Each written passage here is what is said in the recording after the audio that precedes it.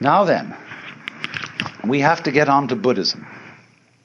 And in order to introduce Buddhism, it's necessary to remember the whole background of the world view of India. In other words, what we're going to study, first of all, to understand Buddhism, is Indian cosmology, just as you would have to study the cosmology of the Ptolemaic view of the world in order to understand Dante, and in order to understand lots of things about medieval Christianity. So the cosmology of the Hindus, their view of the universe, has come right into Japanese life through Buddhism, but it antedates Buddhism. Buddhism simply adopted it as a matter of course, just as now if you invented a new religion, you would probably adopt the cosmology of modern astronomy. Well, now, how does the Hindu see the world? You know, there are really three great views of the world that human beings have had. And they go, one is the Western view of the world, which looks upon the world as a construct, an artifact, by analogy with ceramics and carpentry. Then there is the Hindu view of the world, which is dramatic, looks on it as a play. And then the Chinese view, which is organic and looks upon the world as an organism, a body. But the Hindu view sees it as a drama. And it's simply this: there is what there is, and always was and always will be, which is called the self. That in Sanskrit is Atman, A-T-M-A-N. And the Atman is also called Brahman. Brahman, from the root bri, to grow, to expand, to swell, is actually related to our word breath.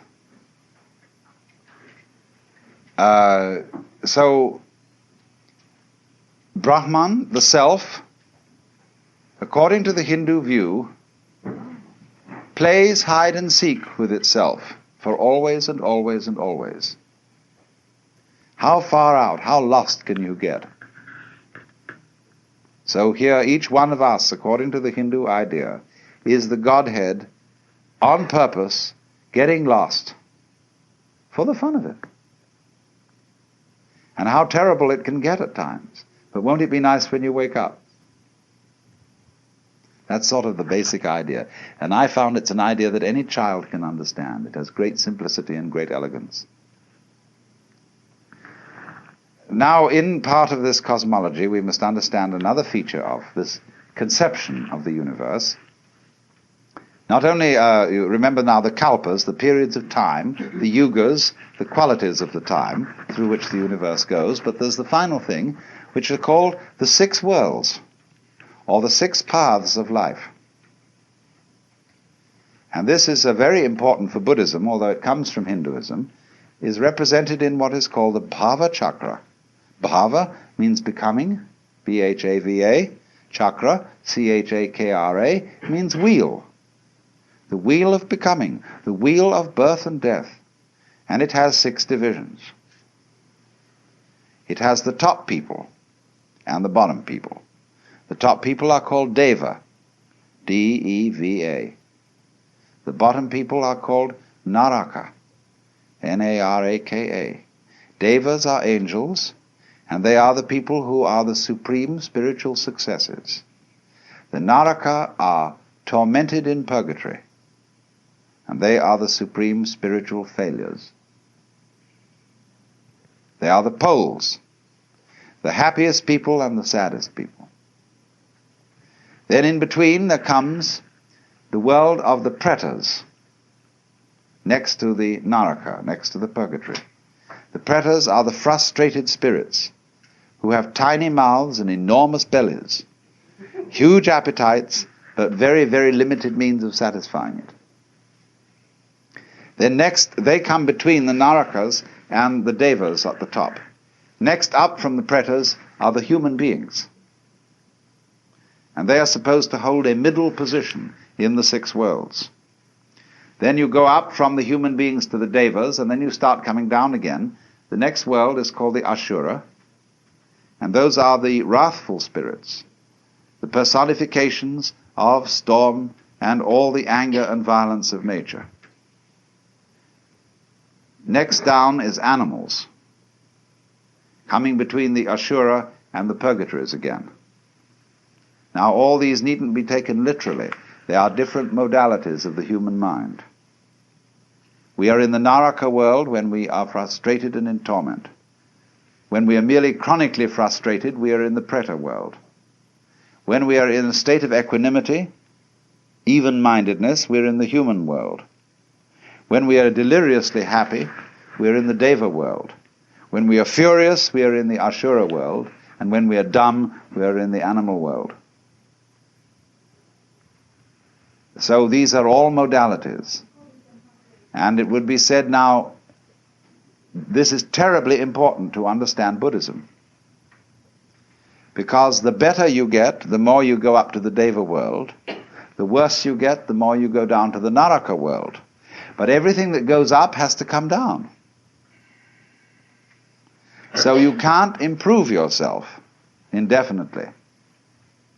If you improve yourself beyond a certain limit, you simply start to get worse.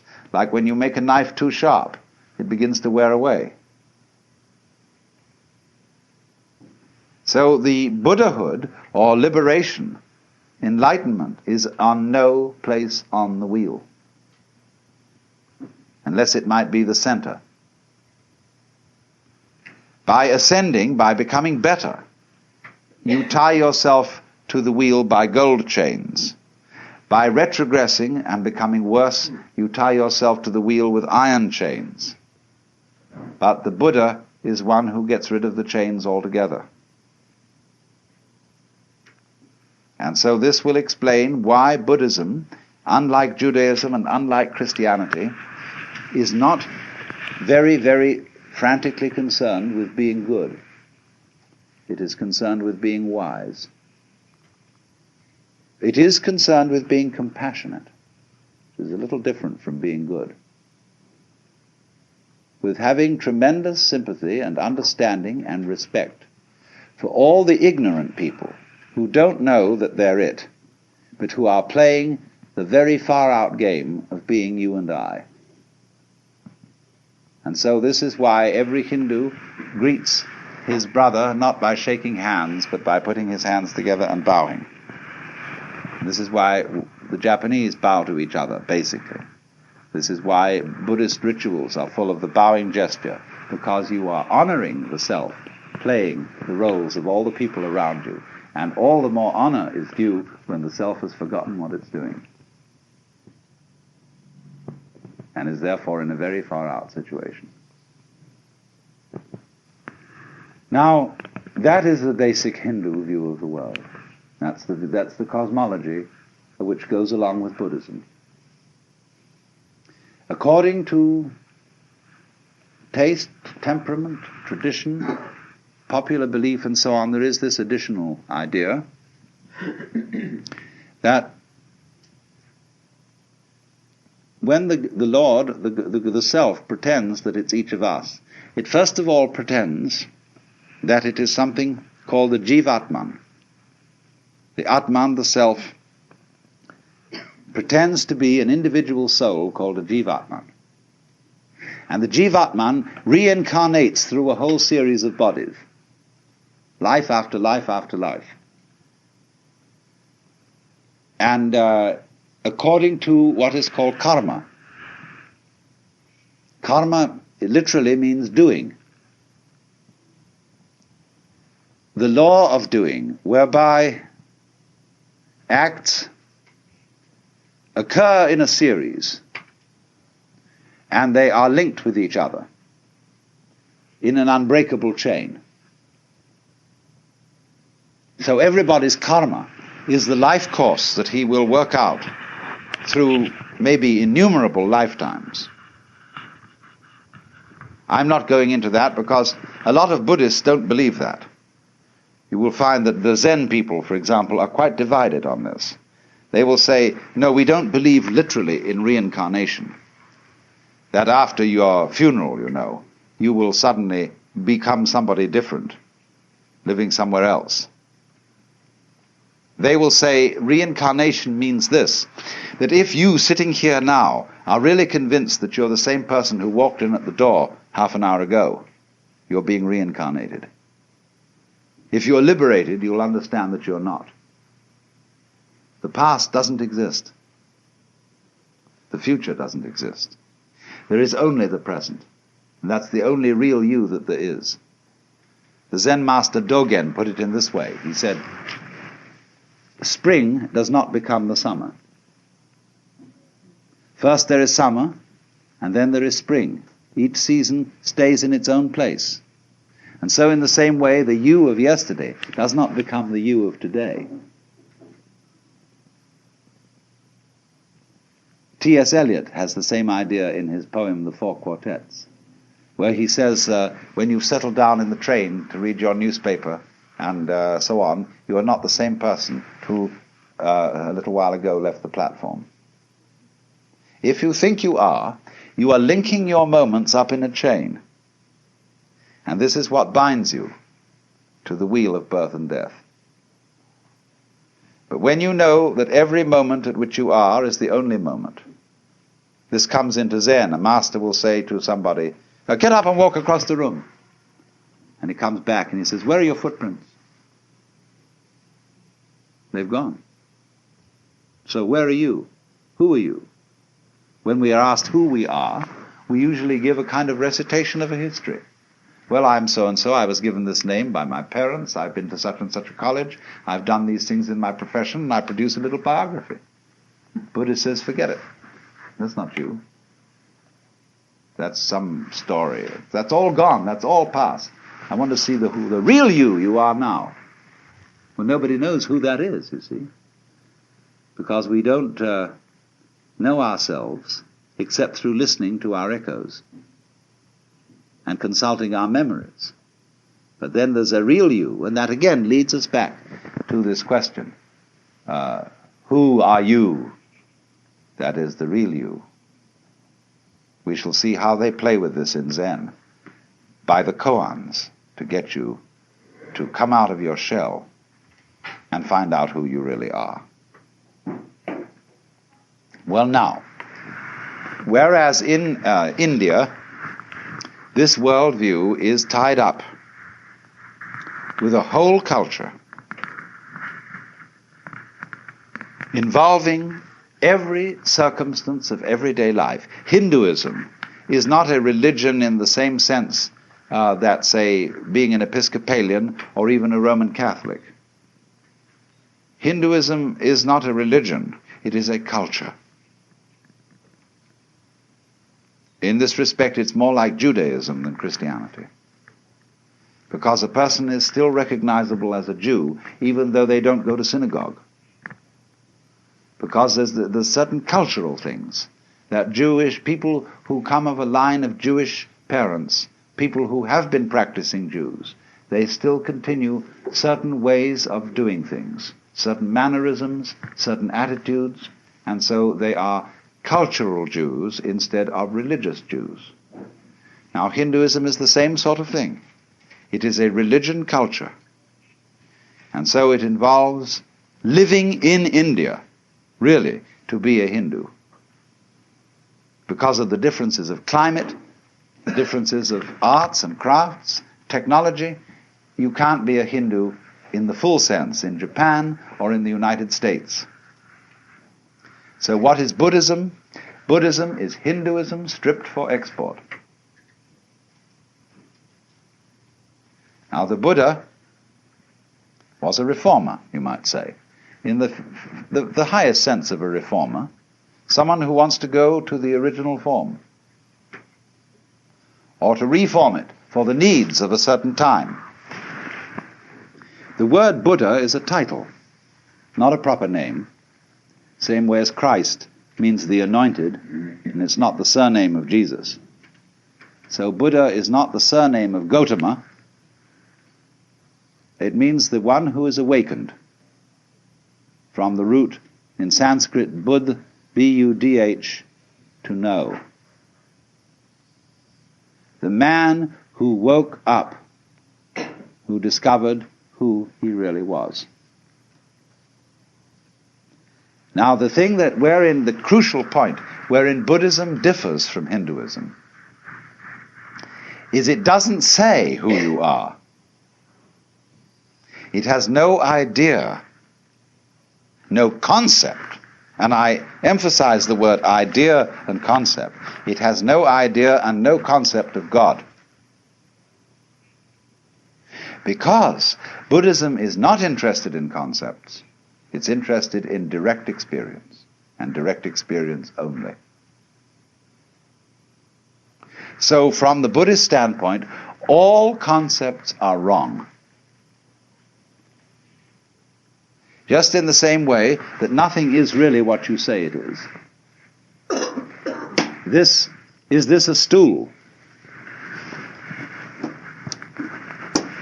It isn't now, it's a wastebasket.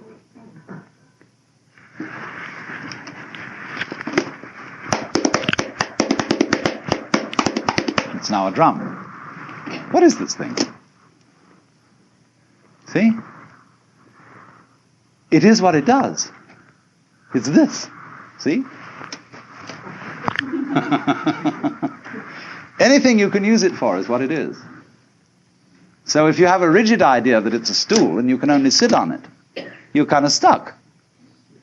But if it's all these other things as well, then you suddenly see that anything can be everything.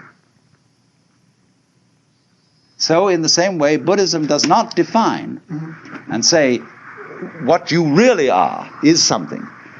Because it would say that if you believe that, you've got stuck with an idea and you're clinging onto it for spiritual security. So a lot of people say, well, I like to have a religion because it gives me something to hold on to. A Buddhist would say, cut that stuff. So long as you hold on to something, you don't have religion. You only really there when you let go of everything. And you don't depend on any fixed idea, any belief for your sanity or happiness. So you would think Buddhism is very destructive because it breaks down, it doesn't believe in God, it doesn't believe in an immortal soul, it doesn't believe in, doesn't seek any solace in any idea of life after death. It absolutely faces the fact of the transiency of life. There's nothing you can hold on to, so man, let go. Because there's no one to hold on to anything anyway. So Buddhism is the discipline of doing that. But if you do that, you see, you discover something much better than anybody has who has a belief. Because you got the real thing. Only you can't say what it is. They say in Zen that if you're enlightened in Buddhism, you are like a dumb man who has had a wonderful dream. That is to say, when you've had a wonderful dream, you want to tell everybody what it is. But you can't, if you're dumb. See, if you can't speak. So the real thing in Buddhism, which they call nirvana, which is a sort of equivalent to moksha, nirvana means blow out. Phew! You know, the sigh of relief. Because if you hold your breath, you lose it. If you hold on to yourself, you hold on to life, or breath is the spirit, you hold on to God, rock of ages cleft for me, let me cling on to you. It's all dead. Becomes just a rock, just an idol. But let go, breathe out, and you get your breath back. That's nirvana. So the Buddhist idea is, in doctrine, the highest negativism. They characterize the ultimate reality as shunya, which means emptiness. In Japanese, ku, which is the character you use for the sky or the air. When you get an airmail envelope, to write home, the second character is ku, the air, which means emptiness. They use this to translate shunyata, emptiness. Fundamental nature of reality, the sky. But sky, you see, is not negative emptiness. The sky contains all of us. It's full of everything going on. But you can't put a nail in the sky and pin it down. So in the same way, Buddhism is saying, you don't need any gizmos to be in the know. You don't need a religion. You don't need any, even Buddha statues. You don't need any temples. You don't need any Buddhist bondieuserie, rosaries, and all that jazz. But when you get to the point that you know you don't need any of those things, that you don't need a religion at all, then it's fun to have one. Then, as it were, you can be trusted to use rosaries and ring bells and clappers and chant sutras, you see. But those things won't help you a bit. They'll just tie you up in knots if you use them as methods of catching hold of something. So every teacher of Buddhism is a debunker. But he does it not to be a smart aleck and to show how clever he is, but out of compassion. Just as when a surgeon chops off a bad growth, or a dentist pulls out a rotten tooth, so the Buddhist guru or surgeon is getting rid of your crazy ideas for you, which you use to cling on to life and make it dead. Now, there are two kinds of Buddhism. They are called Mahayana. Maha is Sanskrit word for great, M-A-H-A. Yana means a vehicle or conveyance. And there is Hinayana, means the little vehicle. Hina in Sanskrit, H-I-N-A, means little. Only that's a term invented by the Mahayanists for the other people, and the other people don't like it. They like to call themselves Theravada, T-H-E-R-A-V-A-D-A, which means Vada, the way, Thera, of the elders. Now, Theravada Buddhism you will find in Ceylon, Burma, Thailand, Cambodia, and generally South Asia.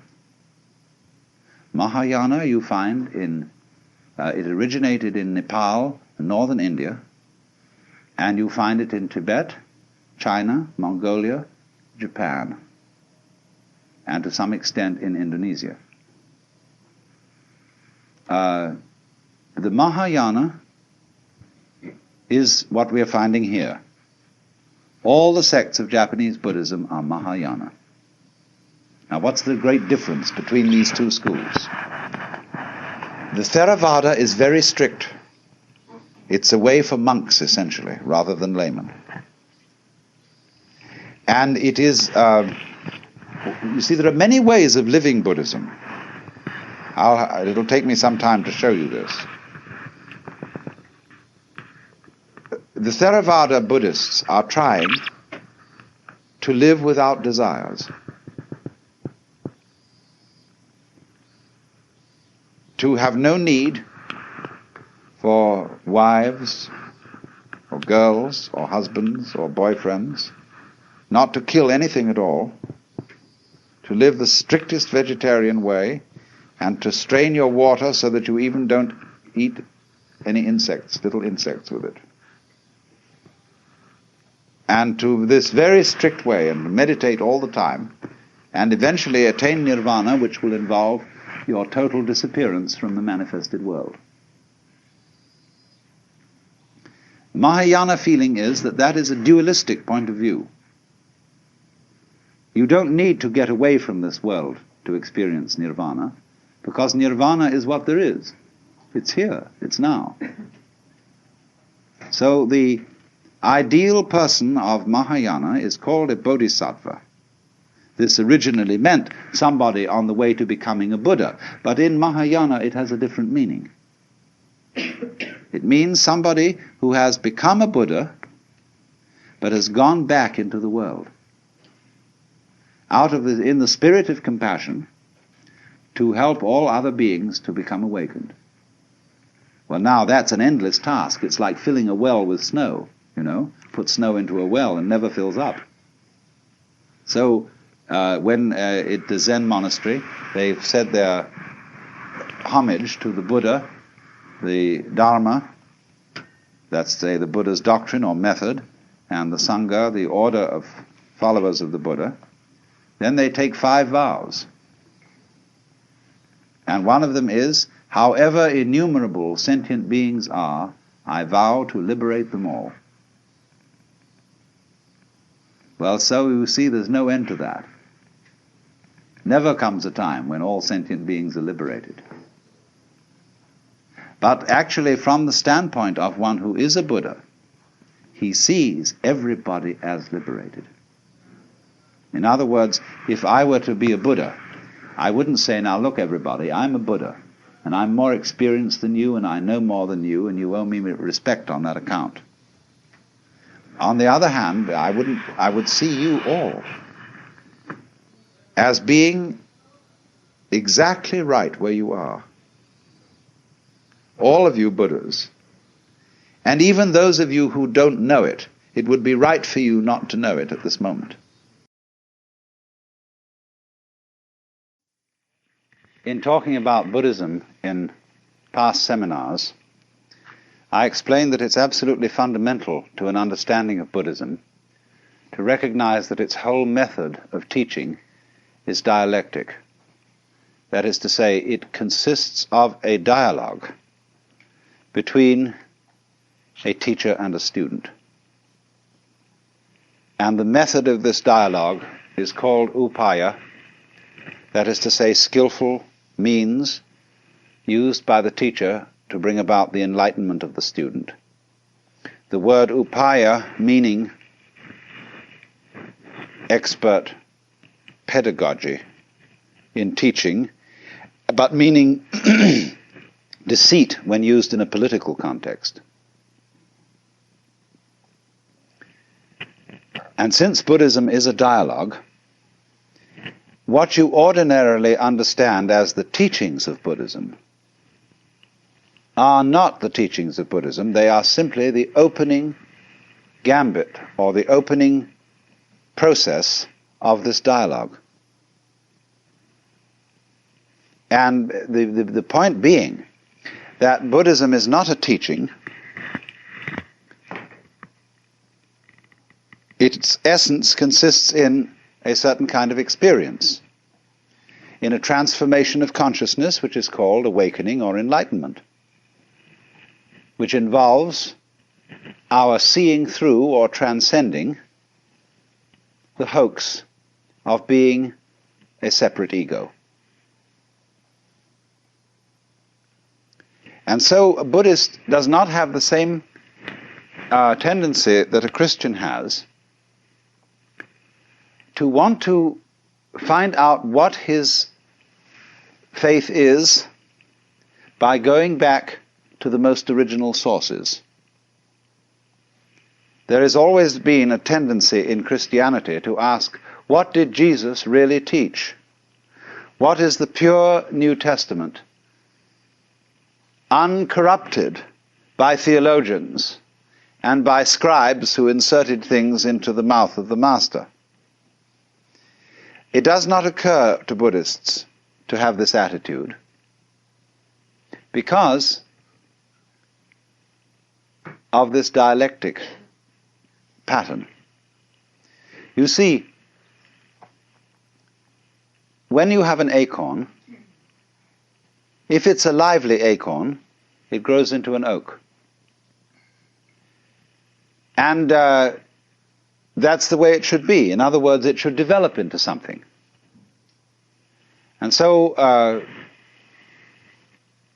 Buddhism, as it has developed since the days of the Buddha, has gone a long way. It has become sometimes more complex, sometimes more simple. But it has changed radically because the seed which the Buddha planted was alive. Now, for example, when we ask what are the Buddhist scriptures, you can get 2 answers to that question. In the Southern School, there is a set of scriptures which are written in the Pali language, divided into 3 sections, called the Tipitaka, which means the three baskets, because these palm leaf manuscripts on which the sutras were eventually written down were of course carried around in baskets, and 3 baskets of these palm leaf manuscript volumes comprise the Buddhist scriptures.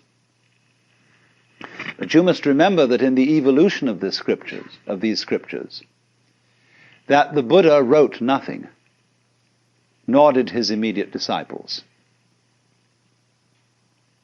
That's a very important thing to remember, that all Indian scriptures were for many centuries handed down orally. And so we have no clear guide as to their dates. Because when you hand down an oral tradition, you are not always likely to preserve certain historical landmarks. Supposing we're talking about a certain king, and the name of this king will mark a historical point. But in an oral tradition, the name of the king is likely to be changed every time the story is told, to correspond to the king then reigning. So, in other words, things that do change, that have a historical rhythm, like a succession of kings, they will be changed in handing down the oral tradition. But things that do not change, that is to say, the essential principle of the doctrine, they won't be altered at all.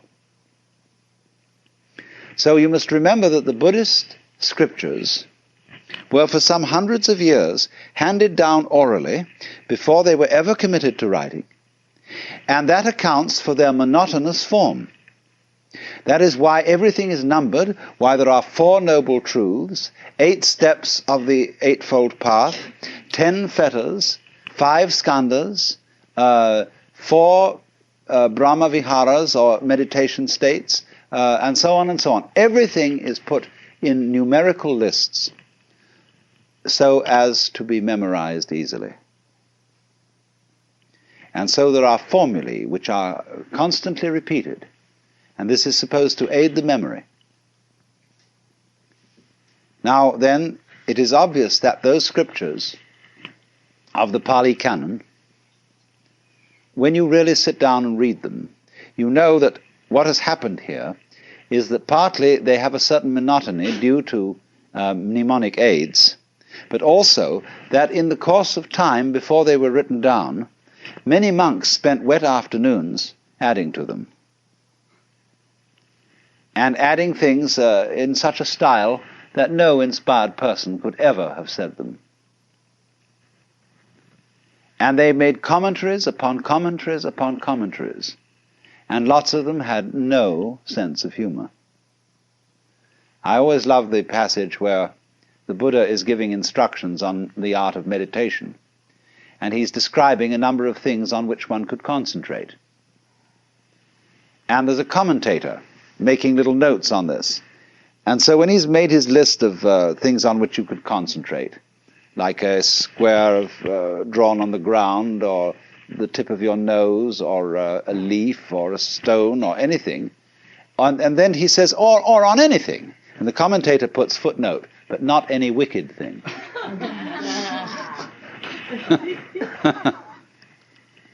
I mean, that's professional clergy for you, the world over. So this sort of thing has obviously happened. But you must remember that this is not, this accumulation, this attribution of one's own writings to the Buddha is not done in a dishonest way. It would be dishonest today with our standards of literary historicity and correctness. It would be very wrong of me to forge a document and pretend that it was written by some very venerable person, say by Dr. Suzuki or by Goethe. But centuries ago, both in the West and in the East, it was considered quite immoral to publish any book of wisdom under your own name. Because you personally were not entitled to the possession of this knowledge. And that is why you always put on any book of wisdom the name of the real author, that is to say, the person who inspired you.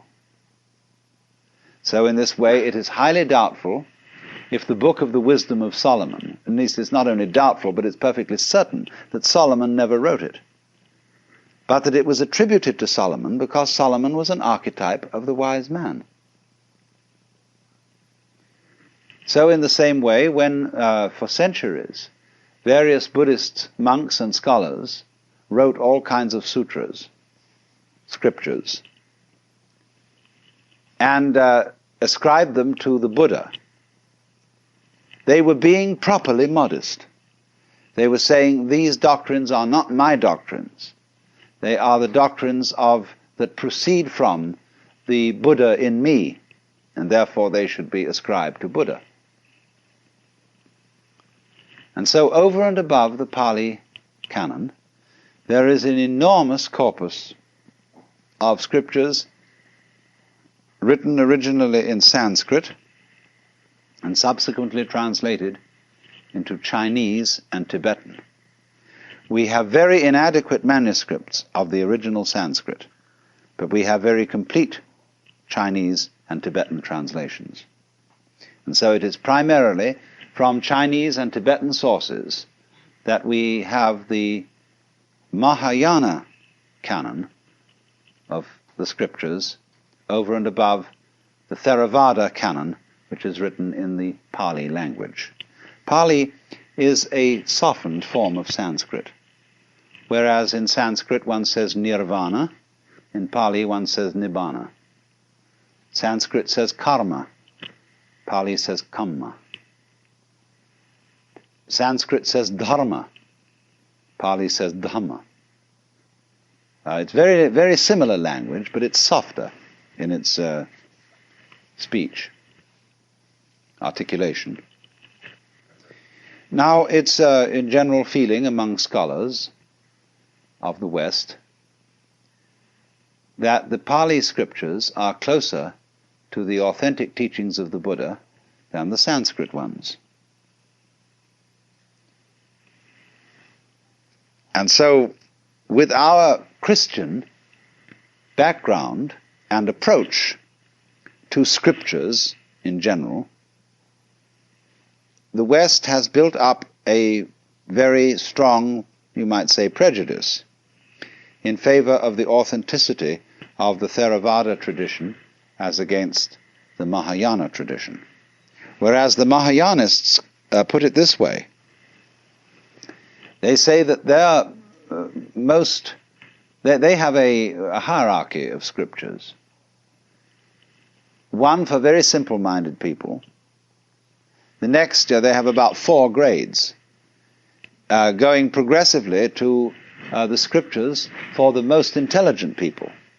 And they say that the Buddha preached that to his intimate disciples first.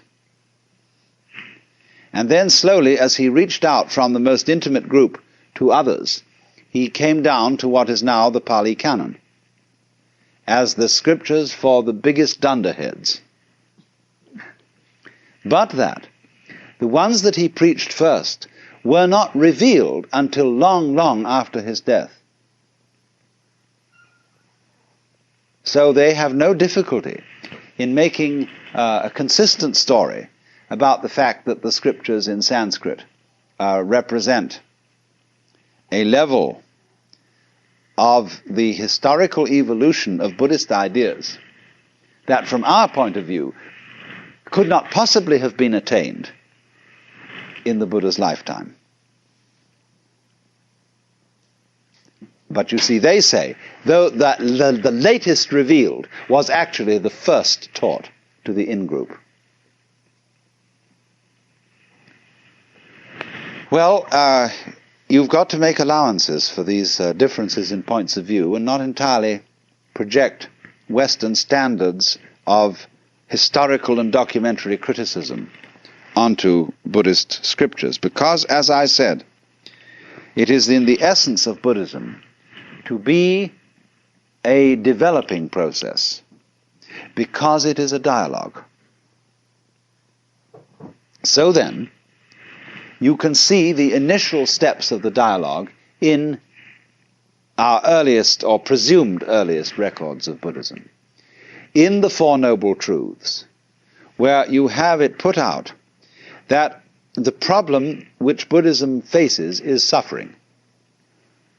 This word dukkha, which we translate suffering, is the opposite of sukha. Sukha means what is sweet and delightful. Dukkha means the opposite, what is bitter and frustrating. And Mahayanists will explain that the Buddha always taught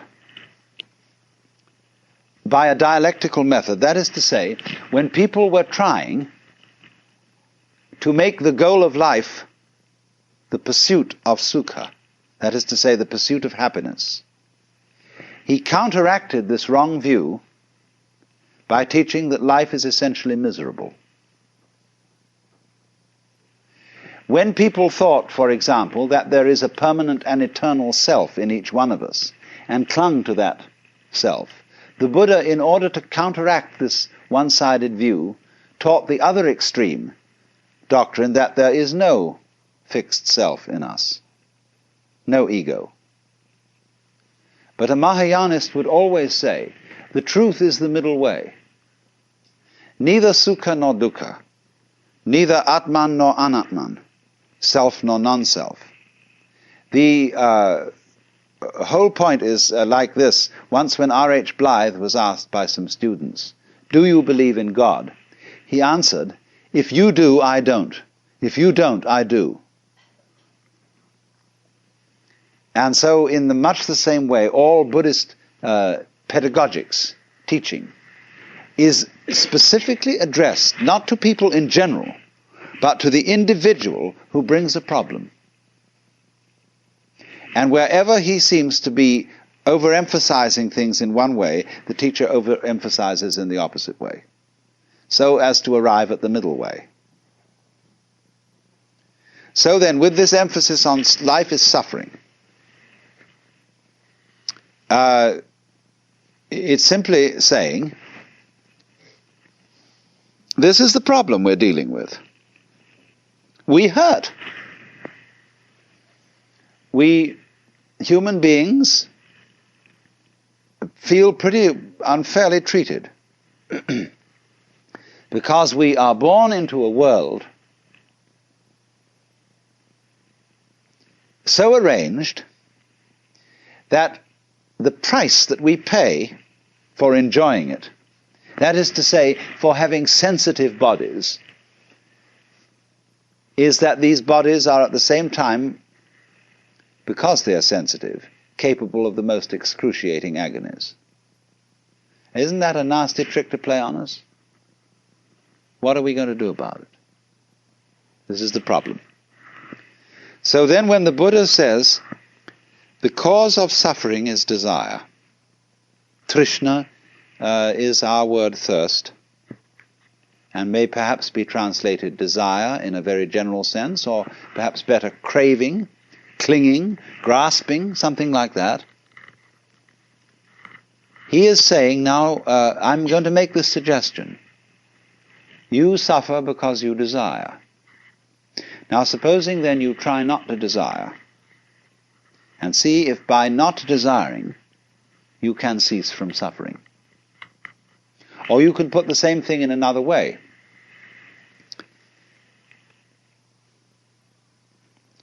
You can say to a person, it's all in your mind. There is nothing either good or ill, but thinking makes it so. And therefore, if you can control your mind, you've nothing else that you need control. For example, you don't need to control the rain if you can control your mind. If you get wet, it's only your mind that makes you think it's uncomfortable to be wet. A person who's got good mental discipline can be perfectly happy wandering around in the rain. You don't need a fire if you've got good mind control. Because if you've got ordinary bad mind control, when it gets cold, you start shivering. That's because you're putting up a resistance to the cold. You're fighting it. But don't fight it. Relax to the cold. And in other words, this is a matter of mental attitude, and then you'll be fine. Always control your mind. This is another way of approaching it, do you see? Now then, as soon as the student begins to experiment with these things, he finds out that it's not so easy as it sounds. Not only is it very difficult not to desire, not only is it very difficult to control your mind, but there's something phony about the whole business. And this is what you're intended to discover. That namely, when you try to eliminate desire in order to escape from suffering, you desire to escape from suffering. You are desiring not to desire. In other words, I'm not merely playing with logic. I'm saying that a person who is escaping from reality will always feel the terror of it. It'll be like the hound of heaven that pursues him. And he's escaping in a way even when he's trying not to escape. And it was this point, you see, that this method of teaching was supposed to educate from you, to draw out from you. Not by saying to anybody all this in the first place, but by making the experiment not to desire, or the experiment to control your mind thoroughly. This is the first step. To understand this, you must go through that, or some equivalent of it, so as to come to the point where you see you are involved in a vicious circle. That in trying to control your mind, the motivation, the reason for which you are doing it, is still clinging and grasping. There is still self-protection. There's still lack of trust and love. So, when this is understood, the student returns to the teacher and says, look, this is my difficulty. I cannot eliminate desire, because that itself, my effort to do so, is itself desire. I cannot eliminate selfishness, because my reasons for wanting to be unselfish are selfish. As one of the Chinese Buddhist classics puts it, when the wrong man uses the right means work in the wrong way. Now, the right means are all the traditional disciplines. And you're going to use them. You see, you're going to practice Zazen or whatever, and make yourself into a Buddha. But you see, if you're not a Buddha in the first place, you can't become one, because you'll be the wrong man. You're using the right means, but because you're using them for a selfish intent, or a fearful intent, you're afraid of suffering and you don't like it and you want to get out of it, you want to escape, all these, you see, are the motivations which frustrate the right means. So one is meant to find that out.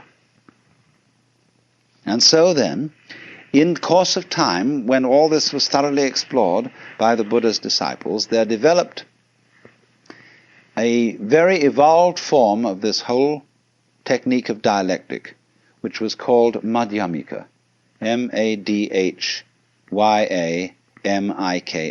It means the middle way.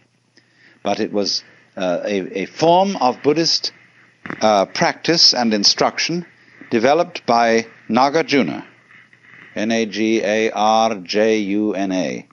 who lived approximately in 200 AD.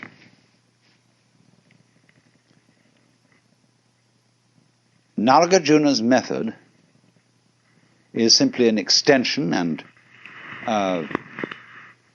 drawing to logical conclusions of the method of dialogue that already existed, except that Nagarjuna took it to an extreme.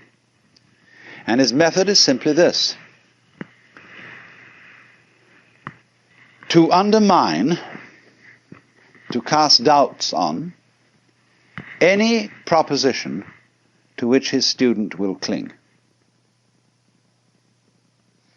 to destroy all intellectual formulations and all concepts of the nature of reality or the nature of the self whatsoever.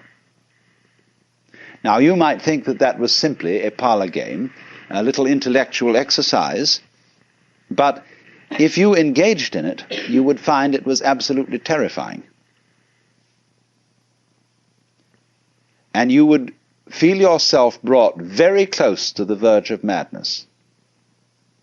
Because a skillful teacher in this method reduces you to a shuddering state of total insecurity. I have watched this being done among people you would consider perfectly ordinary, normal Westerners who thought they were getting involved in just a nice abstract intellectual discussion. But then finally the teacher, as the process goes on, discovers in the course of the discussion what are the fundamental premises to which every one of his students is clinging. What is the foundation of sanity? What do you base your life on? When he has found out what that is for each student, he destroys it. He shows you that you can't found a way of life on that. That it leads you into all sorts of inconsistencies and foolishness. And the student turns back to the teacher and says, well, it's all very well for you to pull out all the carpets from under my feet. What would you propose instead? And the teacher says, I don't propose anything. He's no fool. He doesn't put up something to be knocked down. But you see, here are you. If you don't put up something to be knocked down, then you can't play ball with the teacher. And you may say, well, I don't need to. Then on the other hand, there's something nagging you inside telling you you do. And so you go and play ball with him, and he keeps knocking it down. Whatever you propose, whatever you cling to. And this exercise produces in the individual a real traumatic state. People get acute anxiety. And you wouldn't think so, because it's just seemed as if it were nothing more than a discussion on a very intellectual and abstract level. But when it really gets down to it, and you find that you don't have a single concept you can really trust, it's the heebie-jeebies. But it is, you are preserved from insanity by the discipline, by the atmosphere set up by the teacher, and by the fact that he seems perfectly happy without anything in the way of a concept to cling on to. And the student looks at him and says, he seems to be all right. Maybe I can be all right too. You know, this gives a certain confidence, a certain feeling that all is not mad, because the teacher, in his own way, is perfectly normal. I want to start by re-emphasizing the point that what are called the religions of the East, the ones we're discussing, Hinduism, Buddhism, and Chinese Taoism, they don't involve that you believe in anything specific. And they don't involve any idea of obedience to commandments from above.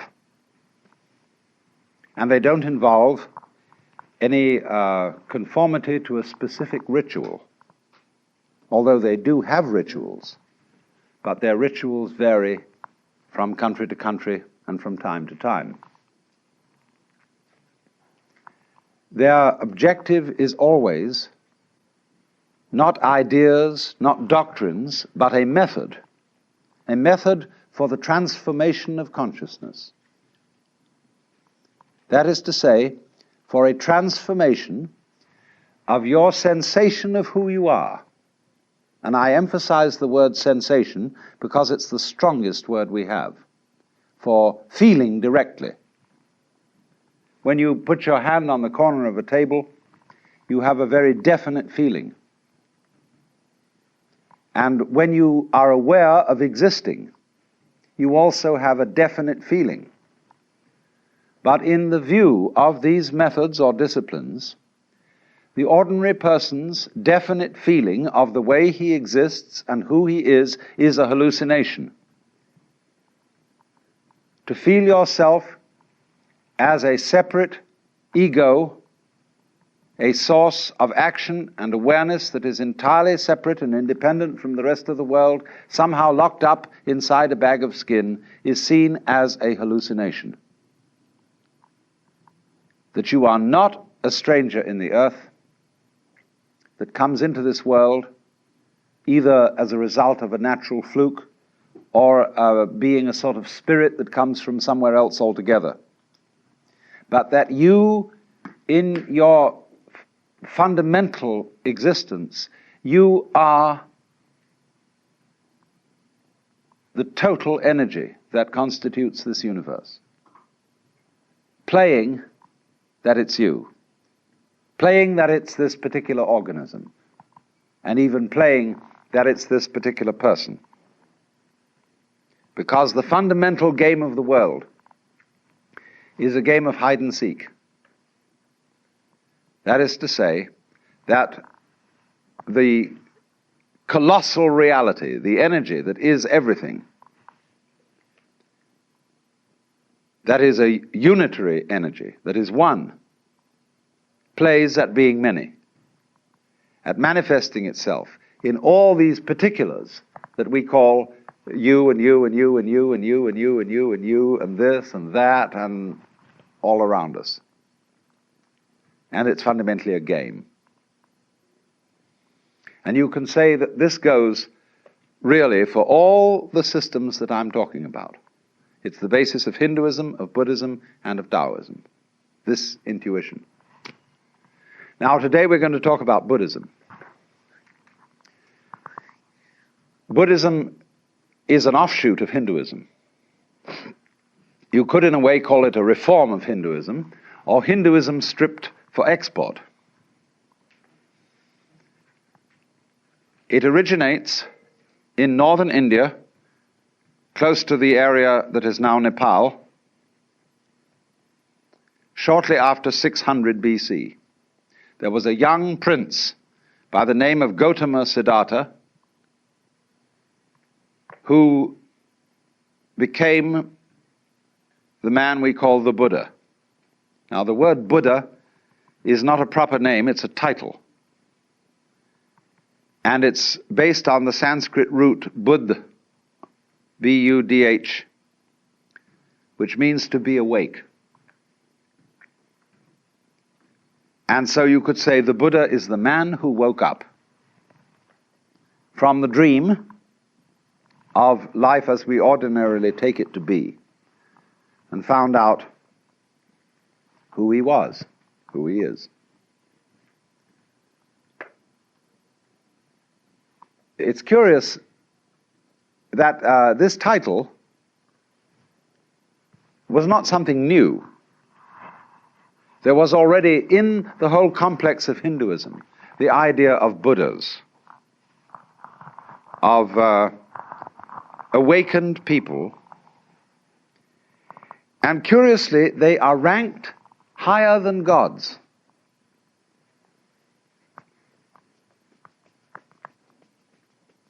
Because in the view of Hinduism, even the gods, or the angels, the devas, are still bound on the wheel of the sort of squirrel cage of going round and round and round in the pursuit of success. And the idea is that if you pursue something that you can call success, pleasure, good, virtue, which originally, of course, means strength, magical power, all these positive things, you are under illusion because the positive cannot exist without the negative.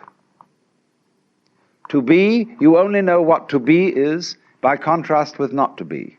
So if we say, now, there is a coin in the left hand, there is no coin in the right. And from this you get the idea of to be and not to be.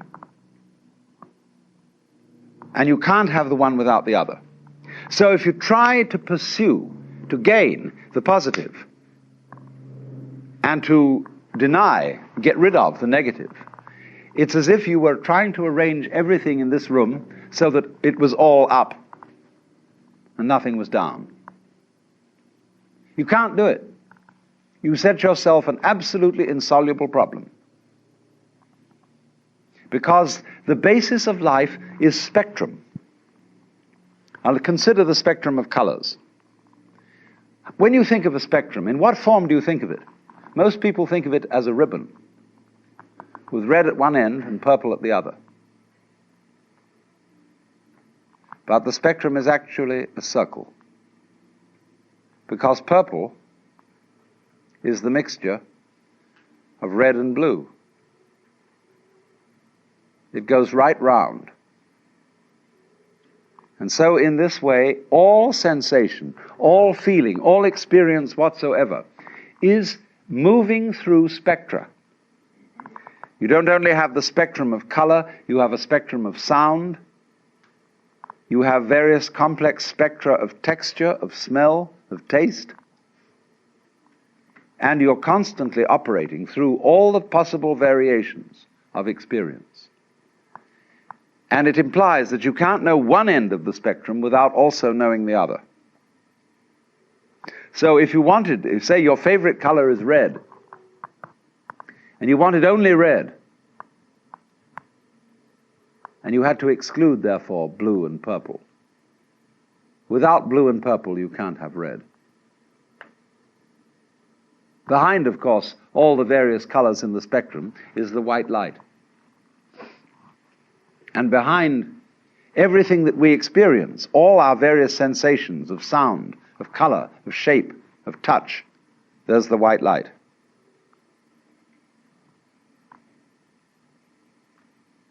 And I'm using the phrase, the white light,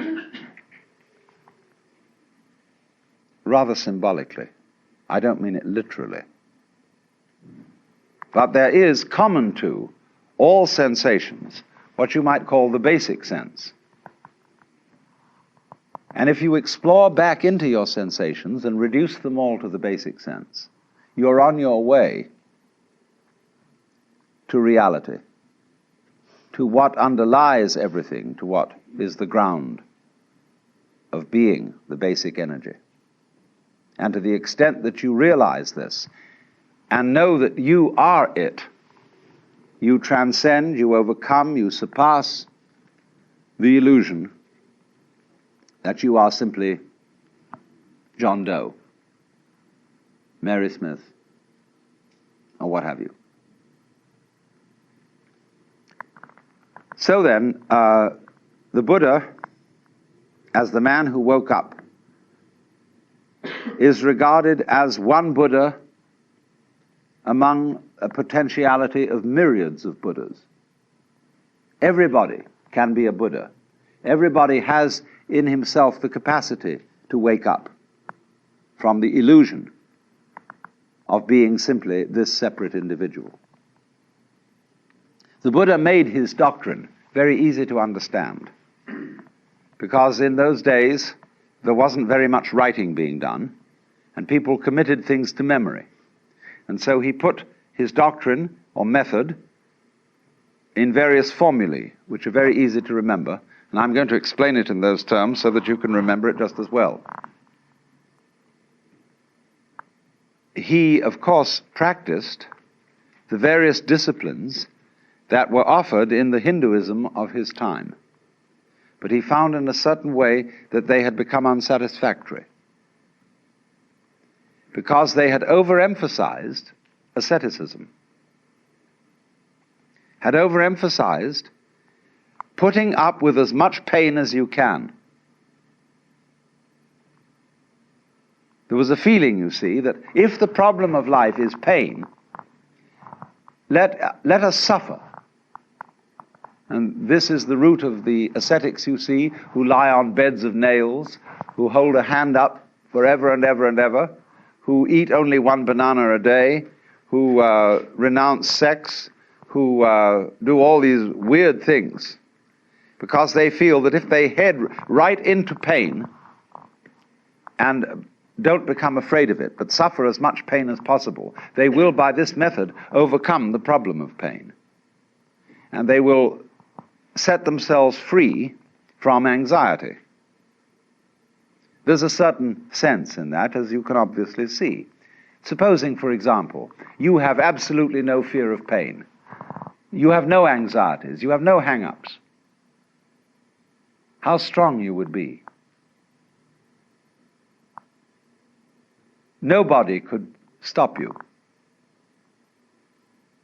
You would have ultimate courage.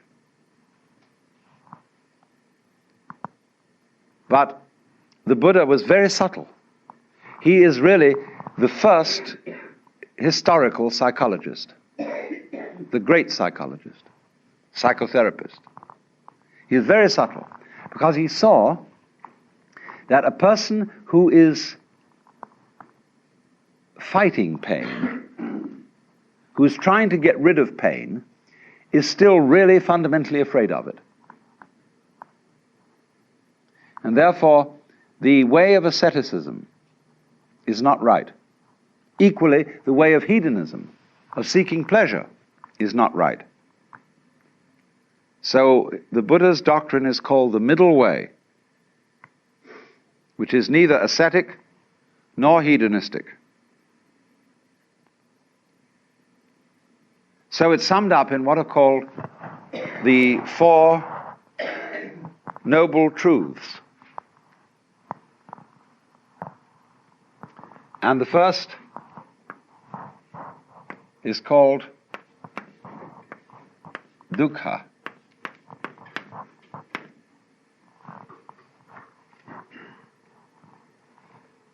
Dukkha means suffering in a very generalized sense. You could call it chronic frustration. And it is saying that life as lived by most people is dukkha. Is an attempt, in other words, to solve insoluble problems. Try to draw a square circle. You can't, because the problem itself is meaningless. Try to arrange the things in this room so that they're all up and none of them down. It is meaningless. Such a problem cannot ever be solved. So try to have light without dark, or dark without light. It can never be solved. So the attempt to solve problems that are basically insoluble, and to work at it through your whole life, that is dukkha. Now, he went on to analyze this, that there are what he called three signs of being. The first is dukkha itself, frustration. The second is anitya. And this means the letter A in Sanskrit at the beginning of a word is often the equivalent of our non. So nitya means permanent. Anitya means impermanent. That every manifestation of life is impermanent. And therefore, our quest to make things permanent, to straighten everything out, to get it fixed, is an impossible and insoluble problem. And therefore, we experience dukkha, or this sense of fundamental pain and frustration, as a result of trying to make things permanent. And the third sign of being is called anatman. Now, you know from my talk on Hinduism that the word atman means self. Anatman means, therefore, non-self. That there is in you no real ego. Now, I've explained that already. I've explained, in talking about Hinduism, that the idea of the ego is a social institution. It has no physical reality. It is simply, the ego is your symbol of yourself. Just as the word water is a noise which symbolizes a certain liquid reality, so the idea of the ego, the role you play, who you are, is not the same as your living organism. Your ego has absolutely nothing to do with the way you color your eyes, shape your body, circulate your blood. That's the real you.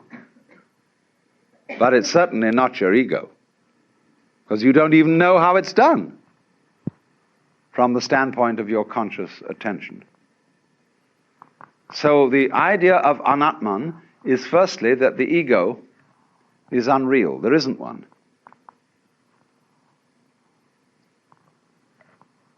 Now then, this then is the first truth. There is this situation that we have dukkha, or frustration, because we are fighting the changingness of things, and because we don't realize that the ego, the I, is unreal. The second of the Four Noble Truths is then called Trishna.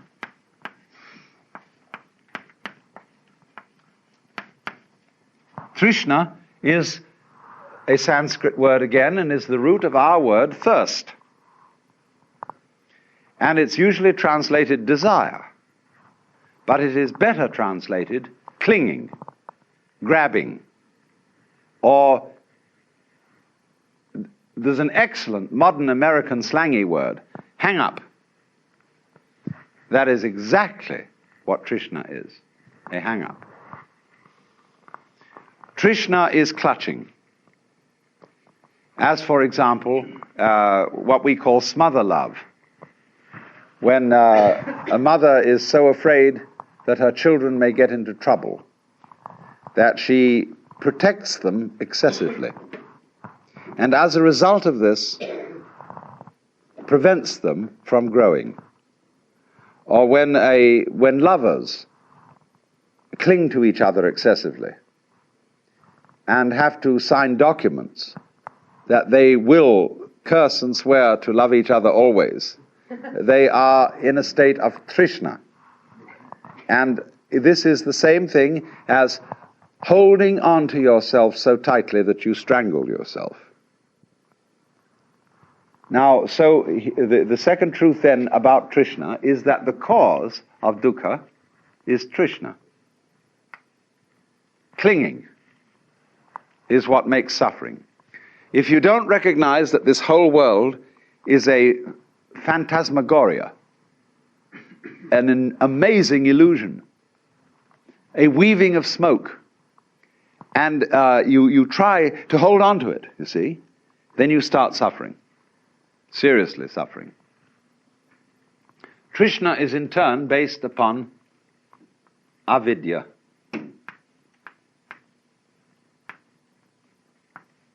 The same negative, vidya, from the root vid, means knowledge, as in the Latin video and the English vision. Avidya, therefore, is ignorance. Gnosis, gna, means, of course, to know. Knowledge is the same thing as gnosis in Greek. To know. So this is not to know, to ignore, to overlook. And I explained in the first talk in this series how we ignore all kinds of things, because we notice only what we think noteworthy. And therefore our vision of everything is highly selective. We pick out certain things and say that's what's there, just as we select and notice the figure rather than the background. Sometimes I draw this on the blackboard and ask the question, what have I drawn? What would you say? What have I drawn? A circle. Any other suggestions? A hole in the black. Yeah, you're getting the point. I've drawn a wall with a hole in it, you see. But ordinarily, you've been reading my books. But ordinarily people see the ball, the circle, the ring or whatever, and never think of the background, because they ignore the background. Just as one thinks that you can have pleasure without pain. You want pleasure of the figure and don't realize that pain is the background. So avidya is this state of restricted consciousness, restricted attention, that moves through life unaware of the fact that to be implies not to be, and vice versa. So now the third noble truth is called nirvana.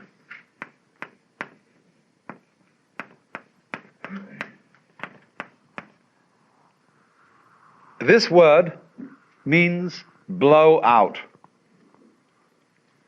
Nira is a negative word, again, like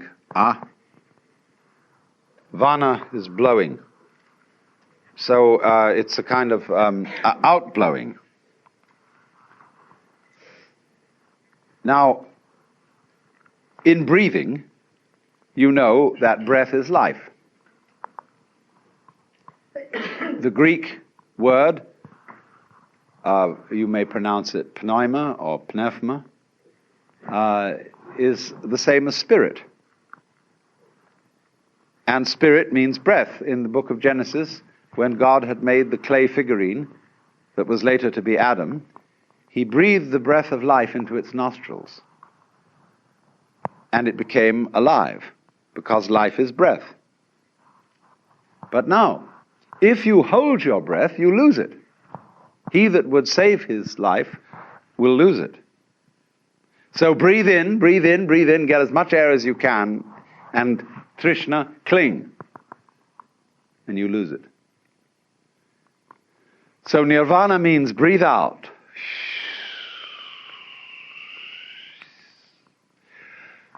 What a relief that was. The sigh of relief. Let it go. Because it'll come back to you if you let it go. But if you don't let it go, you'll just suffocate. So a person in the state of nirvana is what we might call a blown out person. Like blow your mind. Let go. Don't cling. And then you're in the state of nirvana. And I re-emphasize the point. This is not, I'm not preaching, see? I'm not saying this is what you ought to do. I'm simply pointing out a state of affairs that is so. There's no moralism in this whatsoever. It's simply pointing out, like, if you put your hand into the fire, you'll get burned. You can get burned if you want to. That's okay. But if it so happens that you don't want to get burned, then you don't put your hand in the fire. So in the same way, if you don't want to be in a state of anxiety all the time, and again I emphasize, if you like to be anxious, it's perfectly all right. See, Buddhism never hurries anyone on. They say, you've got all eternity through which to live in various forms. And therefore, you don't have just one life in which you've got to avoid eternal damnation. You can go running around the wheel and the rat race and play that game just as long as you want to, so long as you think it's fun. But if there comes a time when you don't think it's fun, you don't have to do it. So I wouldn't say to anyone who disagrees with me and who says, well, I think we ought to engage the forces of evil in battle and put this world to right, and so on and so forth, and arrange everything in this world so that it's all up. Try it, please. It's perfectly okay. Go on doing that.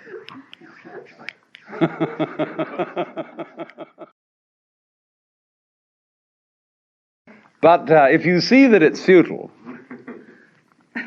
then you can let go. Don't try to cling. Relax. And if you do that, you're in the state of nirvana. And you become a Buddha. And of course it means that you become a rather astonishing person. You may, of course, be subtle about it and make like you're a very ordinary person so that you don't get people mixed up. And so in Buddhism, the Buddha explained that his doctrine, his method, was a raft. It's sometimes called a yana. The word Y-A-N-A, yana, means a vehicle, a conveyance. And when you cross a river on a raft, and you get to the other shore, you don't pick up the raft and carry it on your back. You leave it behind. But people who are what I would call hooked on religion are always on the raft. They're going back and forth, back and forth, back and forth on the raft. So the clergyman tends to turn into a ferryman who's always on the raft and never gets over to the other shore himself. Now, there's something to be said for that, because how are we going to get the raft back to the first shore to bring over the other people? See? Somebody has to volunteer to take the back journey. But he must be awfully careful to realize that the real objective is to get the people across and set them free. If you dedicate yourself to ferrying people across, don't ask them to come back on the raft with you, because you'll get overcrowded and people will think that the raft is the goal rather than the other shore. So when I find this in actual practice, that when clergymen do not ever ask for money, and it's all right, like a doctor who simply charges a fee, says, you come to me, you pay me so much. But the clergyman says, he doesn't say pay me so much, he says, we would like your pledge, your voluntary contribution. See, and then nobody knows what to give. That's the idea of the raft. Now then, the fourth noble truth is called marga.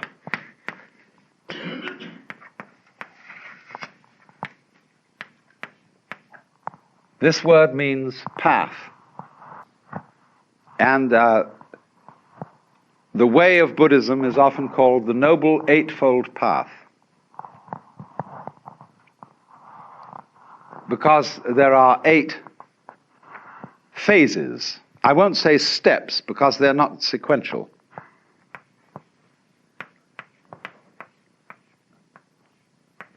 Samyak is a very curious phrase. It doesn't mean right in our sense of correct. Sam is the same really as our word sum. Total. Complete. All-inclusive. We might use the word integrated, as when we say a person has integrity.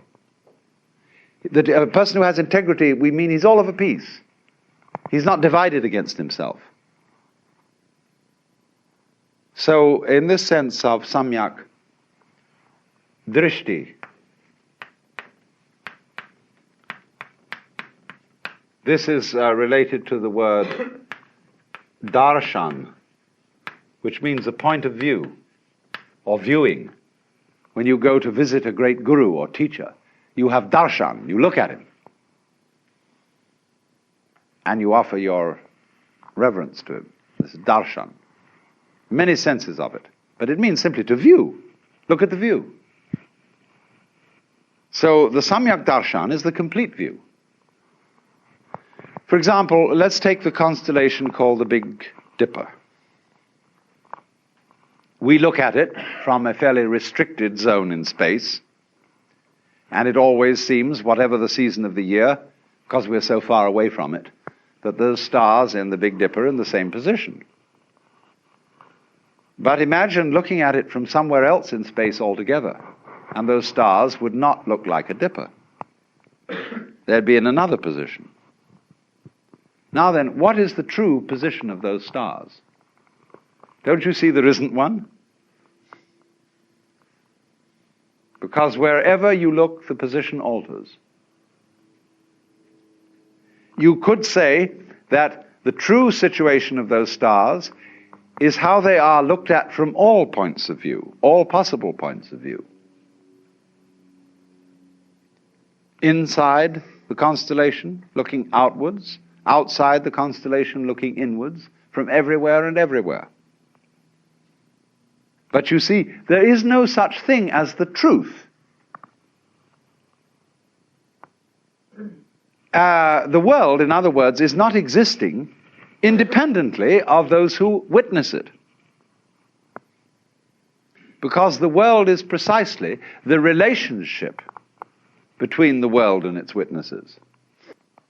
And so if there are no eyes in this world, the sun doesn't make any light, nor do the stars. So what is a relationship. You can, for example, prop up two sticks by leaning them against each other, and they will stand.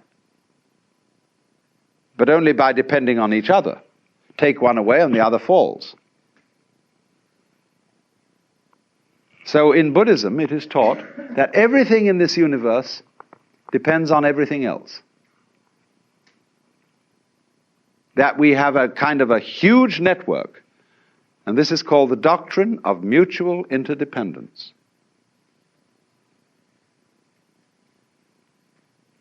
All of it hangs on you, and you hang on all of it, just as the two sticks support each other.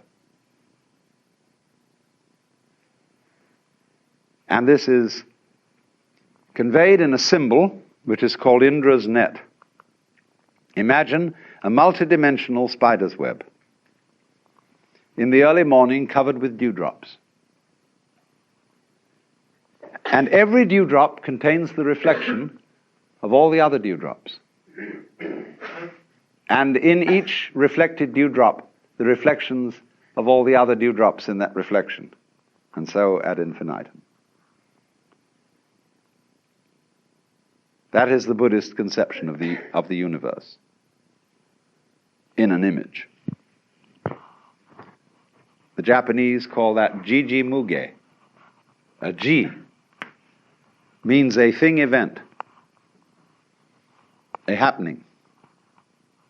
So between happening and happening, mu, there is no ge,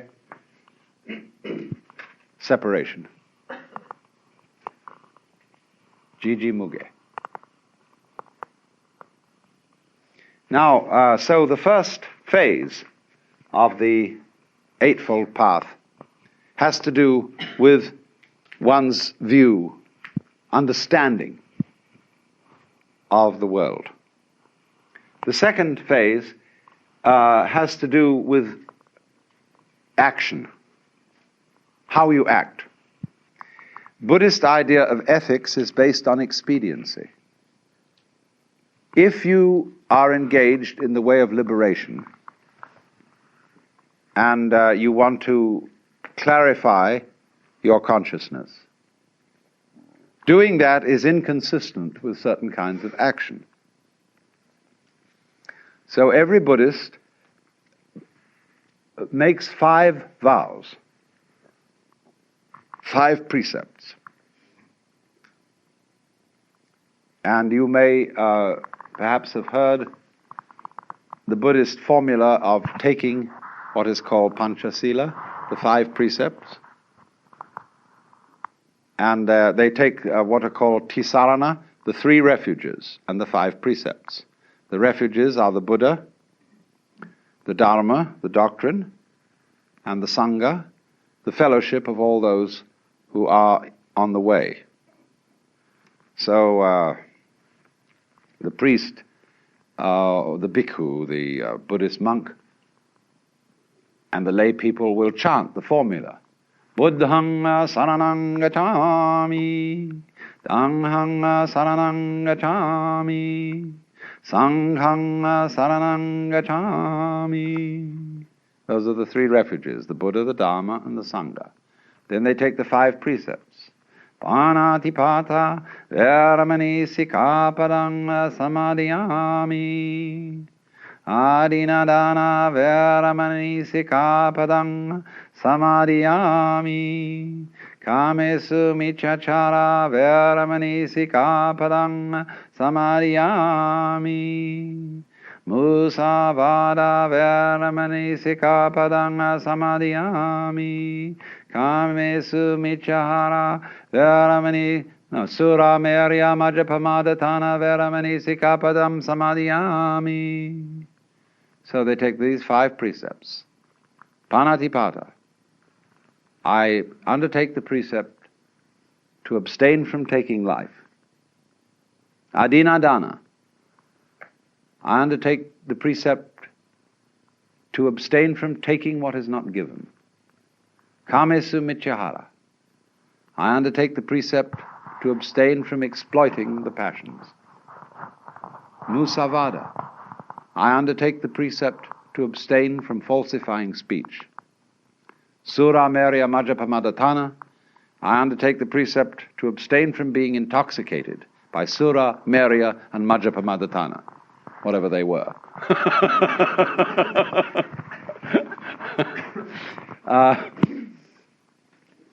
I presume toddy, which is alcohol. I don't know what else it was. Nobody does know. Because you see, if you start killing people or taking life, you're in trouble. You set up an opposition and you've got to become involved in taking care of it. If you start stealing, you worry people. You upset people's orientation in life, because if you suddenly come into the back home for dinner and find somebody's stolen your table, where are you going to serve dinner? If you exploit your passions, it means that when you feel bored and somehow that life is a little bit empty, you say, well, now what are we going to do this evening? Let's go and get stuffed. A lot of people who suffer from obesity are trying to simply fill their empty psyche by stuffing themselves with food. Well, it's the wrong cure. So, likewise, musavada, if you start telling lies to everybody, you know what happens when you start telling lies.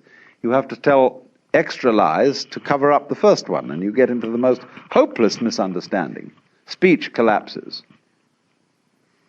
And of course, the intoxication is the same problem as the exploitation of the passions. So there's a purely kind of practical, expedient, utilitarian approach to morals. There's another side to this which doesn't enter into the precepts, which I will explain later. So that's the third phase of the Eightfold Path. Then the second phase. Then the third phase has to do with your mind, with your state of consciousness.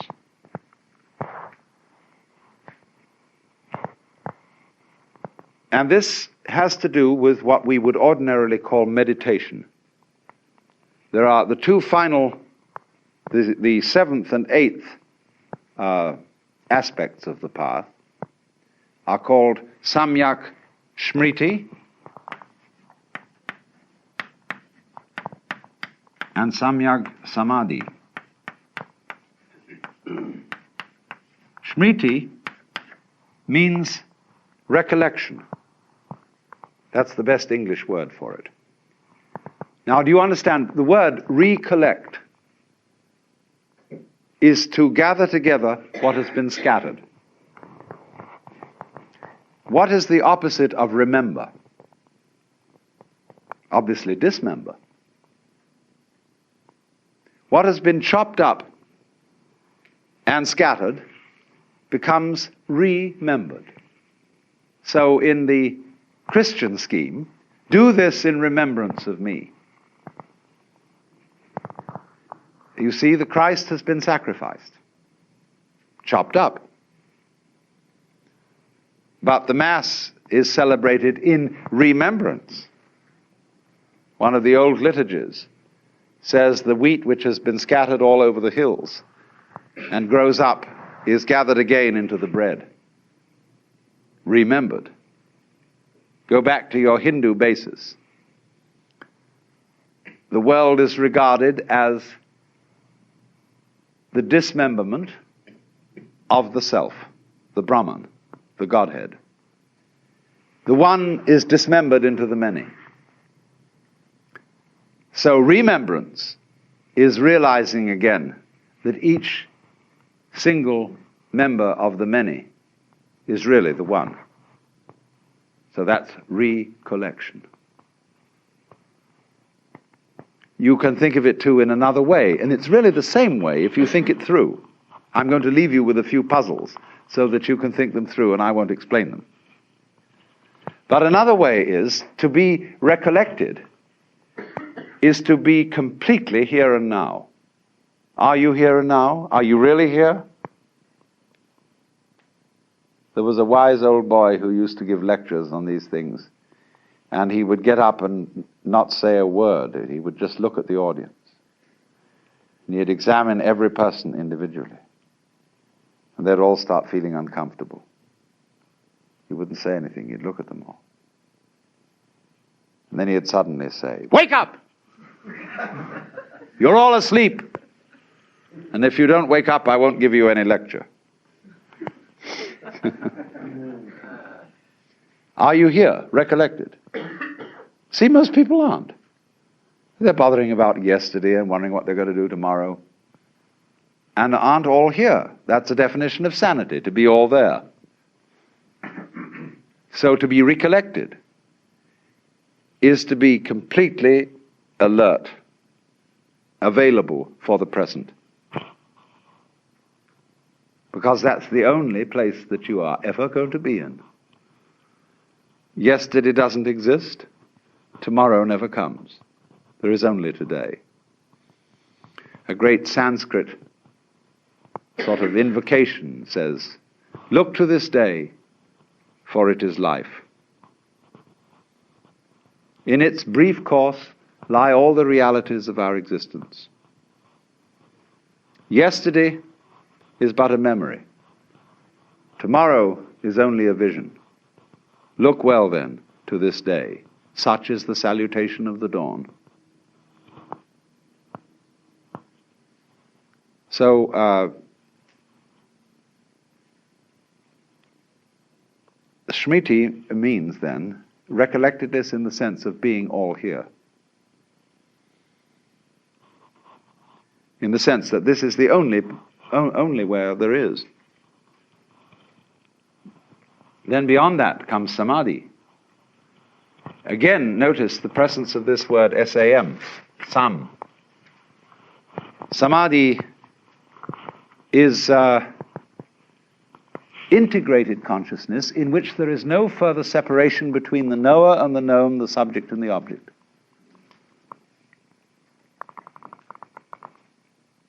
You are what you know.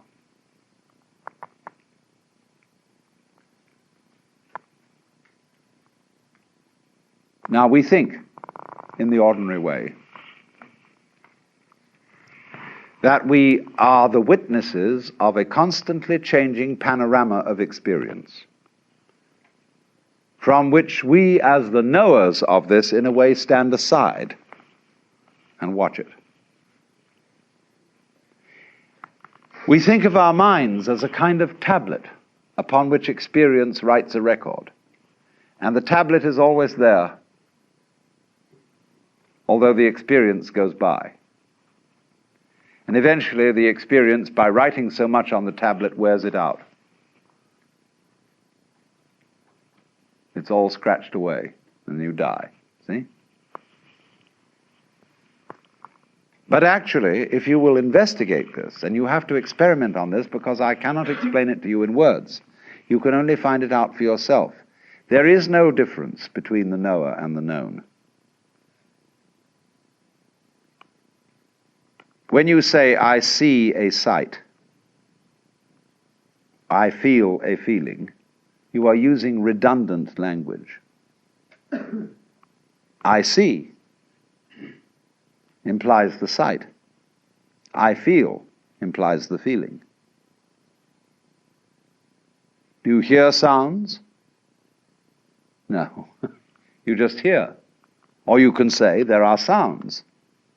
Either one will do. So you will find, if you thoroughly investigate the process of experiencing, that the experiencing is the same as the experiencer. And this is the state of samadhi. I put it originally in this form, that the organism and the environment are a single behavioral process. So, likewise, is the knower and the known.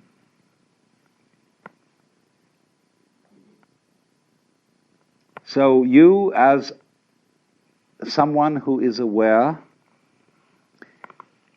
and all that you are aware of is one process. That is the state of samadhi.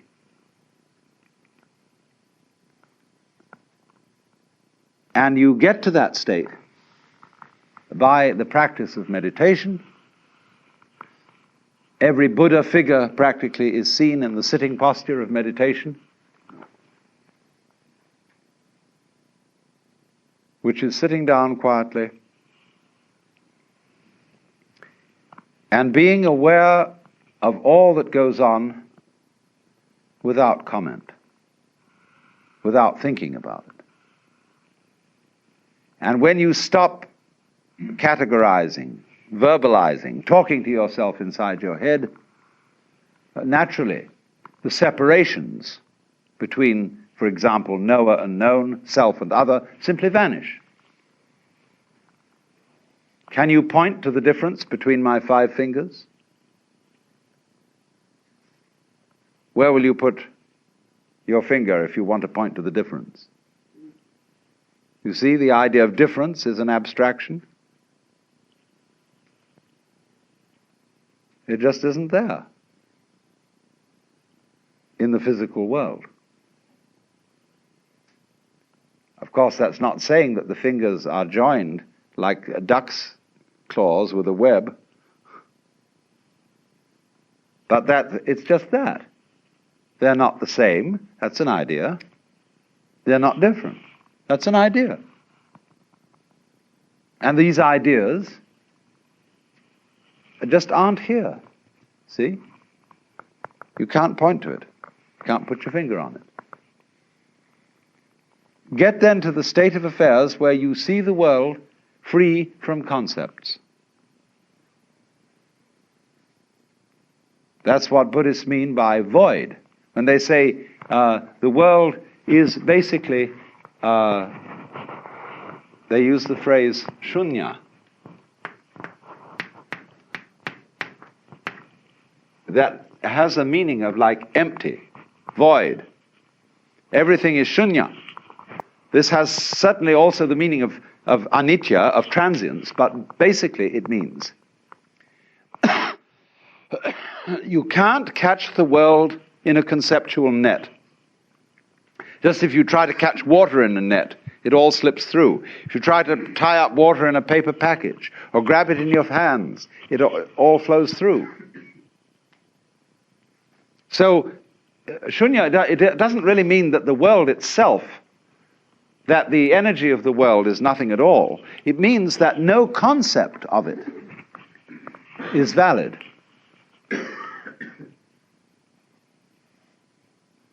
You cannot make any one idea or belief or doctrine or system or theory tie the thing up. So, if you go through this and you get completely blown out and released and are in the state of nirvana,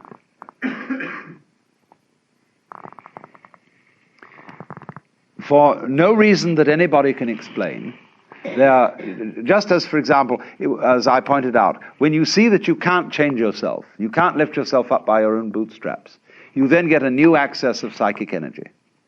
So in exactly the same way, when you get to this state of nirvana, there wells up from within you what the Buddhists call karuna, or compassion. The sense that you aren't different from everybody else. Everybody else's suffering is your suffering. And so this tremendous sense of solidarity with all other beings arises. So that he who reaches nirvana doesn't, as it were, withdraw into a sort of isolated peace, but is always coming back into the world, into the difficulties, into the problems of life, in compassion for everyone else. You can't be saved alone, because you're not alone. You are the whole cosmos. I was discussing last night the Bodhisattva doctrine in Mahayana Buddhism, and comparing it, or relating it to, the two great tendencies in Indian spirituality: anti-worldliness, or otherworldliness, and world affirmation, and showing how the idea that the highest kind of a Buddha is in a certain way a non-Buddha. The highest kind of a Buddha is like an ordinary person.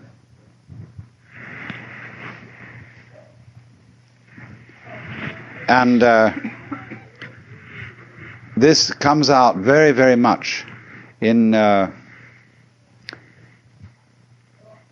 various tendencies in Zen, where, for example, all the painting peculiarly characteristic of Zen Buddhism in the Chinese and Japanese tradition is, as it were, secular. It has a peculiarly non-religious atmosphere. That is to say, the painting of Shingon sect and Tendai sect, as you saw it in the museum today, was religious painting. You could tell at once that the subject matter of these paintings is religious.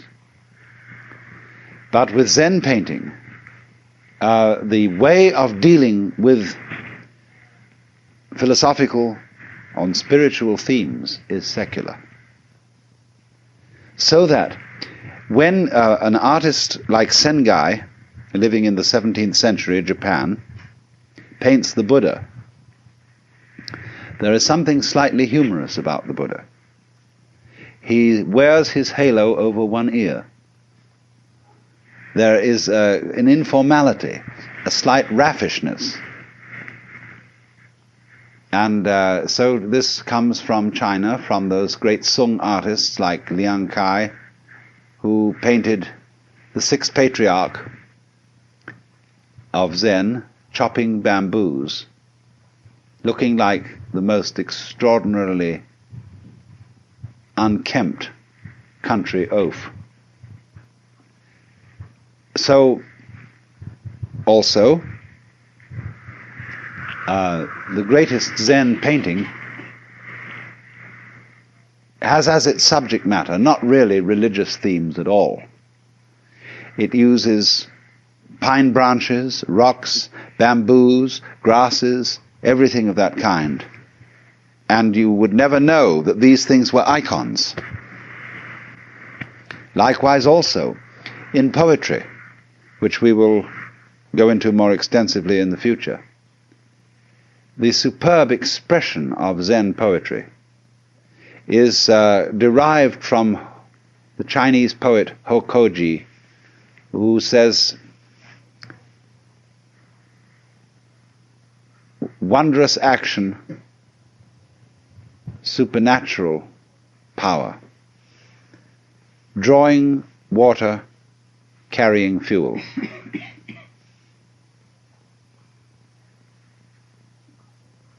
Now, that poem is a little bit too religious for Zen taste.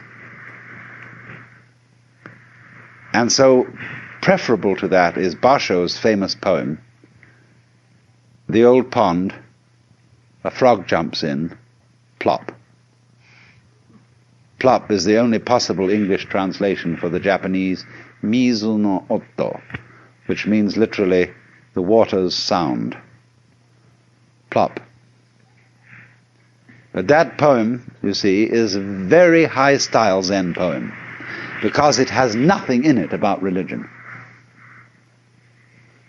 There is a poem on the edge, which also was written by Basho, which says, when the lightning flashes, how admirable he who does not think life is fleeting. You see, the flash of a lightning is a Buddhist cliché for the transiency of the world. Your life goes by and it disappears as fast as a flash of lightning. That becomes a cliché. So, all religion, all religious comments about life eventually become clichés. Religion always is falling apart and becoming a certain kind of going through the motions, a kind of imitation of attitudes, as if one would say, we've got a book called The Imitation of Christ. It's a terrible book. Because everybody who imitates Christ is a kind of a fake Jesus. So in the same way, there's all kinds of imitation Buddhas, not just sitting on altars made of wood and gilded, but just sitting around in monasteries. So one might say then that the highest kind of religious or spiritual attainment has no way, a sign about it that it is religious or that it is spiritual.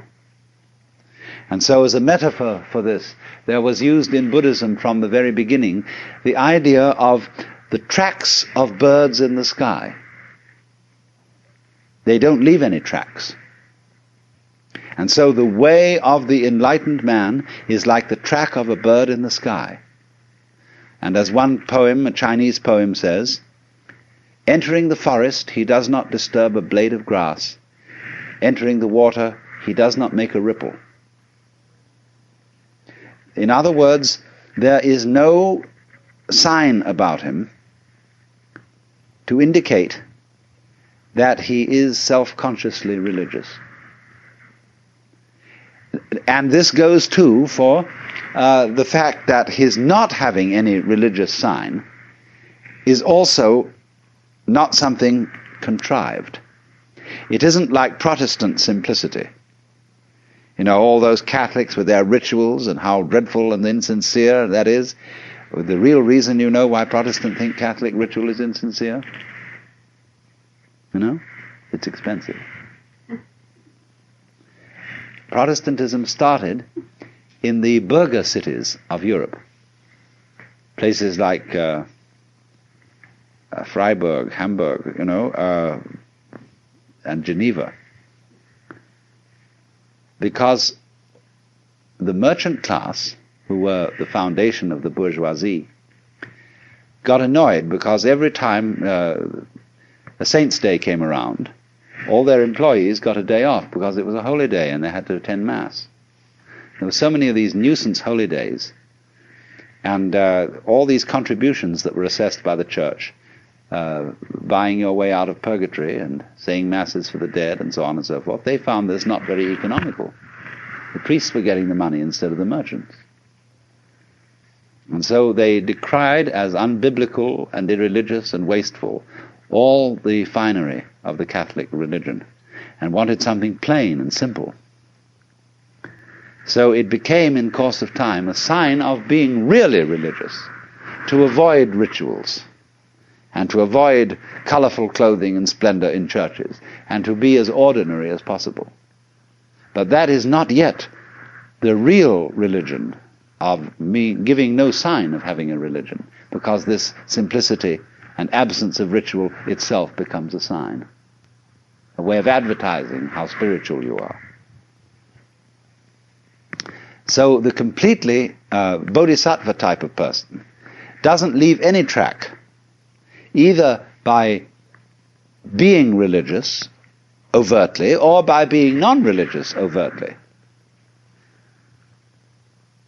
How will you be neither religious nor non-religious? See, that's the great test. How will you avoid that trap of being one or the other? It's like, are you a theist or are you an atheist? See, the theist is caught by God and the idea of God, the belief in God, but the atheist is equally caught. Because an atheist is very often an atheist because he cannot stand the idea that God is watching him all the time. That there is this constant all-seeing eye prying on your most private life. And that there's this, you know how when you're a child in school and you're writing something or doing arithmetic and the teacher walks around the class and looks over your shoulder. Nobody wants to be watched like that. Even someone who's good at writing or at arithmetic doesn't want somebody looking over their shoulder while they're doing it. It puts you off. It bugs you. So the idea of the Lord God, who is watching us all the time, who is judging everything that we do, puts people off and they can't stand it. So better be an atheist to get rid of teacher. So, but the atheist, you see, the man who advertises his disbelief in God is a very pious person. Nobody believes in God like an atheist. There is no God and I am his prophet. So then, the true bodhisattva state is very difficult to pin down as being neither supremely religious nor blatantly secular. And people who think that the height of Buddhism or the height of Zen is to be perfectly ordinary have still missed the point, like the atheist has missed the point. But for this reason, then, there is an element in the art, the painting, the poetry, etc., which has been inspired by this kind of Buddhism. This kind of art where the subject matter is non-religious. Nevertheless, there is something about the way in which this non-religious subject matter is handled that stops you.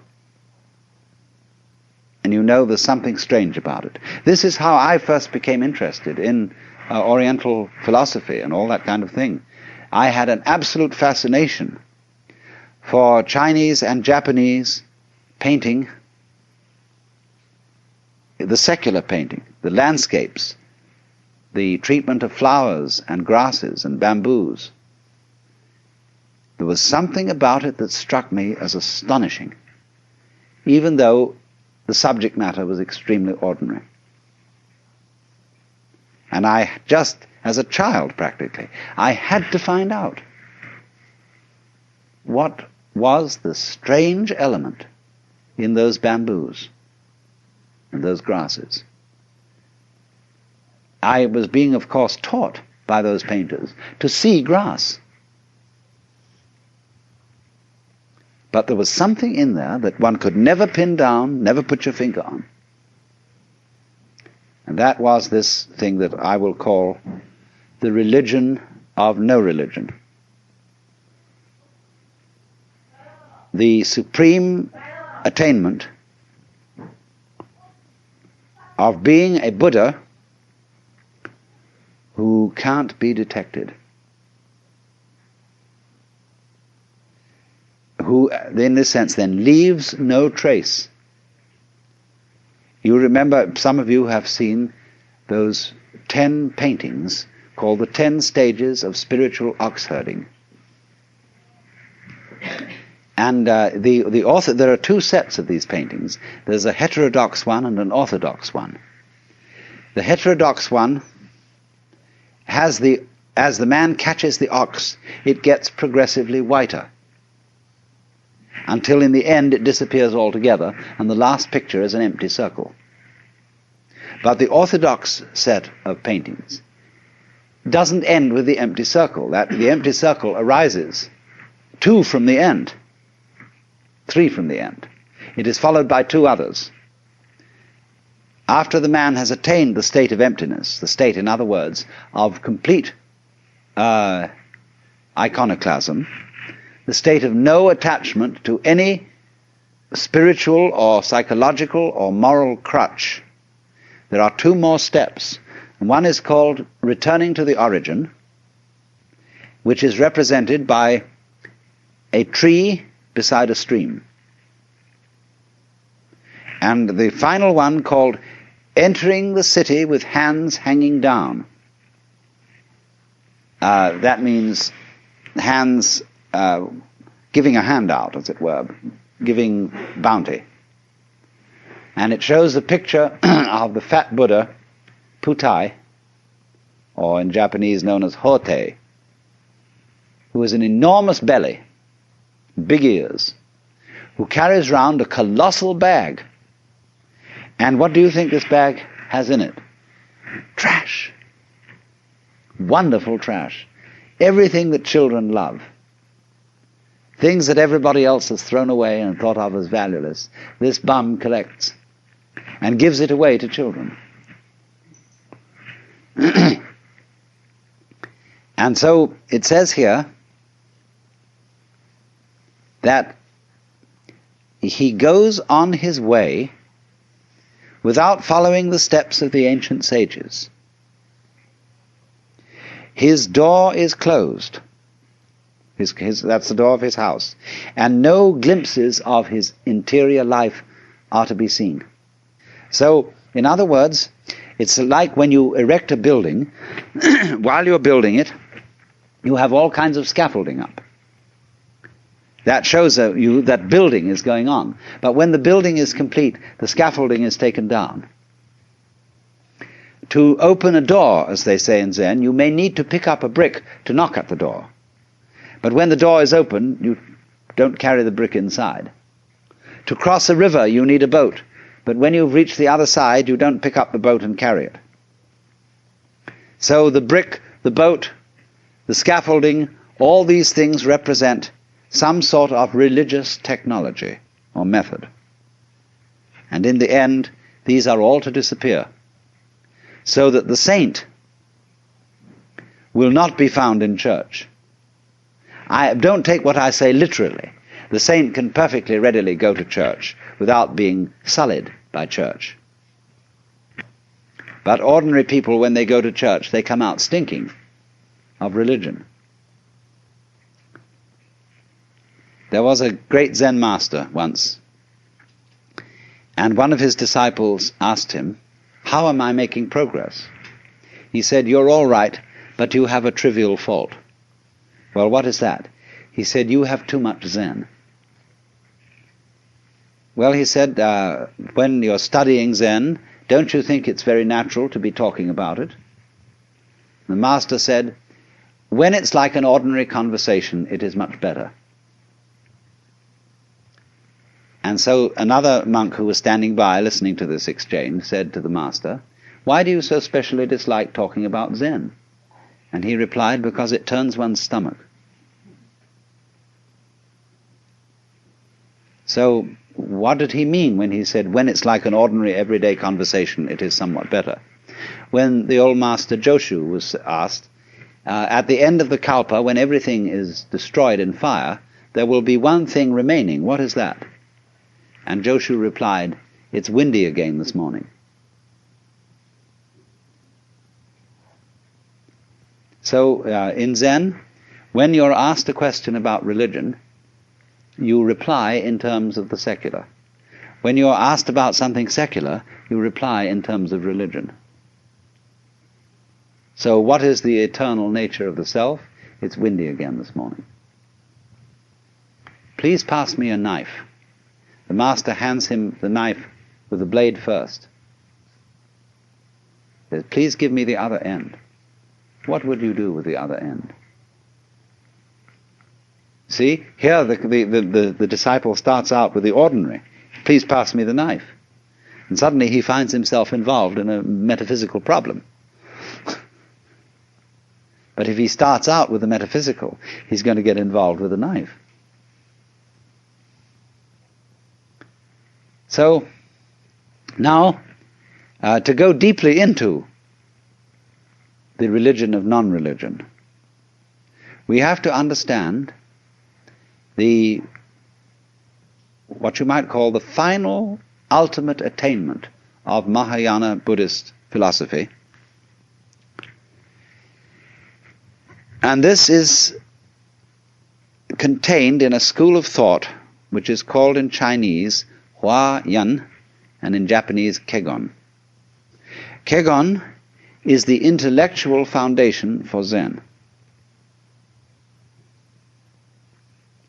And there was a great Chinese master by the name of Shumitsu, who was simultaneously a Zen master and the fifth patriarch of the Huayan sect. Hua, it means flower. Yan, garland. The garland of flowers. And it's all based on a Sanskrit sutra called Avatamsaka. This is called simply, in Japanese, Kegon Kyo. A very big sutra. And the subject matter of this sutra are what are called the four Dharma worlds. And I must explain what these four worlds are so that you get the point.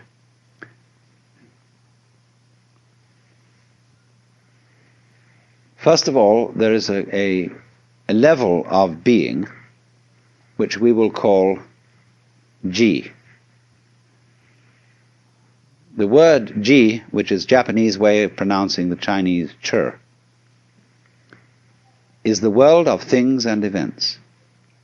What you might call the common sense world, the everyday world that our senses normally record.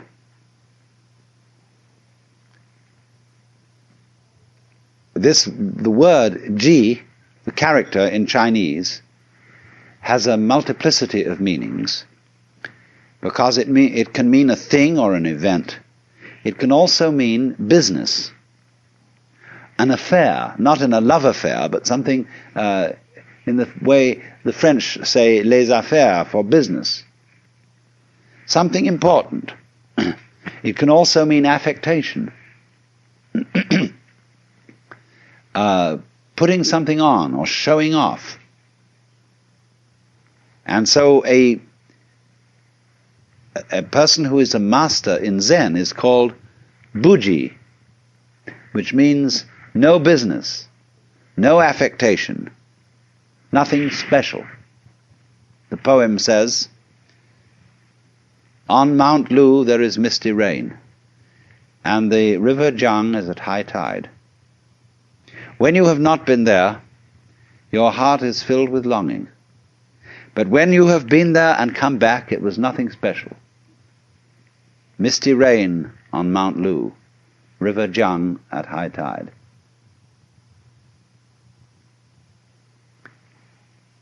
But this nothing special is not a way of putting something down. Do you see that? I could say, well, it was nothing special. It didn't really amount to anything. That's one way of saying it was very ordinary. But Buddhi, just as it doesn't mean it was very ordinary, in the same way that the person who has no religion is really the most religious. Do you see? He's not just a common, ignorant moron. He looks like one, but he isn't. And you have to know what he knows in order to see that he isn't and to recognize him for what he is. So nothing special. Buddhi. It doesn't stand out. It doesn't, as we would say it doesn't stick out like a sore thumb. So the world of Ji then means generally the world of particulars, the world of multiplicity, the world we ordinarily feel we're involved in. So that's the first world. The second world is called the world of Ri. Now Ri, in Chinese, Li, is, as I explained to you when we were discussing the idea of the law of nature, the character means the markings in jade, or the grain in wood, or the fiber in muscle. But in the Huayan philosophy, the word Ri means the universal, underlying all particulars, the one underlying all multiplicity. The unitive principle as distinct from Ji, which is the differentiation principle. So, as it were, it's like this. When you see into the nature of this world, you start from Ji. You start from noticing all the particular things and being baffled by their multiplicity and dealing with the multiplicity of things. But as you go into this, you discover, as you understand things, what do you mean when you understand things? It means you become aware of their relationships to each other, and eventually you see the unity behind them. And it is as if the multiplicity of the world dissolved into unity.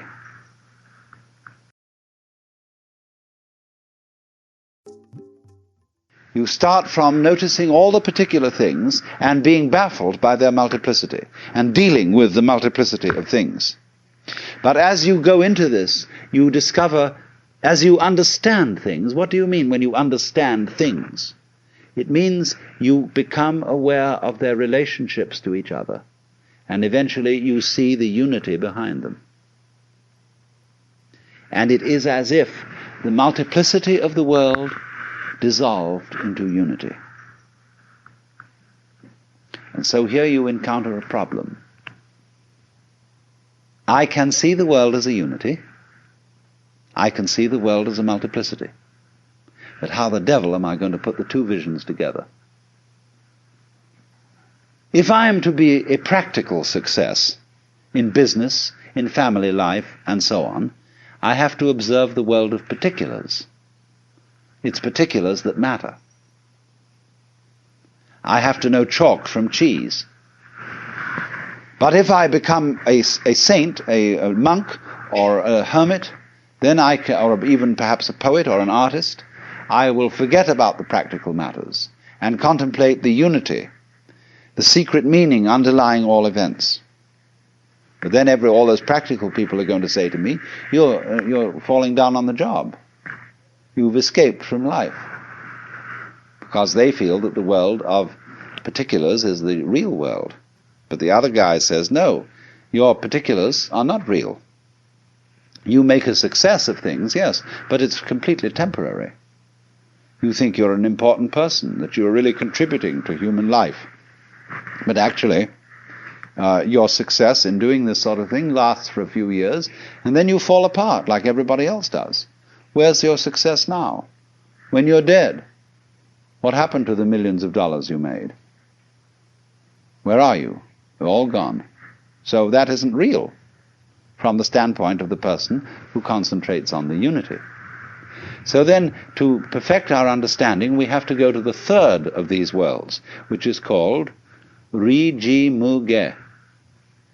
Now, that means between Ri, the unity, and Ji, the particulars, Mu, there is no, Ge, block. That means the world of the universal and the world of particulars are not incompatible. Let's take two very different things and see how they can be united. Take shape and color. Never in a million years can you, with a black pencil that can draw shapes, make red.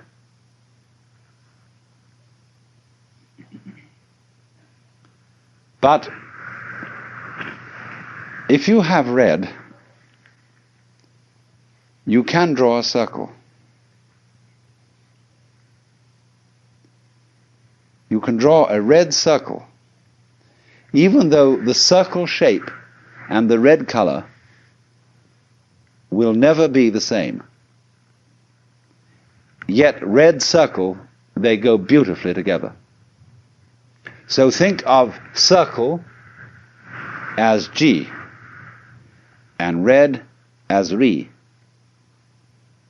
The circle is the particular, the color is the universal.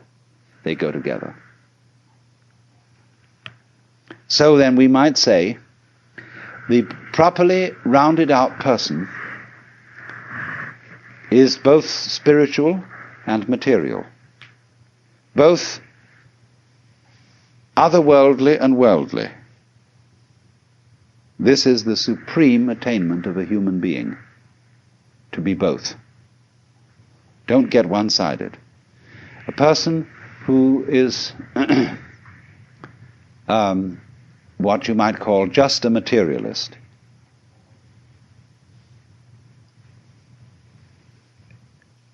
ends up by being very boring.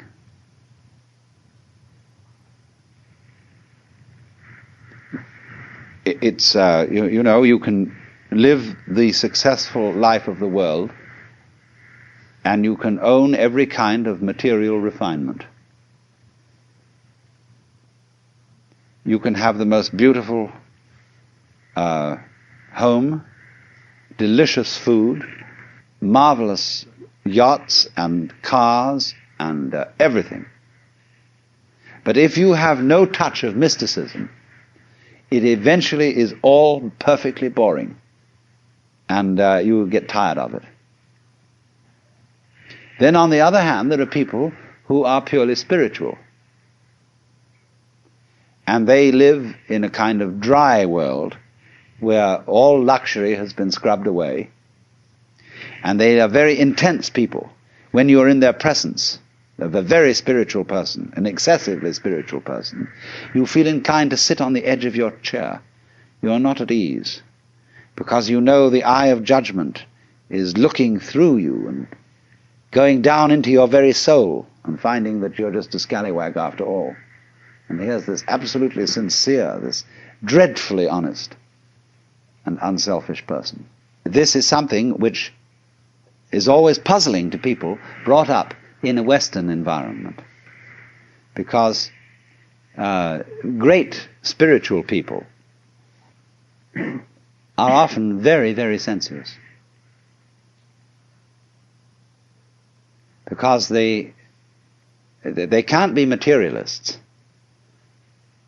in the ordinary sense. They can't be straight, open sensualists, because for them the world is too wonderful for that.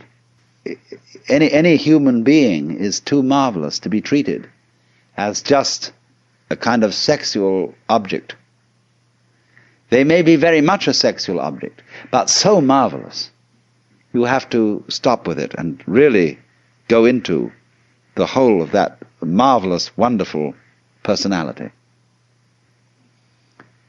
So there is a trouble, keeps coming up for the West. When you go to church and you suddenly go to a church where there's a marvelous clergyman, and you think he is the very exemplar of life, and you idealize him, and then suddenly there develops a frightful scandal that he has an affair with his secretary, and you think all is lost, that the faith has been sold out, that everything's going to rack and ruin, because he was not purely spiritual. And he himself may be terribly confused and worried about this. Because in our world, you see, we make the spiritual and the material mutually exclusive. But Ri-ji Mu-ge, this third world, means that between the spiritual and the material there is no obstruction. So we might say this would sound as if it were the highest level, but there's one more to come, which is called Ji-ji Mu-ge. This means then suddenly Ri has disappeared. But between Ji and Ji there is no obstruction. Between one event and any other event or events there is no mutual exclusiveness. Shall I put it that way? This is the doctrine, the highest doctrine of Mahayana Buddhism, which you could call the doctrine of the mutual interpenetration of all things, or the mutual interdependence of all things. And its symbol is what is called Indra's net, that is used in the Avatamsaka Sutra.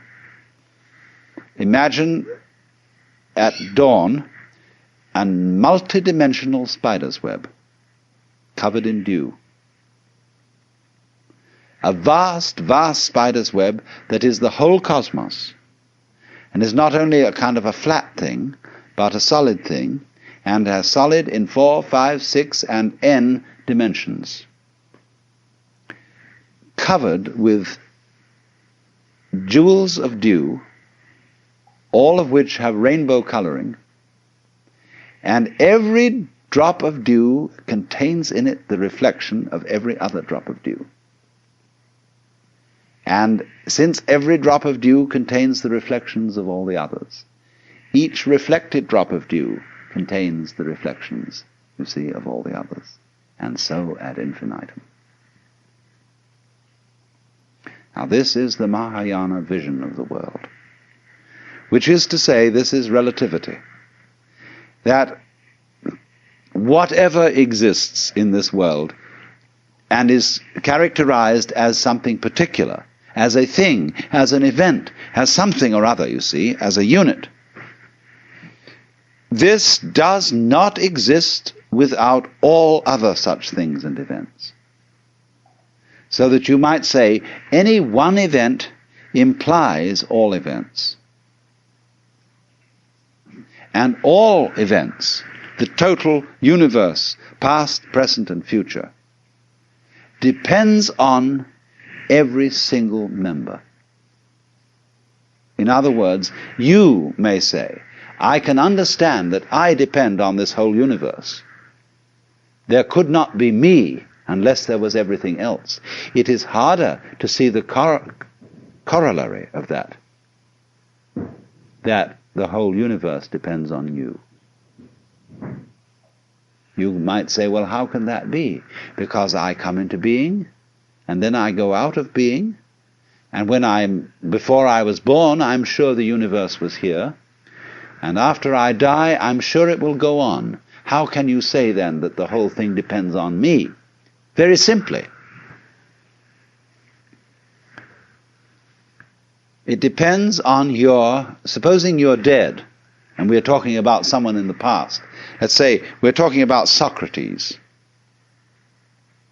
And I'm going to say, this whole universe depends on Socrates. I may put it more exactly. It depends on Socrates having existed. You see your parents now. Some of your parents may be alive, but some of your parents may be dead. Without your parents, you would not have come into being. So you depend on your parents, even when your parents have gone. So everything, even when you disappear, the universe will still depend on you, on your having been here, Or if you have not yet arrived, it depends on your going to be here. So we can say, obviously, going back to Socrates, the fact that Socrates existed tells us something about the kind of world we're living in. This world once Socratized.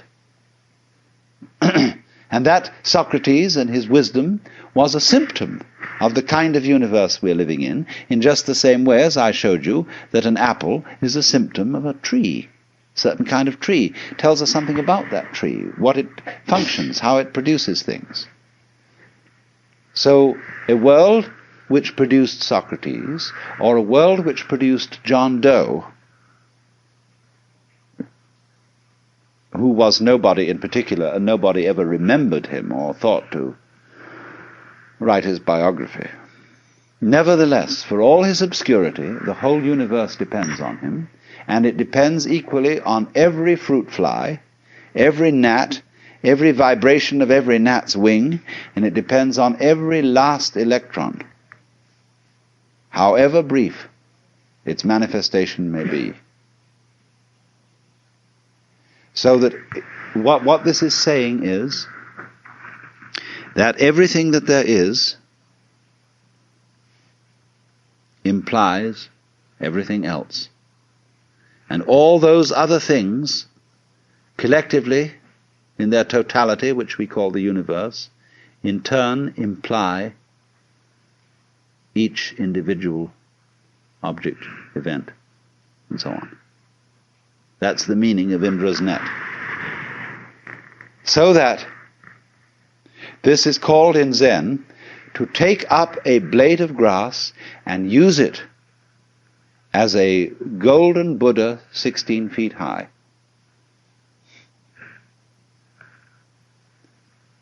When you have a chain and you pick up a link, all the other links come up with it. You see? Because it implies, if this is a link, it is a link in a chain. If it isn't, it's just an oval piece of metal. But if it's a link, up come all other links. So if you are an event, every event, there's no such thing as a single event. The only possible single event is all events whatsoever. That could be regarded as the only possible atom. The only possible single thing is everything. But the things that we call things all imply each other. We know what we are only in relation to what we aren't. We know of the sensation of oneself only in relation to a sensation of something other. So the other goes with the self as the back goes with the front. And your life, however short, everything depends on it. If that did not happen, nothing would happen. So in this sense, the whole world bears your signature.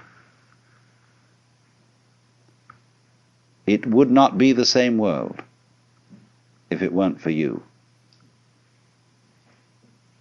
You've heard, haven't you, what is called the pathetic fallacy? This was an idea of the 19th century, which said that it was false and wrong to project human feelings on the world. The wind in the pine trees is not sighing. It's you who are sighing. The sun is not happy. It's you who are happy when the sun shines. So don't mix up your happiness with the sun. The sun has no feeling. The sun is not human. The wind has no feeling and is not human.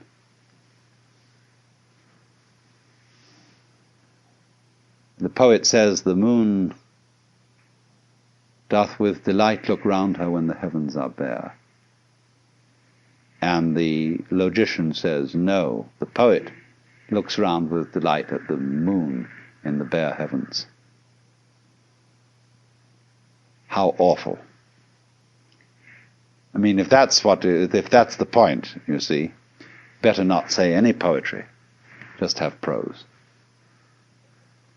But actually the moon does look round with delight when the poet looks round with delight, because the world of which one symptom is the moon is the same world of which another symptom is the poet. They go together. A world where there is a moon implies a world where there is a poet. A world where there is a poet implies a world where there is a moon. So in this sense, the moon can be said to look round with delight through the agency of the poet. Because you can't separate poet and moon. Just as you can't separate head and feet without destroying the unity of the body. So in that sense then, this whole world is a human world. And we should not take the silly attitude or philosophy called the philosophy of the pathetic fallacy, which says outside our skins it's all inhuman and dumb and blind force, and only inside the skin is there the human world. All this world is human, because it depends not only on the existence of humanity in general, but on the existence of Mary Smith in particular. So the whole world is covered, as it were, with your personal signature. But at that moment when you suddenly seem to be everything, and to be Mr. A, you suddenly see the obverse of this, that your particular personality is nothing at all without everything else, without everybody else. I need, in order to be Alan Watts, I need every single other human being and the uncontrollable otherness of all those other human beings that I can't do anything about. They are going to be themselves whatever I do. And yet at the same time, I depend on all their difference from me, and yet they all depend likewise on me. So that I'm in a very funny position. The moment I would be egoless and say, I'm nothing without you, then suddenly I find I'm the kingpin. They all depend on me. Then suddenly, when I get swelled-headed about being the kingpin, I find I'm nothing at all without them. So everything keeps going blip, blip, blip, blip. In other words, the moment you think you've got it in one state, it transforms itself into the other. That's the Jiji Muge. Now, in Jiji Muge, you see, you've got a vision of the world in which everybody is boss and nobody is boss. There is no one boss who governs the whole thing. It takes care of itself. It's a colossal democracy. But yet every man and every uguisu and every snail is king in this world. And at the same time is commoner. And that's how it works. And there is no great king, although in Hinduism they have an idea, a very strange one to us, called Ishvara. Ishvara means the supreme personal God, the top being in the Deva world. And many Buddhists believe that there is such a God. There is a ruler of the universe, but he is lower than a Buddha, because in the course of the endless cycles, Ishvara will dissolve into nothing. All gods, all angels are within the round of being. It's a very curious idea to our minds, and therefore, although Buddhists believe in God in that sense, they don't take it importantly. There are no shrines in Buddhism to Ishvara.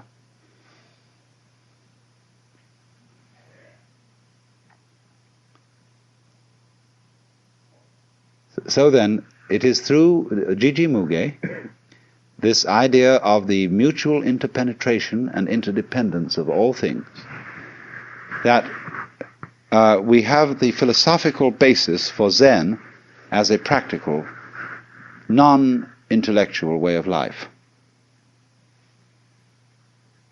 Because of the realization that the most ordinary event, the charcoal brazier, the mat, soup for dinner, sneezing, washing your hands, going to the bathroom, everything, all these so-called events, separate events, imply the universe.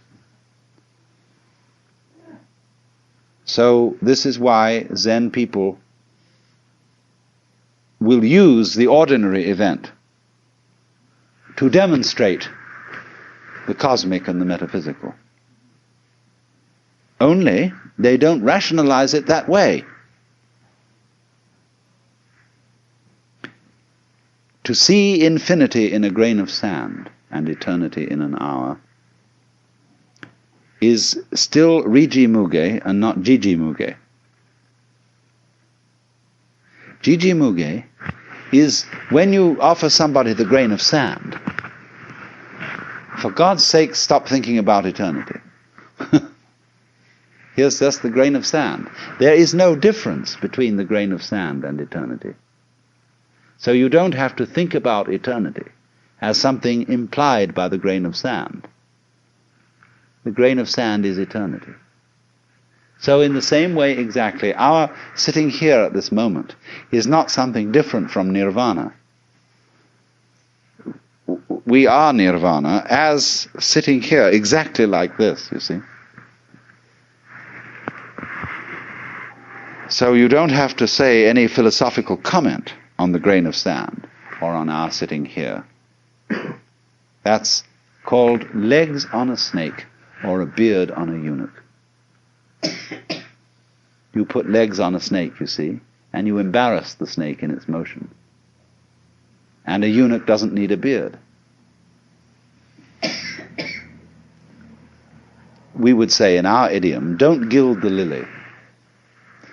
Or Zen would say, don't put frost on top of snow. So all what you might call specifically religious activity is legs on a snake. Eventually this is going to be eliminated, just as eventually we hope that government will be eliminated and will become unnecessary, because every individual will be self-governing and therefore relate properly to his brother, and the state will vanish. So too, at the same time, the church will vanish. And that's why in the book of Revelation, in the New Testament, it is said that in heaven there is no temple, because the whole place is the temple. So when we achieve the fulfillment of Buddhism, there is no Buddha, no temple, no gong, no bell, because the whole world is the sound of the bell. And the image of Buddha is everything you can look at. So a Zen master was asked, mountains and hills, are they not all forms of the body of Buddha? And the master replied, yes, they are, but it's a pity to say so. Now, I hope you remember that this morning I was trying, in the brief space of 50 minutes, to give you a basic introduction to Mahayana Buddhism, the kind of Buddhism that is found in China and Japan, and the kind of Buddhism of which Zen Buddhism in particular is a subsect. And we are rather particularly concerned with Zen, since it has had such a fundamental influence in the shaping of Japanese culture and the arts of Japan, and since we are in the course of this informal tour going to be visiting a good deal of Zen monasteries, and seeing a great deal of Zen formed works of art, architecture, and so on. So I want to lead now tonight from Buddhism in general, or Mahayana Buddhism in general, to Zen in particular.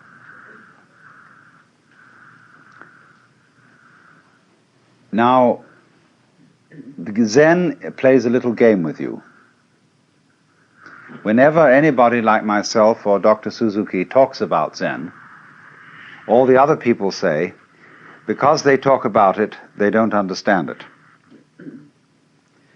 Those, in the words of Lao Tzu, who know do not say. Those who say do not know. And yet he said that. He wrote a book of several 80 chapters or so to explain the Tao and the De, its power, and nobody can help themselves. They've got to talk. Human beings are a bunch of chatterboxes.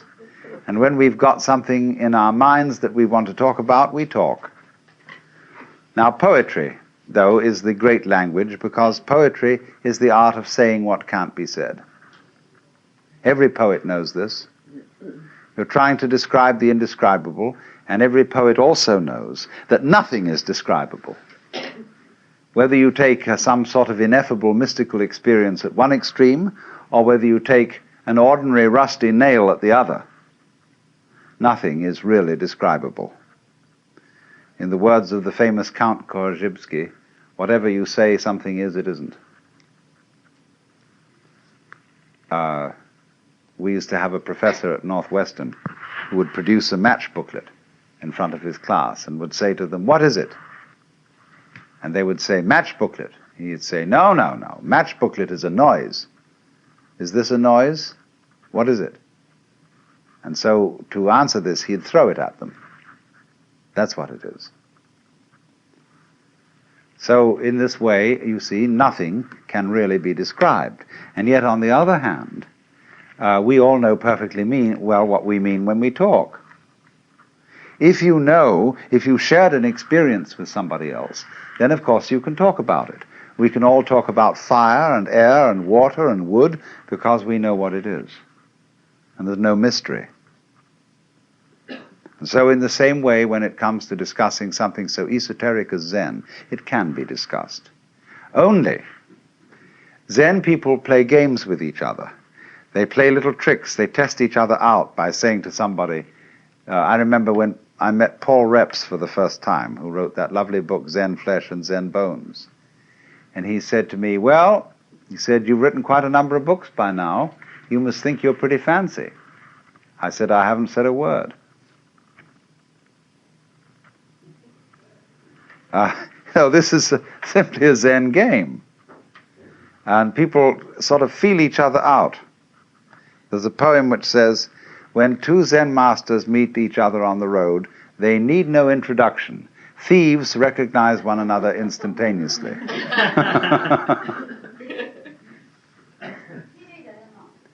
So now, having got that off my chest, it's to say then, if I were to give you a really proper and really and truly educative talk about Zen, I would gather you around here and sit here in silence for 5 minutes and leave.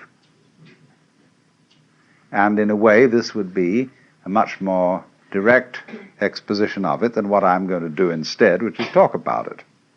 Only I have a feeling that you would feel that you were disappointed and somewhat cheated by this kind of behavior if I just left in 5 minutes silence. So then, this word Zen is Japanese way of pronouncing the Chinese word Chan, which in turn is the Chinese way of pronouncing the Sanskrit word jhana. And jhana is a very difficult word to translate into English, if not impossible. It's been called meditation. Meditation in English generally means sitting quietly and thinking about something, and that's not what Zen is. contemplation might come a little nearer if you use the word in a very technical sense, the sense that it was used, or still is used, among Catholic mystics. Perhaps that's something a bit like Zen. But again, contemplation, as we normally use the word, has a sense of inactivity, a sense of not doing anything, of being completely still and passive, whereas Zen is something highly active. So we really don't have an English word for jhana, chan, Zen. But I would say that we do know what it is, because we do all sorts of things every day of our lives in the spirit. When, for example, you drive a car, most Americans, at any rate, drive cars since they were teenagers and are very expert drivers. And when they drive a car, they don't think about it. They're one with the car. Or when a rider of a horse is one being with the horse, when you watch a good cowboy or a cavalry rider, he's glued to the horse. He's like a centaur almost. As the horse moves, he moves. Which is in control? Is the horse riding the man or the man riding the horse? You practically don't know. Same way when you have an excellent dancing partner.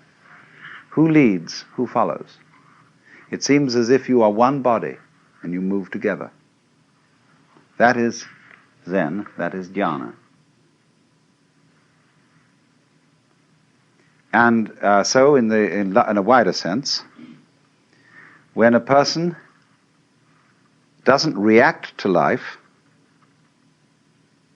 on the one hand, or try to dominate it on the other, but when the internal world of one's own organism and the external world of other people and other things move together as if they were and indeed are one and the same motion, that is Zen.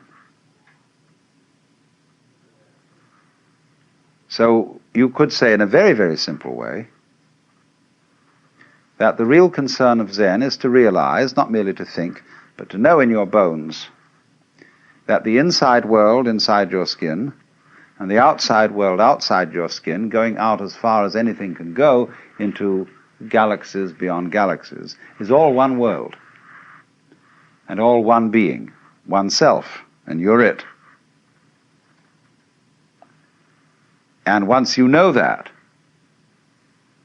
then you have completely abolished all the problems that arise as a result of feeling that you are a stranger in the world, that you are set down in the middle of a hostile and alien domain of nature or people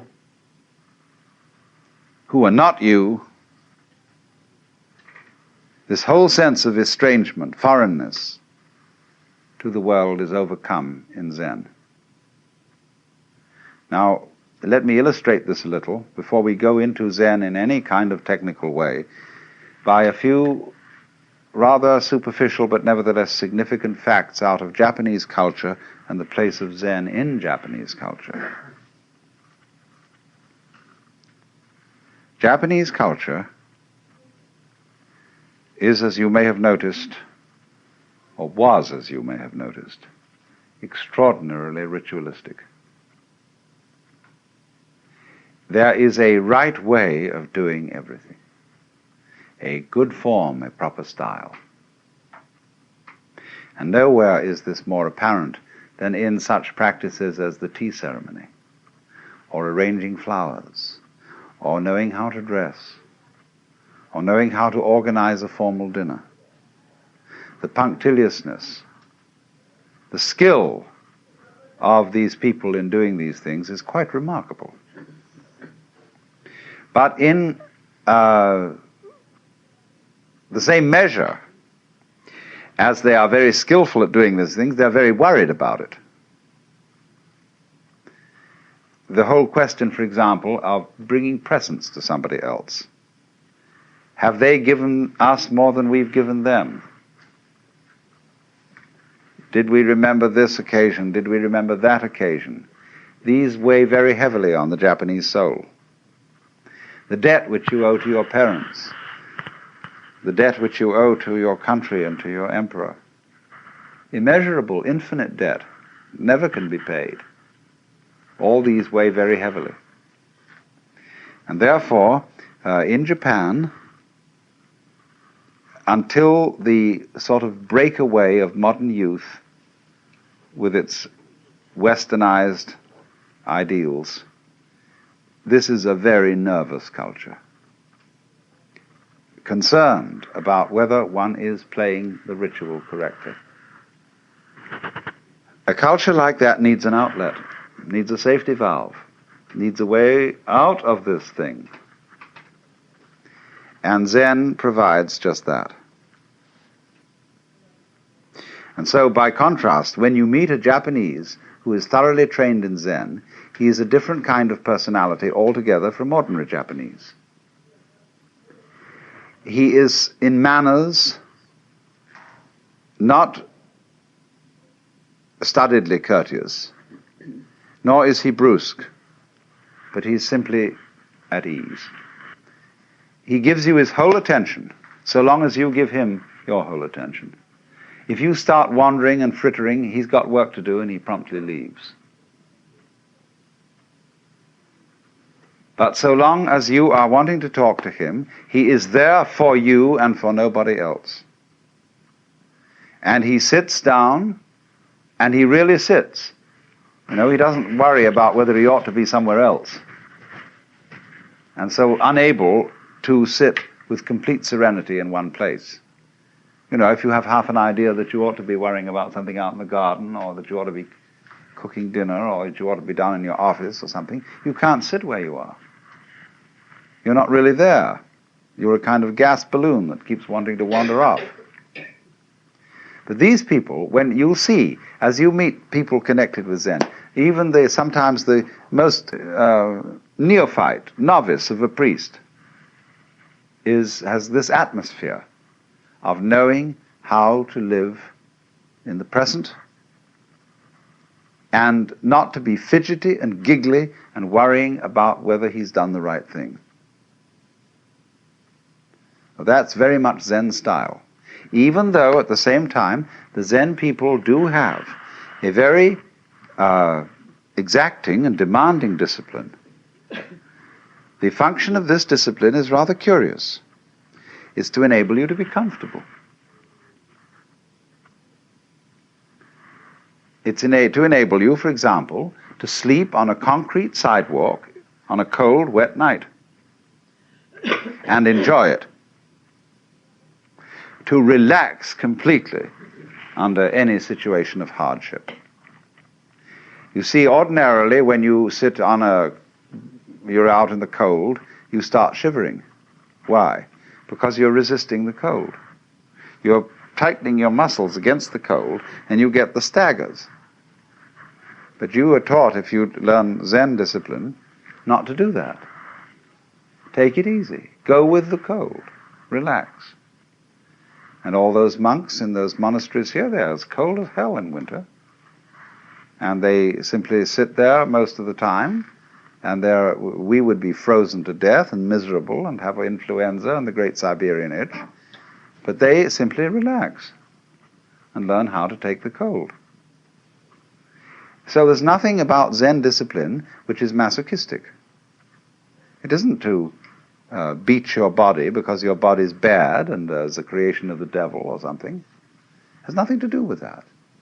It is how to be comfortable under all circumstances. But that, again, is something rather incidental to the main question of Zen. As I said, the Zen people, as you meet them and as you get to know their style of personality, are at ease in a culture that is not at ease. In a culture that is chronically concerned with protocol. And is it just right? that is indeed a terribly self-conscious culture, where everybody is always watching themselves and having therefore second thoughts about everything. And so the discipline of Zen is to enable you to act without watching yourself. We would say unself-consciously. But Japanese are as terrified of this as we are. They think, and we think. If I don't watch myself, I'll make a mistake. If I don't hold a club over myself, I'll cease to be civilized and become a barbarian. If I don't discipline myself with all sorts of down on those passions of yours, you will become like the monk of Siberia who burst from his cell and devoured the Father Superior. So this basic mistrust and so on in one's own spontaneity makes us wonder that if the Zen people are really spontaneous and they don't plan and premeditate and hold clubs over themselves, won't they become very, very dangerous people socially? Won't they go out and rape their mothers and daughters and murder their grandmothers to inherit their fortunes and so on and so forth? And Zen people just don't do that. And yet they are perfectly spontaneous. So then, let me try then and indicate how this discipline called Zen actually works. This will involve a little bit of letting the cat out of the bag, but can't be helped. Let's go back to what I told you was fundamental to Buddhism. Buddhism is unlike other religions in that it does not tell you anything. It doesn't require you to believe in anything. Buddhism is a dialogue. And what are called the teachings of Buddhism are nothing more than the opening phrases or opening exchanges in the dialogue. Buddhism is a dialogue between a Buddha and an ordinary man, or rather someone who insists on defining himself as an ordinary man, and thereby creates a problem. I quoted you this morning our saying that anybody who goes to a psychiatrist ought to have his head examined. And in exactly the same way, in this culture, anybody who goes to a guru, a spiritual teacher, or a Zen master, or whatever, ought to have his head examined. Or as the old Chinese master Tokuzan put it, if you ask any question, you get 30 blows with my stick. If you don't ask any question, you get 30 blows just the same. In other words, what the hell are you doing around here? Defining yourself as a student and defining me as a teacher. In other words, you have raised a problem. And in the way of training of Zen, this is very clearly emphasized. If you go to a Zen teacher and you approach him in the traditional way, the first thing he will do is to say, I haven't anything to teach. Go away. Well, you say, what are these people doing around here? Aren't they your students? You say, well, they're working with me, but unfortunately, we are very poor these days. We don't have enough rice really to go around and make ends meet. And we can't take on anybody else in this community. So you have to insist to be taken in.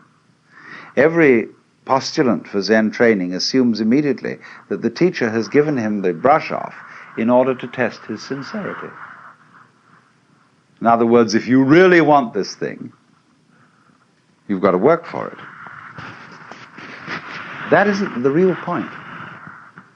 The point is that you've got to make such a fuss to get in that you cannot withdraw gracefully after having made such a fuss to get in. Because you put yourself on the spot and you define yourself as somebody needing help, or as somebody with a problem who needs a master in order to be helped out of the problem. So then, when you've done this, in the old days, of course, and it's still the formal rule among the Zen monasteries here, that when you're a postulant and you want to come in, you have to sit outside at the gate for a week, or maybe only 5 days, in a position of supplication, with your head on bowed down on the steps. And they let you in at night, because they must give hospitality to any wandering monk, but you're expected not to go to sleep any of those 5 nights, but to sit there in meditation. And they give you food. But you sit and you sit and you sit there and you make a damn fool of yourself, saying, I insist on getting into this thing. I insist on learning. I want to know what the secret of this master here is. And he's told you from the start that he doesn't have a secret and that he doesn't teach anything. But you insist that he does. See, that is the situation of everybody who feels that life is a problem to be solved. Whether you want psychoanalysis, whether you want integration, whether you want salvation, whether you want Buddhahood, whatever it is you define yourself as wanting, you created the problem. What is the real problem that everybody brings to these teachers? What is it all about? It's basically this, isn't it? Teacher, I want to get one up on the universe. I feel a stranger in this world. I feel that it's a problem in that having a body means that I am subject to disease and change and death. Having emotions and passions means that I am tormented by feelings which I can't help having, and yet it's not reasonable to act on those feelings without creating trouble. I feel trapped by this world, and so I want to get the better of it. And is there some wise man around who is a master of life and who can teach me to cope with all this? So that's what everybody's looking for in a teacher, the man who is the savior and who can show you how to cope with it. And the Zen teacher says, I don't have any answers. Nobody believes that, because he seems to be so competent. When you look at him, you can't believe that he has no answers. And yet that's the consistent teaching of Zen, that it has nothing to say and nothing to teach. A great Chinese master of the Tang dynasty, called Linji in Chinese or Rinzai in Japanese, said Zen is like using a yellow leaf to stop a child crying. A child is crying for gold, and the father takes an autumn leaf that's yellow and says, gold. Or he said it's like using an empty fist to deceive a child. See, you've got a closed fist, and you say to the child, what have I got here? And the child says, let me see. Oh, no, I don't let you see. Put your fist behind your back. And the child becomes more and more excited to know what the devil's in that fist. And fights and fights and fights, and finally is practically in tears. And then suddenly you finally open the fist and there's nothing inside. So in exactly the same way, the person who is under the impression that there is something that we ought to get, See, all this is dressed up in a big way. To be a Buddha, to know the answer, to finally solve the problem, to get the message, to get the word, or however you put it. In other words, to be in control of your fate and of the world. Would you like it? If you could have it? And so all these powers are projected upon the Zen master. He is a Buddha. He is a master of life. And if he is, the reason why he is that he has discovered the unreality of the whole problem.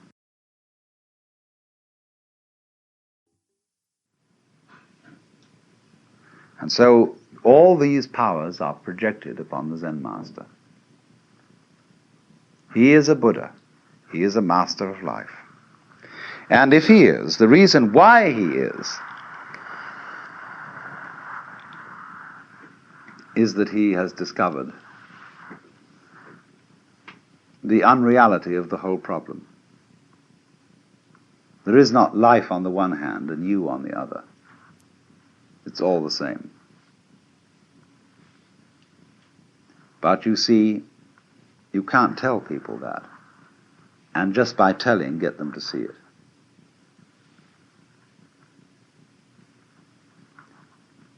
Just in exactly this way, people who know that the earth is flat can't be reasoned with. People who believe that the Bible is the literal word of God, absolutely impossible to reason with them at all, because they know it is so.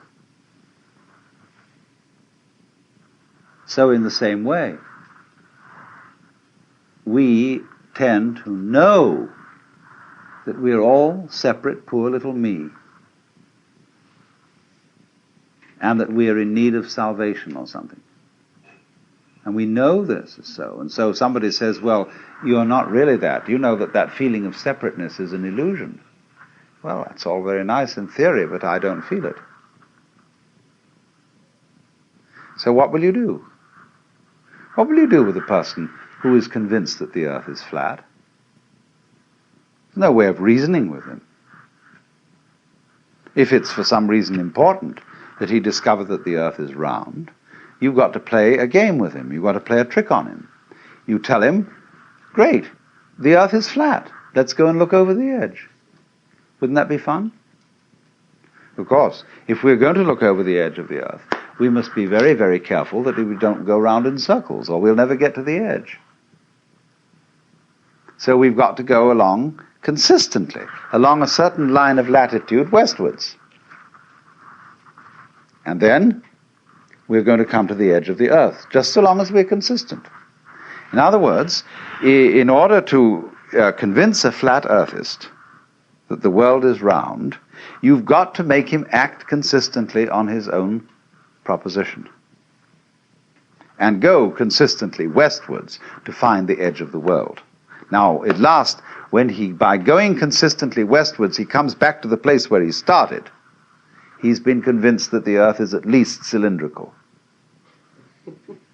And he may believe you, then take it on faith that if he goes along a line of longitude, the same thing will happen. But you see, what you did was to make him persist in his folly. Now that's the whole method of Zen. To make people become perfect egotists. And so explode the illusion of the separate ego. So what happens? In effect then, in the discipline of Zen, when you finally convince the master that you are stupid enough to be accepted as a student, because you've persisted and because you've defined yourself as someone having a problem, he has warned you well in advance that he has nothing to teach. But he says, now I will ask you a question. There are many ways of asking this question. But they all boil down to one common theme, and that is, who are you? You say you have a problem. You say you would like to get out of the sufferings of life. You say you would like to get one up on the universe. I want to know who's asking this question. Show me you. And only they put it in such ways as, before your father and mother conceived you, what was your original nature? Questions like that. And they'll say, now, look, I want to be shown. I don't want a lot of ideas about who you are. I don't want to know who you are in terms of a social role. You know, that you have such degrees or you have such professional qualifications and such a name and such a family. All that's the past. I want to see you genuinely now. It's like saying to a person, now, don't be self-conscious, see? I want you right this minute to be completely sincere. Come on now. Well, nothing is better calculated to make a person incapable of sincerity. It says when relatives come and aunts and uncles, and there's a little child, and they want to review this child and see it, and the parents say to the child, darling, come on now and play for us. See, and the poor child is completely nonplussed. Doesn't know what to do. Because you cannot play on demand.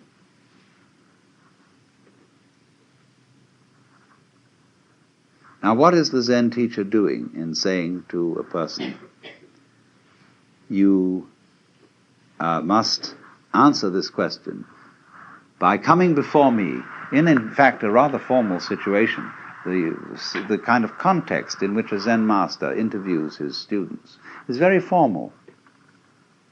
And there he sits, a sort of enthroned tiger.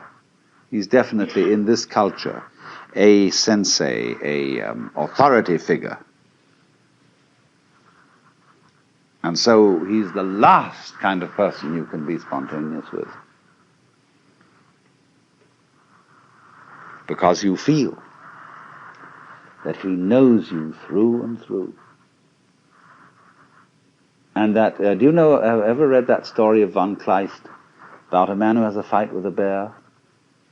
And the bear is a mind reader and always knows what move he's going to make, so that the man can never conquer the bear unless he makes a move which he doesn't think about first. How will you do that? And you get the same feeling with relationship to a Zen master. You feel that he is absolutely aware of everything phony about you. That he reads you like a book, but that you can't find a way of being not phony. Think about this a little. You see, we can arrange a group session, and this is a little game that's being played by lots of people. It's a kind of psychotherapy. We can arrange a group session in which the gimmick is this, that when anybody says anything or does anything, the group or some section of the group challenges its sincerity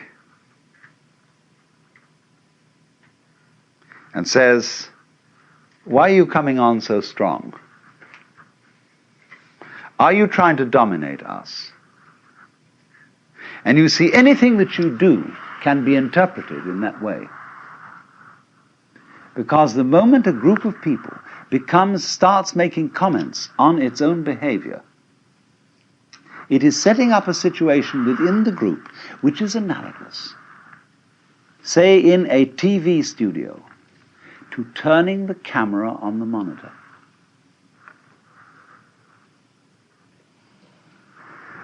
So when we start thinking about thinking, being aware of being aware, this is what is called in the Japanese the observing self. I watch myself all the time, see? You in there. hopelessness. But this is the price that human beings pay for having become self-conscious. Anxiety and guilt. Anxiety because, am I sure that I thought this out sufficiently carefully? When I left the house, did I turn off the gas stove? And incidentally, I remember turning it off, but can I trust my memory? I've learned to think about memory now, and I wonder if I can trust it. Maybe I better go back and look. I went back and I looked. But did I really see? I'm thinking about my sight and whether this is quite authentic. Did I look properly? Because you know how the unconscious can alter your senses. And so I better go and look again. See, soon now I've got into a sort of vicious circle where I'll never get away from the house. And all this sort of getting mixed up is the penalty we pay for the advantageous gift of being able to know that we know. There was a young man who said, though, it seems that I know that I know. What I would like to see is the I that knows me when I know that I know that I know. And so this is the Zen trick. It's to put you into this situation in a very crucial way. To think about, thinking about, thinking about, thinking about. Or, just the same thing, to make a very strong effort not to think. That's Zazen. Sit, let your senses operate, and be responsive to whatever there may be around, but don't think about it. But now this is already thinking. I'm thinking about not thinking. How will I stop thinking about not thinking? So there you are. See, you're all caught up. It's like somebody came to you and they put tar in one hand, or molasses, feathers in the other, slapped the two hands together and rubbed them around and said, now pick off the feathers. So you see what happens. The teacher is well aware that he's played this trick on you. And he's going to see what will happen if you act, and he's going to help you to act consistently on this foolishness. Now, you see, what he's done is he's simply made a special case of what society does to us all anyhow. And this is true of most cultures. The high cultures of the world, whether they're of the East or whether they're of the West, play a game on every new member. They don't know they're playing this game because their forefathers played it on them. And they're still its hopeless victims. The game is called the double bind. And the formula under whose auspices everybody comes into this world is as follows. You are required to do something which will be acceptable only if you do it voluntarily.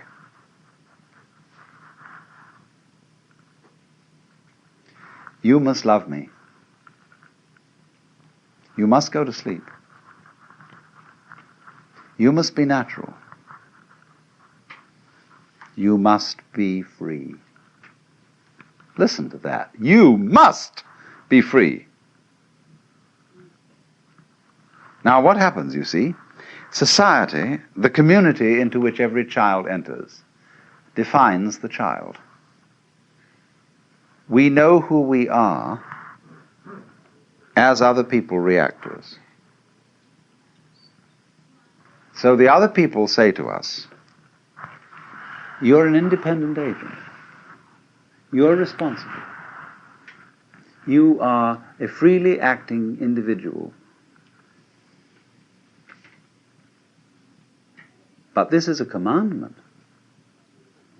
And we obey it because we can't help it. The child has no way of criticizing this or of seeing there's something phony about it. So the child has to be free because he is commanded to be so by the community. Now then, the community sets itself a problem. Having defined the child as an independent agent, and having got the child to believe that he's an independent agent because he isn't. In other words, he wouldn't believe this if he were independent. It then has trouble getting him to behave as the community wants him to behave. So they feel then there's something ornery about all children. They're born in original sin, and they're refractious and so on. Of course they are, because they've been defined in a self-contradictory way. So when the community says to a person, you must be free, or when we are in a family relationship in which the members of the family are saying to each other, you must love me, it's your duty to love me, what a bunch of rot. Supposing one day you get up and you say to your wife, darling, do you really love me? And she replies, well, I'm trying my very best to do so. Is that the answer you wanted? No. You wanted her to say, darling, I can't help loving you. I love you so much I could eat you.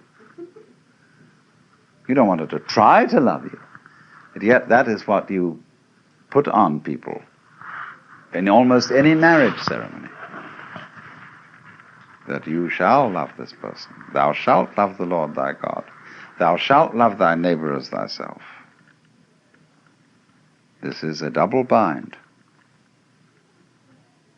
And anybody who lives under the dominance of a double bind lives in a state of chronic frustration, because he is devoting his whole life to solving a meaningless, nonsensical problem. Let's take the double bind that is the deepest of all. You must go on living. Now, living is a spontaneous process.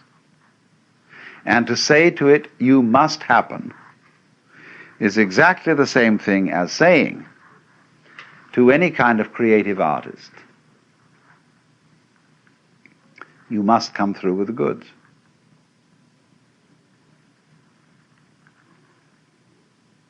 Tonight you must give the superb performance, and above all you must be unself-conscious.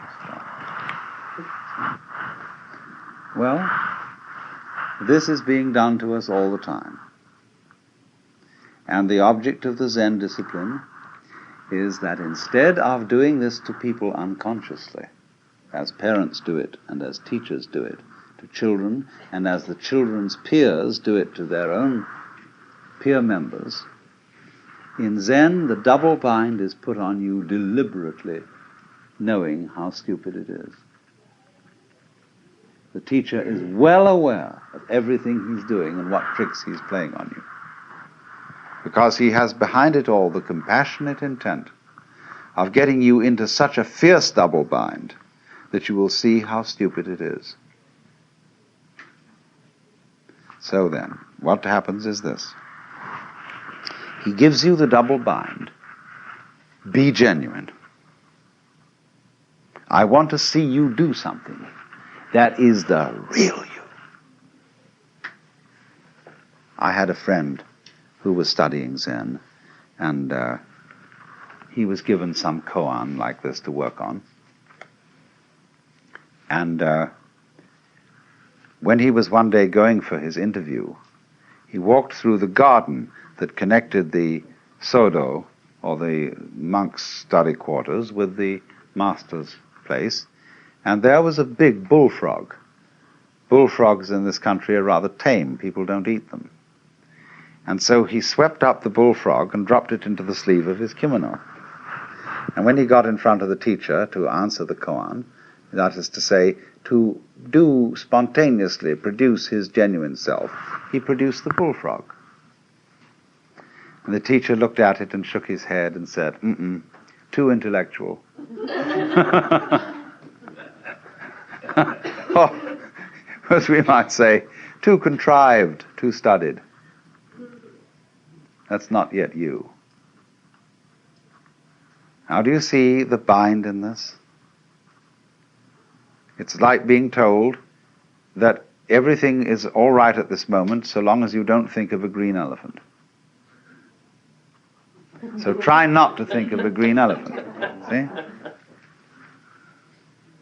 Now, as he works at this, as he tries to produce the genuine you, the teacher really strings him out on this and makes him work and work and work over a period of many months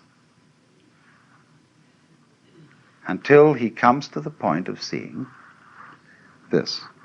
There is nothing you can do to be genuine. The more you do, the phonier you are. But at the opposite extreme, there is nothing you can not do. That is to say, you cannot give up trying to be genuine. You can't relax, and be completely passive and say, well, let's forget about it. Let's think about practical matters and forget all these spiritual concerns. The moment you do that, your abandonment of trying is itself an insidious form of trying. For example, there's a very interesting Hindu teacher by the name of Krishnamurti that many of you may know about. And he tells people, that all their religious inquiry, their yoga practices, their reading religious books and so on, is nothing but a form of perpetuating one's egocentricity, but on a very refined and highbrow level. So he gets a kind of disciple who studiously avoids reading any kind of philosophical or edifying book. They are reduced to reading mystery stories. And they become devoted non-disciples. See, what a clever bind that is. It's the same as the Zen technique. You can't, in other words, let go of your... we've seen, my point was at the beginning, we saw that the way of Buddhism is to let go of yourself, to see that you live in a universe in which nothing can be grasped. Therefore, stop grasping. So here's the problem. I come and say to the teacher, teach me not to grasp. He'll say, why do you want to know? And he shows you that the reason why you want to stop grasping is that it's a new form of grasping. You feel that you will beat the game by being unattached. See, it's horrible to grieve when somebody you love dies. So maybe by being unattached to that person, I can avoid grief. Pretty cold, isn't it? Maybe, you see, by not having an ego, when life comes and bangs on me, if there's nobody there, it'll be all right. So that's why I want non-ego state. That's phony. All this is a new way of safeguarding and protecting the ego. So this is the way in which Buddhism is a dialogue. So you see, if you go back to fundamental primitive Buddhism, people say to the Buddha, I want to escape from suffering. It's a perfectly honest statement. All right? Realize that suffering is caused by desire. Try not to desire. So the student goes away and tries to eliminate desires by controlling his mind and practicing yoga. Comes back to the teacher and says, it's pretty difficult. But I have managed at least to get rid of some desires. The teacher says to him, but you're still desiring to get rid of desire. What about that one?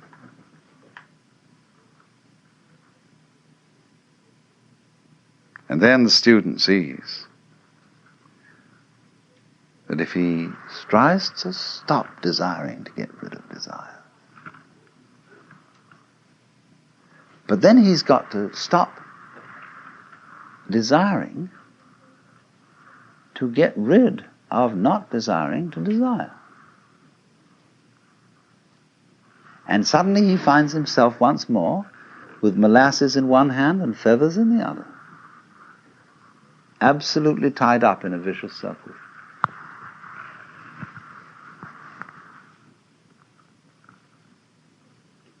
So he realizes there is nothing I can do about it, and there's nothing I can not do about it. And this predicament in Zen is called a mosquito trying to bite an iron bull.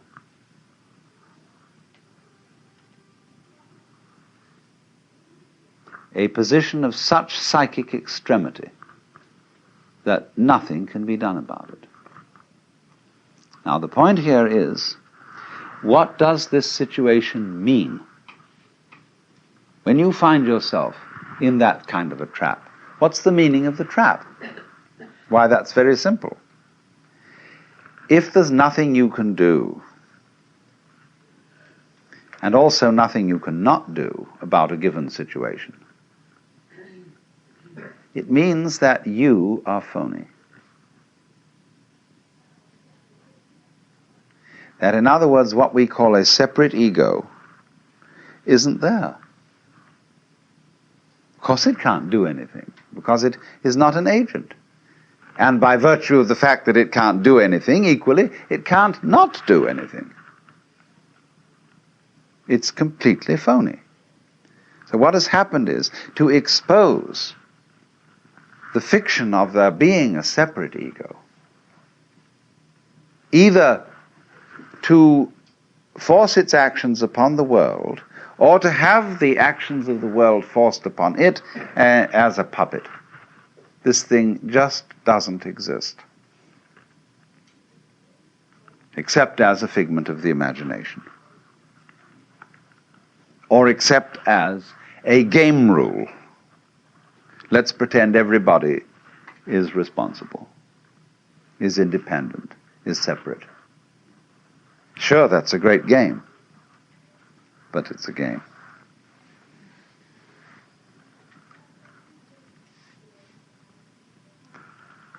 And so,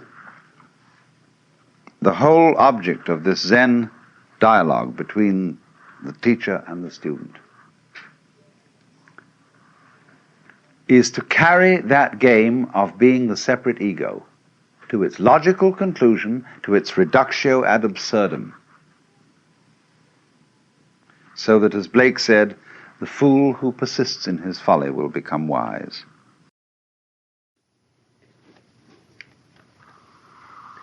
Now, this seminar this weekend concerns a subject which is so alien from anything that we understand in the West that it may stretch your skulls a little. I don't know.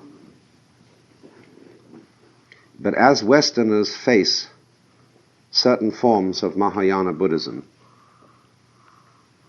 from the outside, they see what reminds them of total irrationality and superstition. And this, in particular, applies to a form of Buddhism which has several names, and they're all, well, it's really one form of Buddhism, but it's named differently. And they're all sub-schools of Mahayana. It's variously known as Vajrayana, Tantrayana, or Mantrayana. You remember the word yana means a course, basically, sometimes a vehicle. And Buddhism is fundamentally likened to a vehicle or something like a raft which you use for crossing a river. Or let's say you want to get in at a door and you have to knock and you need a brick to knock on the door with, so you pick up the brick and bang on the door. That's a yana. It's an instrument, an expedient, a means, a technique, a method. And the Buddha's doctrine is called in Sanskrit the dharma, and dharma has a whole multiplicity of meanings, but one of them is method, Although it's usually translated law in English, this is not a good translation. So the jnana, the whole idea of a jnana is related to the idea of upaya, which I have previously explained to you. U-P-A-Y-A, meaning skillful means, what we would call a pedagogical device or sort of trick, because upaya in politics means cunning. But in religion or philosophy, it means the skill of a teacher in getting something across to a student. And so the whole essence of upaya is really surprise. Because everybody wants a surprise, but you can't surprise yourself, because you know in advance what you're going to do. When you have hiccups, then indeed you surprise yourself because you didn't intend to. And upaya and surprise is deeply connected with the whole inner meaning of Buddhism. Life has to surprise itself. Because if it doesn't, you don't know you're there. Because you only know existence to the degree that there is a balance between knowing and not knowing. See? So there must be the surprise. There must always be something in you, in other words, that is sort of spiritual hiccups. That happens unbeknownst. So an upaya is a method of the teacher producing the surprise of enlightenment in the student, and he uses a jnana, that is to say, a vehicle or a course, just like we say we give a course in philosophy or semantics or chemistry or something. And so the course then is the Mahayana, the great course, which includes ever so many different upayas or different ways. The Hinayana, the little course, which has only a few ways. Now, in the Hinayana, they are very tough-minded, and they stick to the notion that all enlightenment depends on your own effort. The Buddha is supposed to have said just before he died, "Be you lamps unto yourselves. Be you a refuge unto yourselves. Take to yourselves no other refuge." And in Japanese classification of Buddhist schools, they have two that are respectively called Jiriki and Tariki, and they classify all schools of Buddhism under these headings. Ji means self, Riki means power. So there are ways of salvation, or better, more accurately, liberation, by your own power, Jiriki, and then Tariki are the ways by the power of another. That is to say, liberation through what Christians would call grace, rather than works.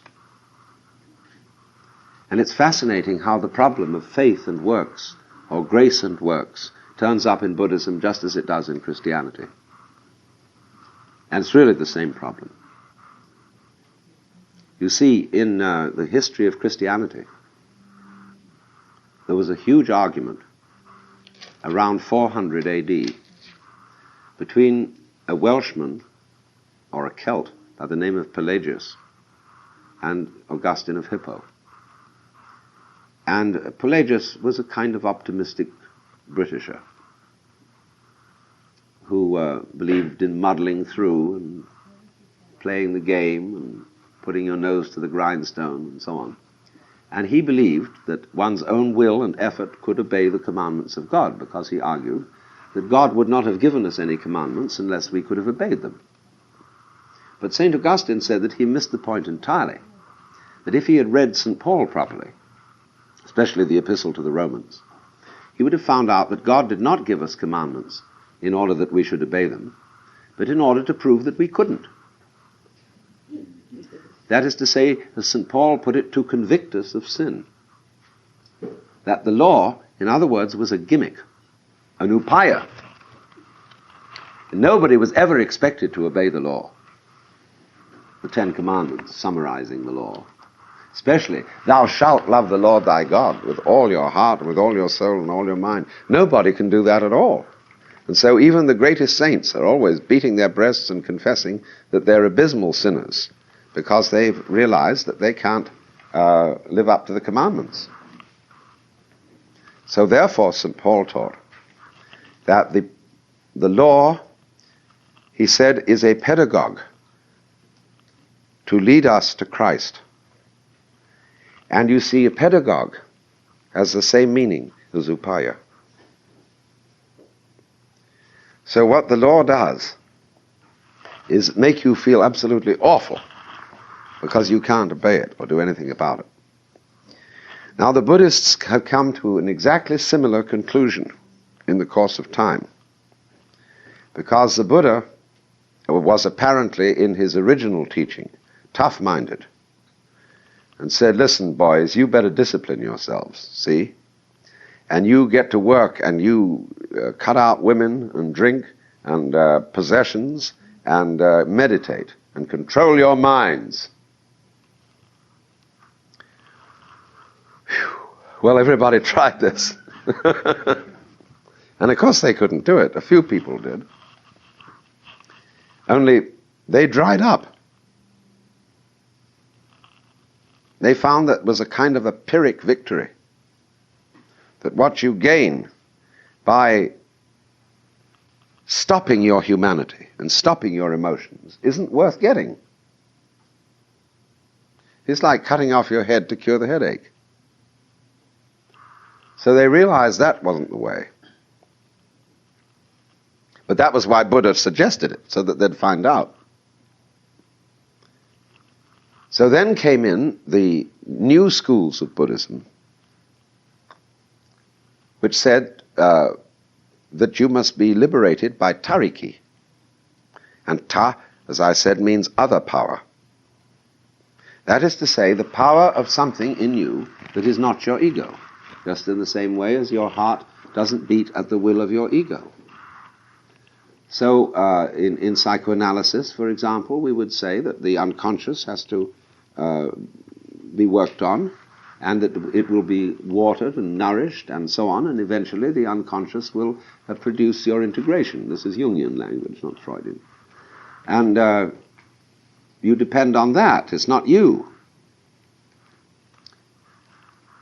Because, of course, integration means that you get the two aspects of yourself together and acknowledge them both as you, the conscious and the unconscious, the power of the ego and the power of the natural organism, or the psyche. And so in every art one realizes there comes a point where your will is exhausted. You've tried everything to make something work, and it won't work. And then to achieve the perfection of the art, something has to happen of itself, which we variously call grace, inspiration, or tariki. And the problem that everybody has always wanted to know is how to make that happen.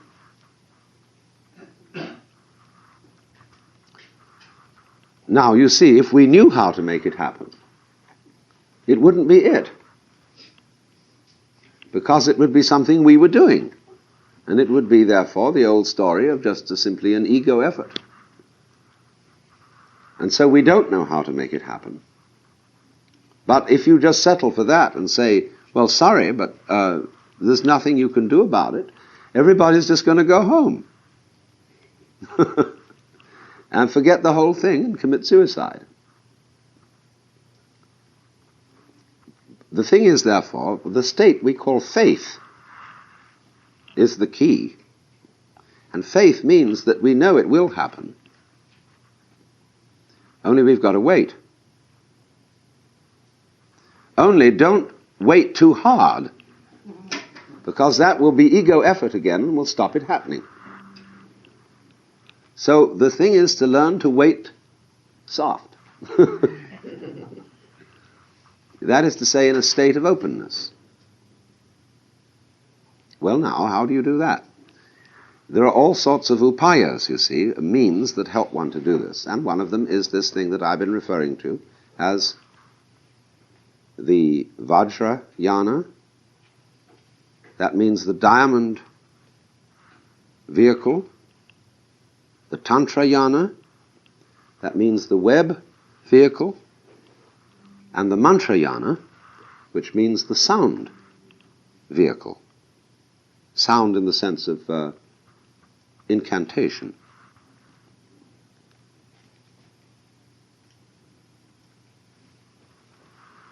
I may as well begin with Mantrayana aspect of it, because this is the most perplexing to us from our point of view and doesn't make any sense.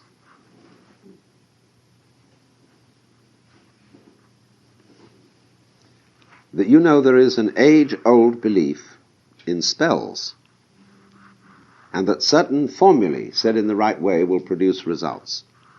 All of this descends philosophically, so far as Asia is concerned, from the Hindu Upanishadic idea that the world is the creation of sound. The Hindus say that in the beginning was Vak, which is exactly the same thing as saying in the beginning was the Word, as in the Gospel of St. John.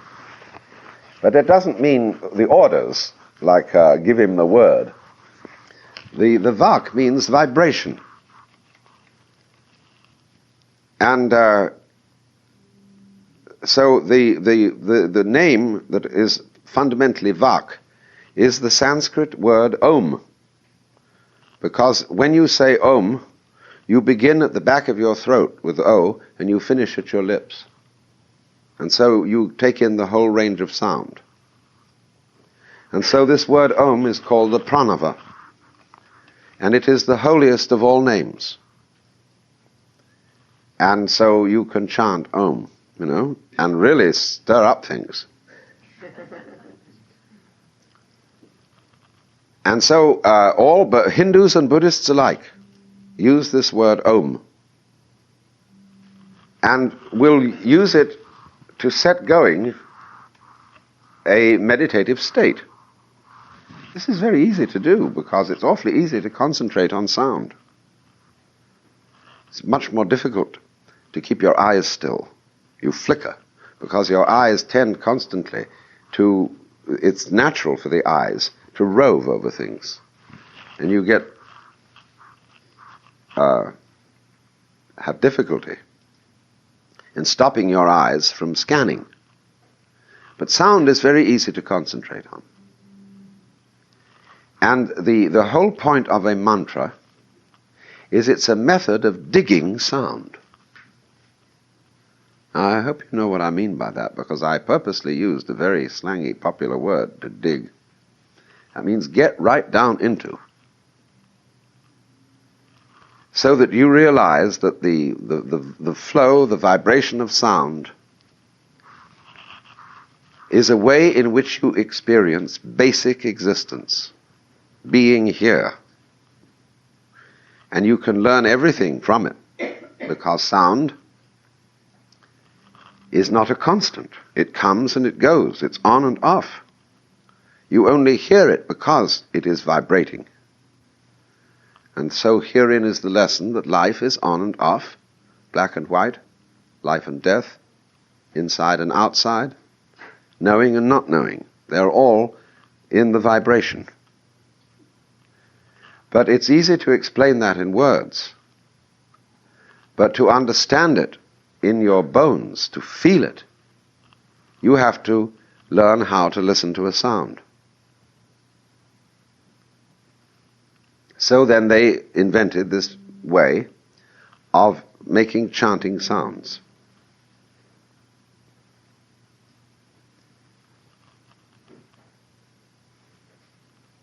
Now, there are various ways in which this is understood by people in Asia.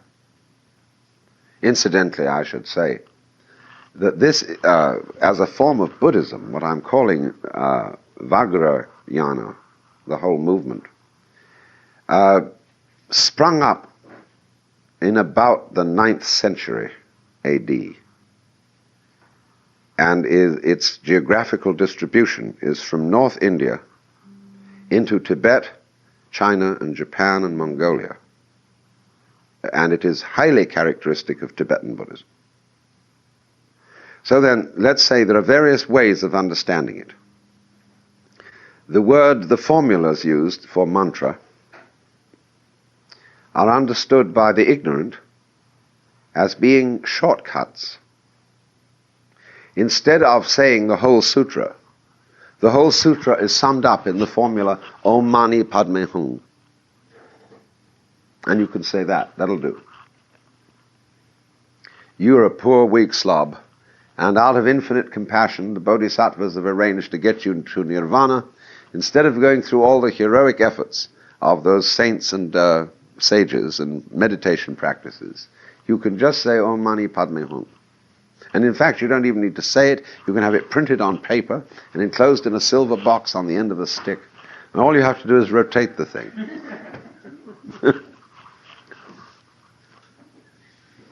So the popular idea of this is the shortcut. The next idea of it is the one I've been sort of talking about, which is that you concentrate on these formulae, on these sounds. And there's a third interpretation, which is, you might call, the esoteric interpretation, which was originally, as far as I know, the first person to really bring this up was Vasubandhu, whom I told you about last week, who lived, shortly before 400. And he said the whole point of mantra is that they don't mean anything at all, and that the word Om is completely meaningless, and that all these various different kinds of incantations are totally senseless. And the idea of repeating them is to liberate yourself from the notion that the universe means anything. All those forms of Buddhism which are associated with the Vajrayana are what is called tantric. And tantric, the word basically means web structure, warp and woof. Well now, Tantra in Hindu context is a discipline that is sometimes called the fifth Veda. There are 4 Vedas, which are basic holy scriptures of Hinduism. The 5th Veda is, as it were, the esoteric one. Now, according to the 4 Vedas, in order to be liberated, you have to give up physical life. That is to say, you must not eat meat, you must not have sexual intercourse, you must not take alcohol or any kind of consciousness-changing substance. There are various other things, I forget them all. But in Tantra, the whole idea is liberation through the forbidden things. That is to say, liberation in the world, belonging to the world, participating in the world.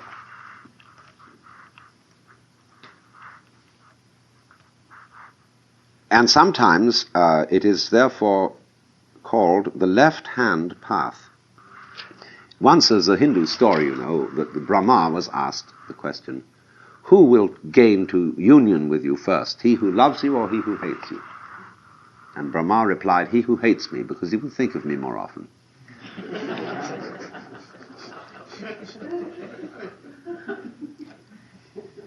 So, you can, in other words, attain to liberation by one of 2 ways. One is by complete altruism, and the other is by total selfishness. And the moral of the whole thing is that if you are completely and consistently selfish, you will discover that yourself is the other. That you don't really experience yourself at all except in terms of others. When you say, I love myself, what do you mean? You mean you love being alive. And when you push it, you see, this is the point, to push it to an extreme. So, the left-hand path is a very dangerous way of going about things, because nobody approves of it. I was discussing this morning with my father that sometime in the distant past we had witnessed a comedy wherein the stage was set of a man asleep in bed in a highly Victorian bedroom with all kinds of fancy furniture and terrible stuff, you know. And the alarm clock goes off. And he wakes up in a total rage. He immediately picks up his shoe and smashes the alarm clock. He then gets out of bed in fury. He rips the sheets to pieces, overturns the bed, finds a hammer somewhere, and starts breaking up all the crockery, the windows, and until the place is a total demolition. Finally, there is left in one corner one of those enormous standard lamps, you know, with all the sort of gewgaws on it. And he takes several runs at this, and finally he picks it up and he flings it in the air. And as it comes down, it bounces. It was made of rubber. And this is the flip, you see. And that's the surprise I was talking about in the beginning. Satori, sudden awakening. It bounced. You know, you thought you were going to crash and you bounced. And you see, this is the whole thing about Buddhism. We all think we're going to crash.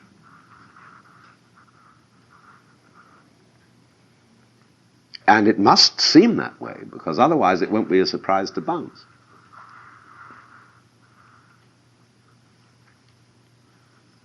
So, if, in other words, you press your selfishness and you go into this whole question of, what do I really want? Supposing I could have it, supposing I had all the money, anything I can think of, what is it I'm after? And you explore all the sensations you can imagine, all the delights of pleasure, all the ecstasies, all the drunks, all the orgasms, anything you can think of. Go right through to the end of it. What is it you're looking for? You say, I want to be flipped. I want to be let out of myself. Well, when you're let out of yourself, that's altruism. He that would save his life shall lose it. But he that loses his life, or loosed his life, shall find it. You go one way or the other, and it all comes to the same thing. All right, so in the same way, take the path of meditative discipline on concentration, where somebody is sitting there with a stick and says, you attend. See, I'm the master. You follow that way. See what you want to get that out of that. Try and get rid of yourself. That's one way of doing it. And there's certain kind of people who ought to take it that way. They want to. They don't know they're here unless they hurt. And that's the right way for them. We shouldn't condemn it. It's just like there are certain kinds of plants that grow this way, there are certain kinds of plants that go this way, and so there are many types. On the other hand, there's the mantra game, where people say, oh, this is so simple to do. You really don't have to chant it at all. It's just the shortest formula, and it's this kind of cut. And then they get going into this thing, and they get fascinated. Singing, Om Mani Padme Hum. So something like that. Or like those Pure Land Buddhists in Japan. Namo Amida Butts, Namo Amida Butts, Namo Amida Butts, Namo Amida Butts, Namo Amida Butts. And it eventually comes Namanda Namanda Namanda Namanda Namanda Namanda Namanda Namanda Namanda Namanda Namanda Namanda, you know. And you really get with it. And when you get with it, you suddenly realize it's doing you. Now, what's the difference between you and it? Self and other. Self-power, other power. Jiriki, tariki. It's all one. Only you play it isn't. Because you have to do that. I say have to, that's not quite the right word. You do that in order to create the sensation of existence, which is called Now You See It.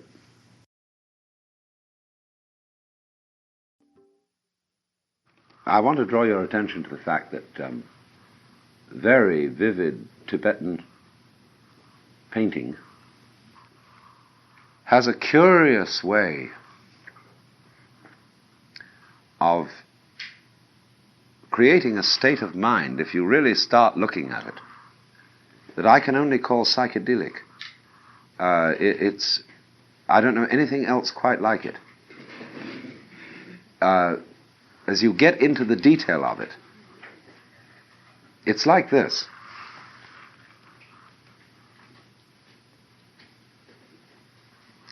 Let's suppose that you look at some object, and instead of the thing becoming fuzzy and fading out,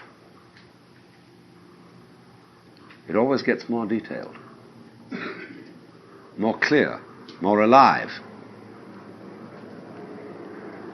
And you suddenly find out that what you thought was just a bunch of blur was 16,000 maggots with bright eyes on them, and that every eye was a deep jewel.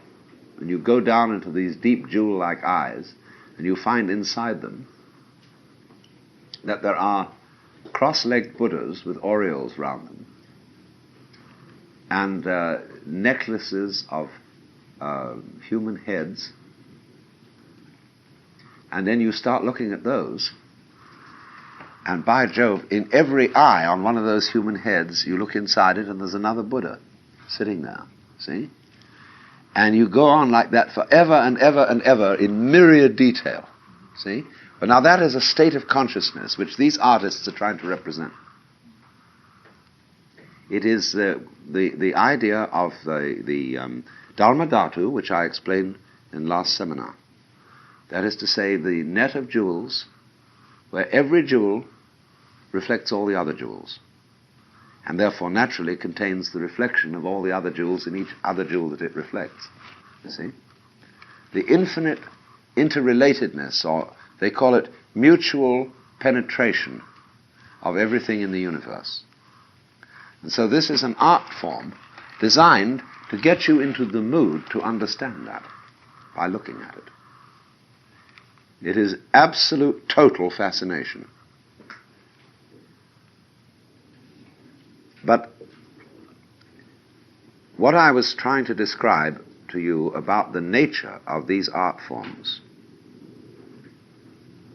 where you look at the details, and then you suddenly discover that behind the details there are millions more details,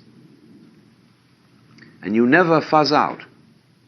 You find, in other words, that the possibility to see down into something goes on forever and ever. Now then, that is the visual equivalent of hearing when you work with mantras, with these formal chants. To get to hear sound in such a way that, just as you could say that a visual field is rich in detail, like these paintings are, like a piece of Hindu beautiful silk weaving, which is rich with gold and flowers, and you see detail in that. Now, you can hear sound in the same way, and that's what Hindu music is playing with. And so, when you get down into that, you see, you are what I would call truly listening in to the universe.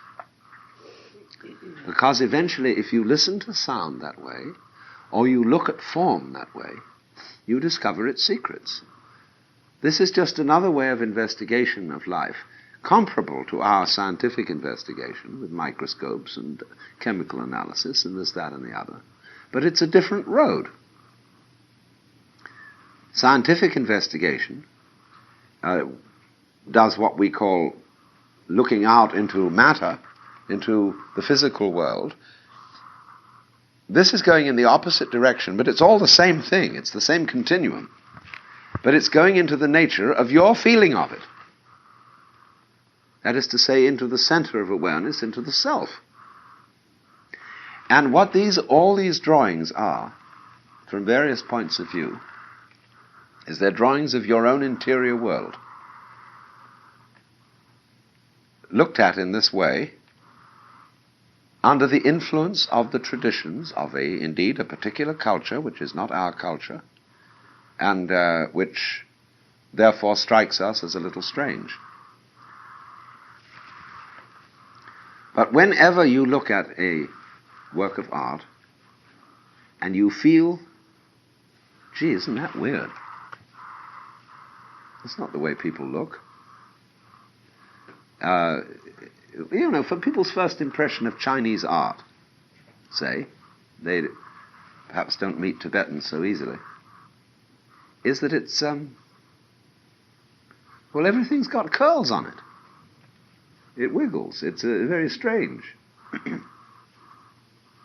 And that, the reason for that is that they are showing you a vision of the universe which you haven't looked at. And so it looks odd to you. And what you mean by odd is, well, it curls where it shouldn't. Or, I don't see things that way. I don't see them with that extra flip on them. No, indeed you don't. Because the way you see things is what you call ordinary and what you're used to. And as you know, when we see things, we ignore. We screen out certain aspects of things which we don't notice. And therefore, by studying other people's art forms, we are taught to see things that we wouldn't ordinarily notice. So that when you become used to Chinese or Tibetan painting, you say, why, of course. That's the way the world is, also.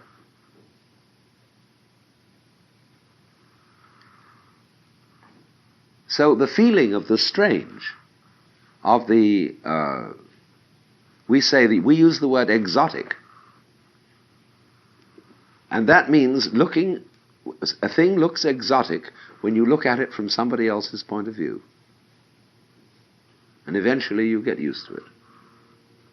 And so if you move into a state of consciousness, such as I've been trying to describe, that is not the usual kind of state of consciousness, you say it's kind of weird, isn't it? And if you aren't prepared for that, you might be afraid of it. And say, am I going mad? Am I going out of my mind? Yes, you are. You're going out of your ordinary set of mind, but you're going into just another aspect of mind. And at first it always feels weird. That's why people have difficulty in meditation. When they really start moving, they say, well, I'm going to go out of my mind if I think about that. You know all those famous stories about people who invented computers and went mad, or who thought about the nature of thought and absolutely were never heard from again.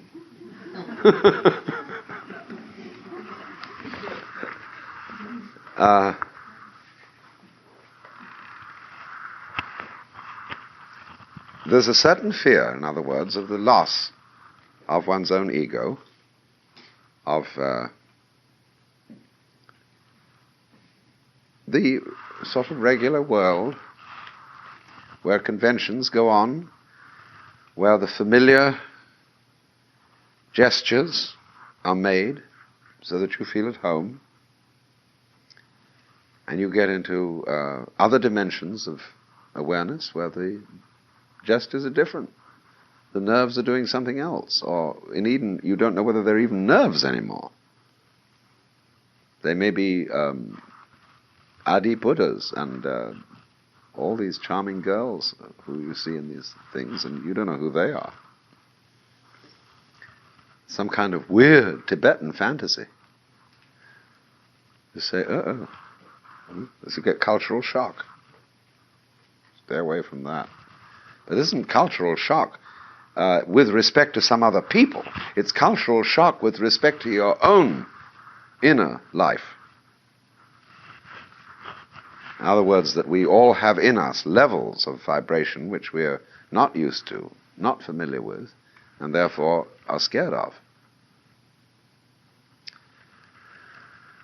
So this particular kind of Buddhism, Vajrayana, is a rather adventurous, not to say dangerous, exploration of man's inner consciousness, depicting it in an elaborate symbolism,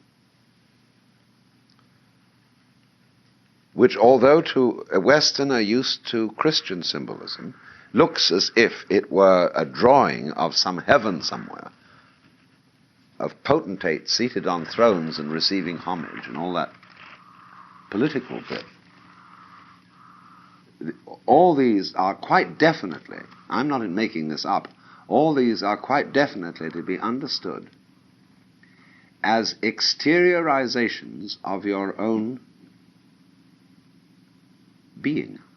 In other words, let us suppose that we looked on a microscope slide at the cross-section of a spinal column or of an area of the brain.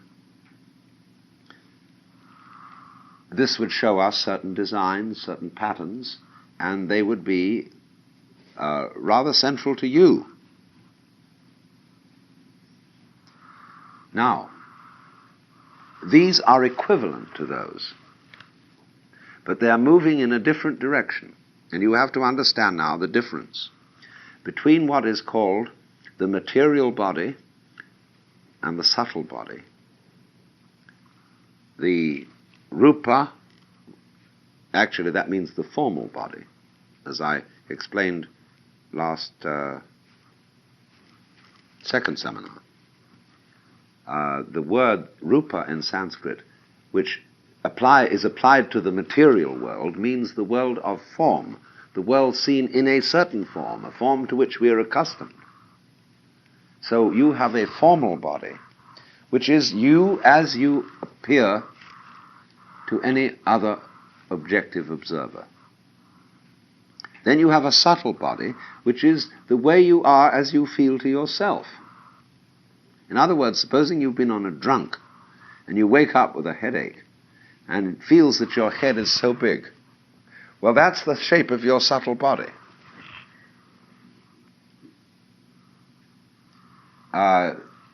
Spiegelberg used to show a wonderful cartoon of Corky in the comics, looking at a plane going over, which was doing some stunts. And it made his neck grow longer and longer until it all got tied in knots while watching the plane. That was the shape of Corky's subtle body, which is called his linga sharira in Sanskrit, as opposed to sthula sharira, which is your gross body. That means more dense. Now, so when you get the drawing of the microscope slide of, say, a cross-section of the spine or something that is quite fundamental to the structure of nervous system, you've got a design of the gross body. But when you start looking into the other direction of things, which is how you feel, and you really go into feeling, to what sound is, to what touch is, to what emotion is, and you trace the senses back along their channels till you get to the manovijnana, which is the central sense behind each separate sense. And you find that it isn't just kind of a goo, it's an incredibly detailed experience. And then you draw pictures like this to represent what you found.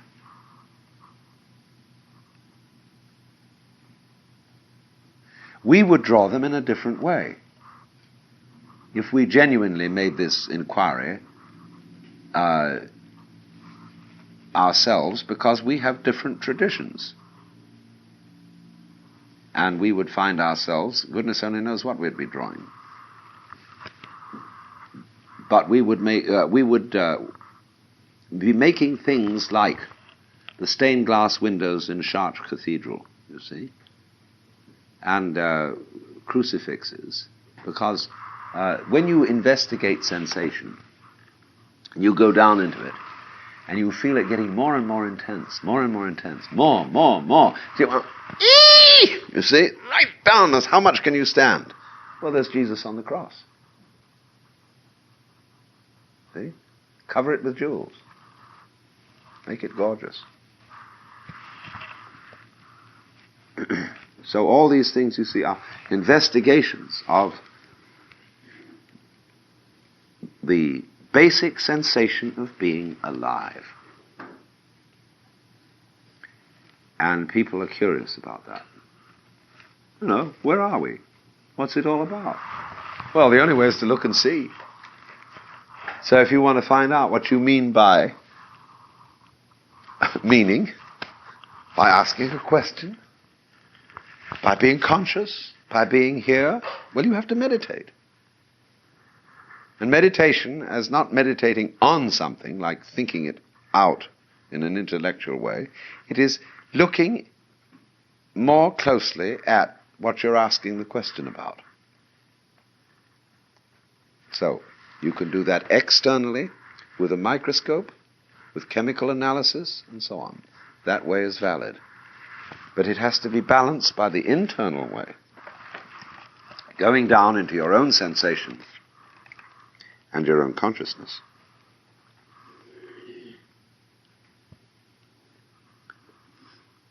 And the point that I'm going to make again in another way that I made this morning is that this isn't something you're supposed to do. That is to say, it isn't a chore.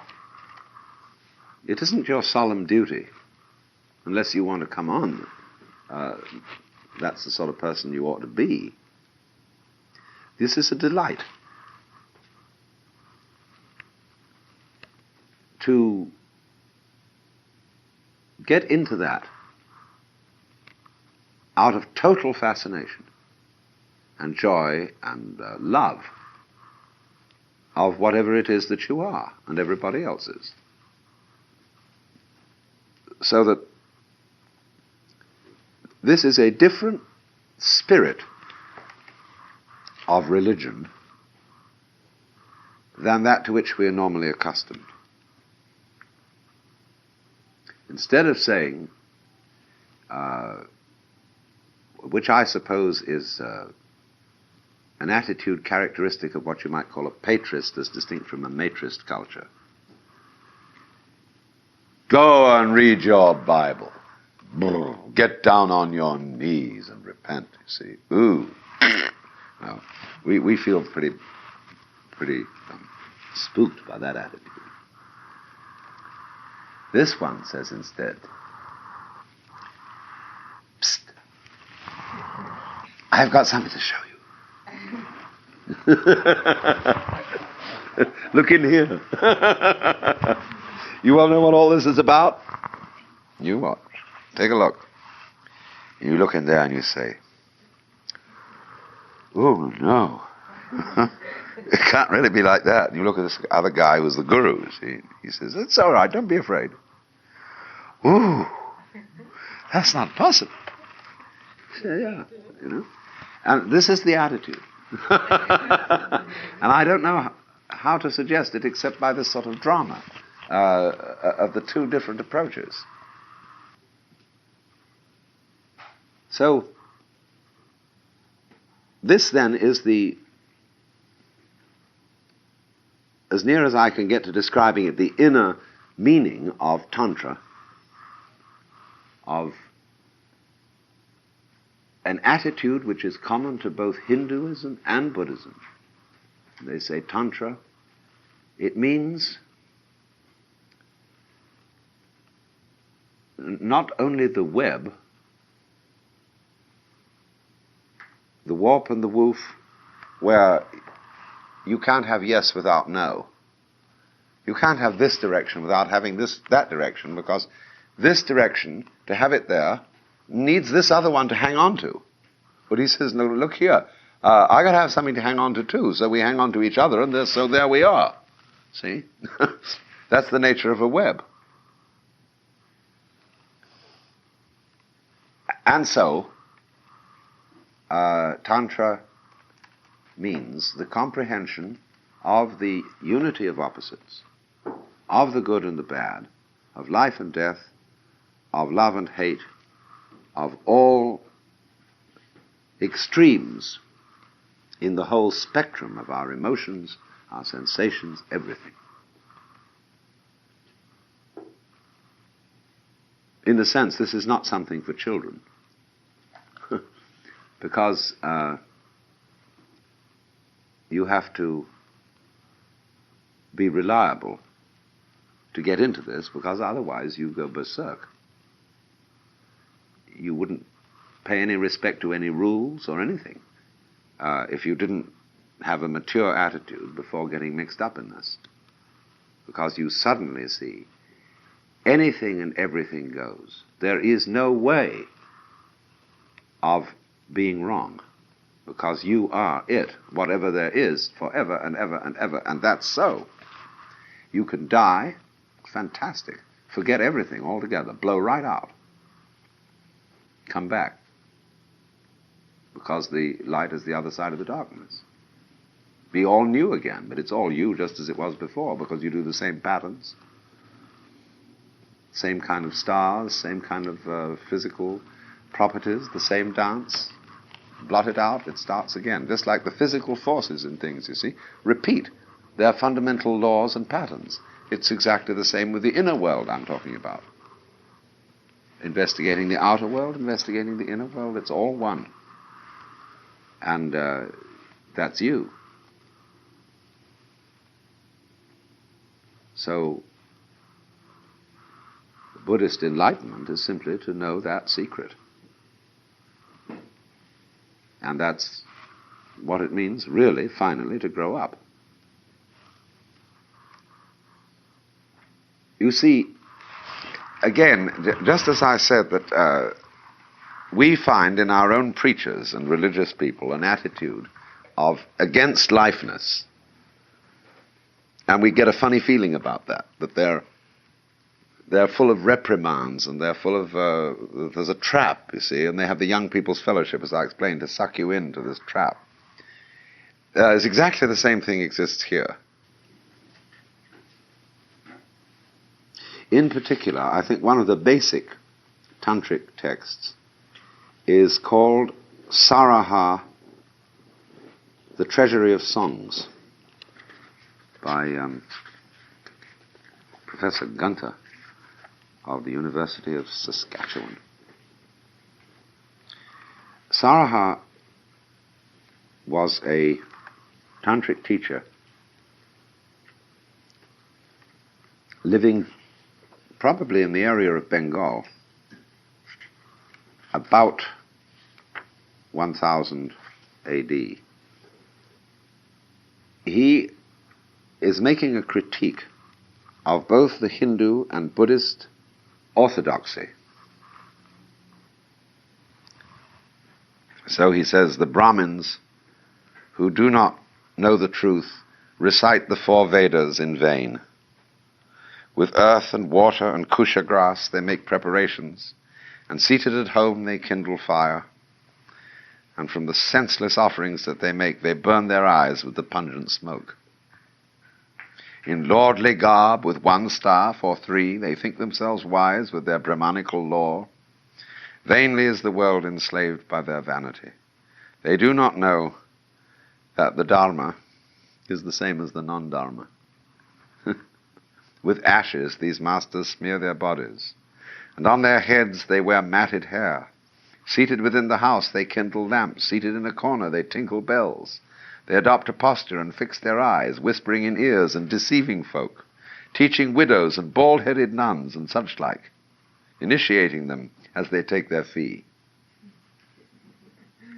The Jain monks mock the way with their appearance, with their long nails and their filthy clothes, or else naked and with dishevelled hair, enslaving themselves with their doctrine of liberation. If by nakedness one is released, then dogs and jackals must be so. If from absence of hair there comes perfection, then the hips of maidens must be so. If from having a tail there comes release, then for the peacock and yak it must be so. If wisdom consists in eating just what one finds, then for elephant and horse it must be so. For these Jain monks there is no release, Saraha says. Deprived of the truth of happiness, they do but afflict their own bodies. Then there are the novices and bhikshu, that means a Buddhist monk, with the teaching of the old school. That's not the same as old school Thai. It means the old school of Theravada Buddhism. With the teaching of the old school who renounced the world to be monks, some are seen sitting and reading the scriptures. Some wither away in their concentration on thought. Others have recourse to the Mahayana. This is the doctrine which expounds the original text, they say. Others just meditate on mandala circles. Others strive to define the fourth stage of bliss. With such investigating, they fall from the way. Some would envisage it as space. Others endow it with the nature of voidness, and thus they are generally in disagreement. Whoever deprived of the innate, that's what you really are, seeks nirvana, can in no wise acquire the absolute truth.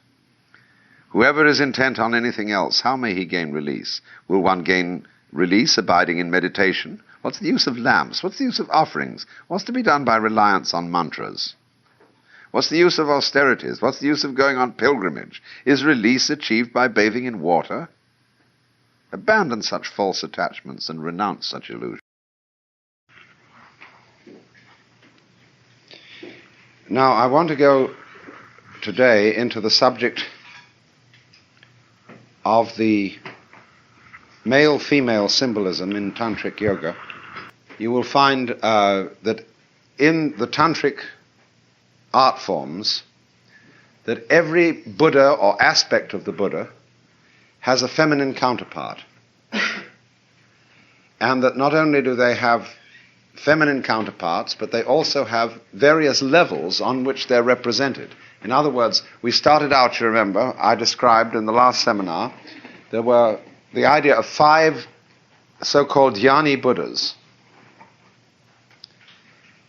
And these 5, who represent, as it were, the center of a rose, one's in the middle and 4 surround. Then each one has a corresponding bodhisattva form.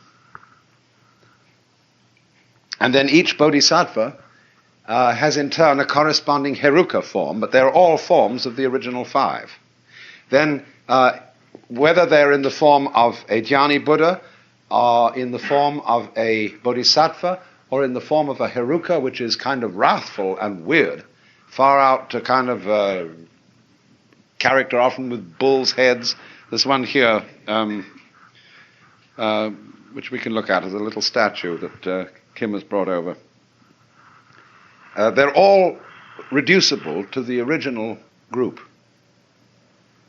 And all have these female counterparts, and they are represented as in sexual intercourse, touching at all points, in a complete embrace. And the idea is that this embrace lasts forever and ever and ever and ever and never ends. Because this is a way of representing the nature of life. What is fundamentally involved in this system is self-knowledge.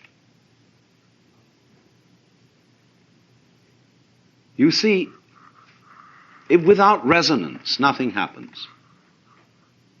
If there are no echoes, you can't hear anything. Supposing we get a room in which we blanket all the walls, and blanket the floor, soundproof it in every possible direction, you can hardly hear anyone talk. Because voice requires resonance. That's why people enjoy singing in the bathtub. They suddenly discover they've got a good voice. Because suddenly the bath and the structure of the room, which is all non-soundproofed, resonates their voice. That's why you use a violin or a cello or a bass fiddle has a big wooden structure to make the sound resonant, to play back to itself.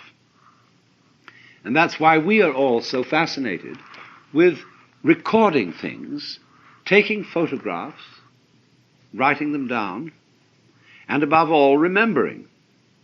It's a form of resonance. Because you see, if you don't remember anything, you don't know you're there. A person who had total amnesia and lived in a split second only wouldn't know he was there. We could conceive, and perhaps there are some forms of life that don't know they're there. I don't know whether my particular cells constituting my body, I don't know whether they know they're there. Maybe they do. Maybe they have some wonderful system of resonance that I know nothing about, and they're all worried about what I'm going to do with them. And having conferences and meetings and policy decisions and so on and so forth, because this person in charge, it might well be that when I die, or when we all die, all our cells suddenly say, God is dead. And they have the big theological controversy. And say, well, we just have to fend for ourselves from now on. And that's called corruption, when they all go off on their own. So, I don't know. It may be that we've got some kind of a system like that. But certainly, to know that you're there, you need an echo. So I invented this limerick. There was a young man who said, though, it seems that I know, what I would like to see is the eye that knows me when I know that I know that I know. So this is the thing, you see. Not only do you remember what happened, and say, it made an impression on me, which means it made me remember, like your retina remembers whatever is seen, so that it sticks there a little. In other words, that's why you get the illusion of a circle of fire when you revolve a cigarette in the dark. It makes the impression of a circle because your retina remembers and holds, as it were, the impression of the flame. And so then, beyond that, we are absolutely fascinated with the whole principle of remembering. And so then, when there's some gathering of people, and we say, well, this is a great day, what a wonderful picnic, or whatever it is we're having, it's a pity somebody didn't bring a camera. It should have been photographed. Now, do you see that in this whole thing, there is both a gain and a loss? One school of people are saying it should be photographed. The other school of people are saying, let go of it. When you go around, we had so much experience of this in Japan, because all our students brought cameras and were constantly photographing things. And I had a camera, and I was constantly photographing things, but I felt that so long as I had a camera with me, I was somehow distracted from actuality. I had a little box with which I went around grabbing life. Of course, it's great to come back and look at it in the form of photographs, but there's something about the photograph that is inferior to the actual experience that you're photographing. But there is an immense fascination in photography, in painting, in reproducing. And reproducing, you see, is the same thing as sexuality. It is reproduction, only in another way. Because it tells you you're there, you're alive, the thing bounces, it echoes. So the duplicity in all this is, you see, one school of religious people say, let it all go, don't be attached. In other words, and they also say, live in the moment, like Krishnamurti's doctrine of stop trying to remember everything. You may need a kind of factual memory for your name and address and a telephone number and things like that. But don't linger over memories and treasure memories and say, well, I'm going to keep my girlfriend's lock of hair and I'll take it out every now and then and look at it and feel wonderful, you see. That's clinging to life, because that memory has got you hooked. It holds you to the past, and it holds you to death.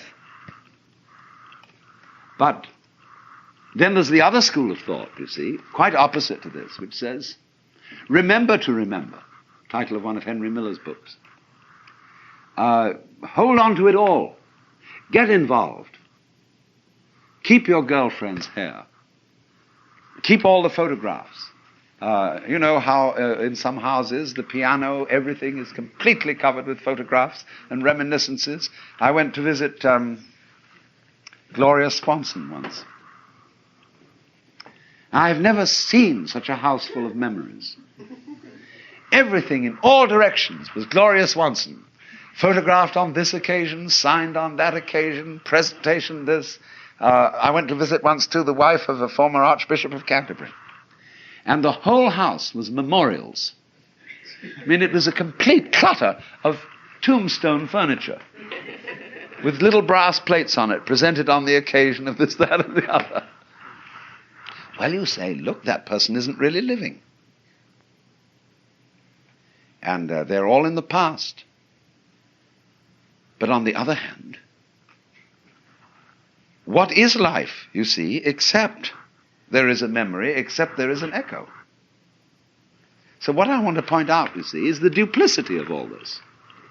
That you don't take, if you're a wise man, you don't take sides in this issue.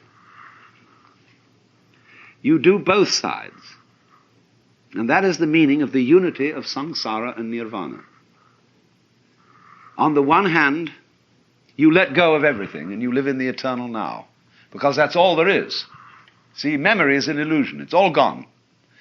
So everything you know about that makes an impression on you is no longer there. That's the meaning of Maya. There is only the eternal now.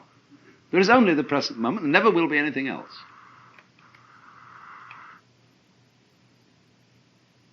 Because even what you're remembering is happening in the present. The memory is in the eternal now, isn't it? See? So it's all really absolutely here. But on the other hand, what fun to drag it out and to make it echo and to get involved and to fall in love and to become attached. Once R.H. Blythe wrote and said to me, I may have told some of you this story before, he wrote me a letter and said, what are you doing these days? As for me, I am abandoning all kinds of satori and enlightenment, and I'm trying to become as deeply attached to as many people and as many things as possible. Because these are the two sides, see? So, the thing is this. It's just like riding a bicycle. It's a balance trick. You suddenly find yourself falling over one way, well, you balance that, you turn into that direction, and you stay up. And so in the same way, when you find yourself becoming too attached to life, you correct that with the realization that there is nothing except the eternal now. Then when you feel that's all right now, you see, you're safe again, this is the only the eternal now, once more you go and get attached. Or you get involved, you get concerned about some enterprise, social, political, amorous, familial, scholarly, artistic, whatever it is, you get involved. And the two always go together. So this is the meaning of this symbolism. Because the male only knows he's there if there's a female. It's the echo. And she only knows she's there if there's a male. Nobody ever came into existence without a couple of parents, see? And there's simply no other way into this universe. Now, this is simply, I'm using this simply not as the main point, but as a sort of illustration of the simultaneity of attachment, detachment, involution and evolution. Involution is how you get involved, evolution is how you get out. Well now, this tantric yoga represents all this in the most extraordinary symbolism, which is basically the human body. Again, it's not simply the sexual functioning of the human body, it's the whole nervous system.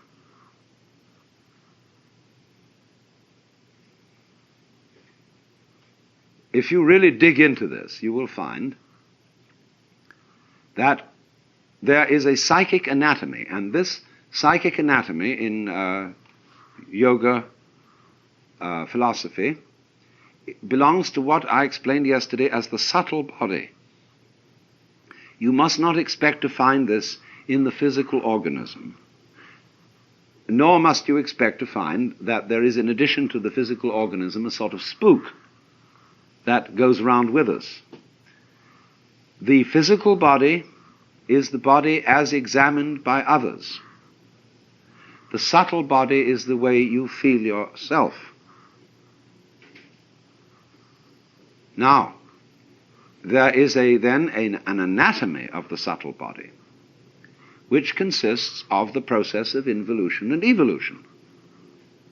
There is a spinal tree, and it's represented as having two paths down it.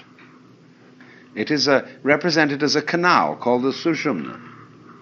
And then in this canal there are two routes. One is called the Ida, and the other is called the Pingala. P-I-N-G-L-A and the IDA, Ida. And on one current, something is going down. And on the other, something is coming up.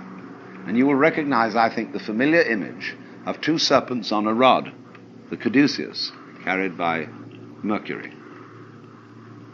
And alchemically, you see, Mercury, the mirror substance, is the void, is the pure, clear light, the same thing as the Buddhist diamond.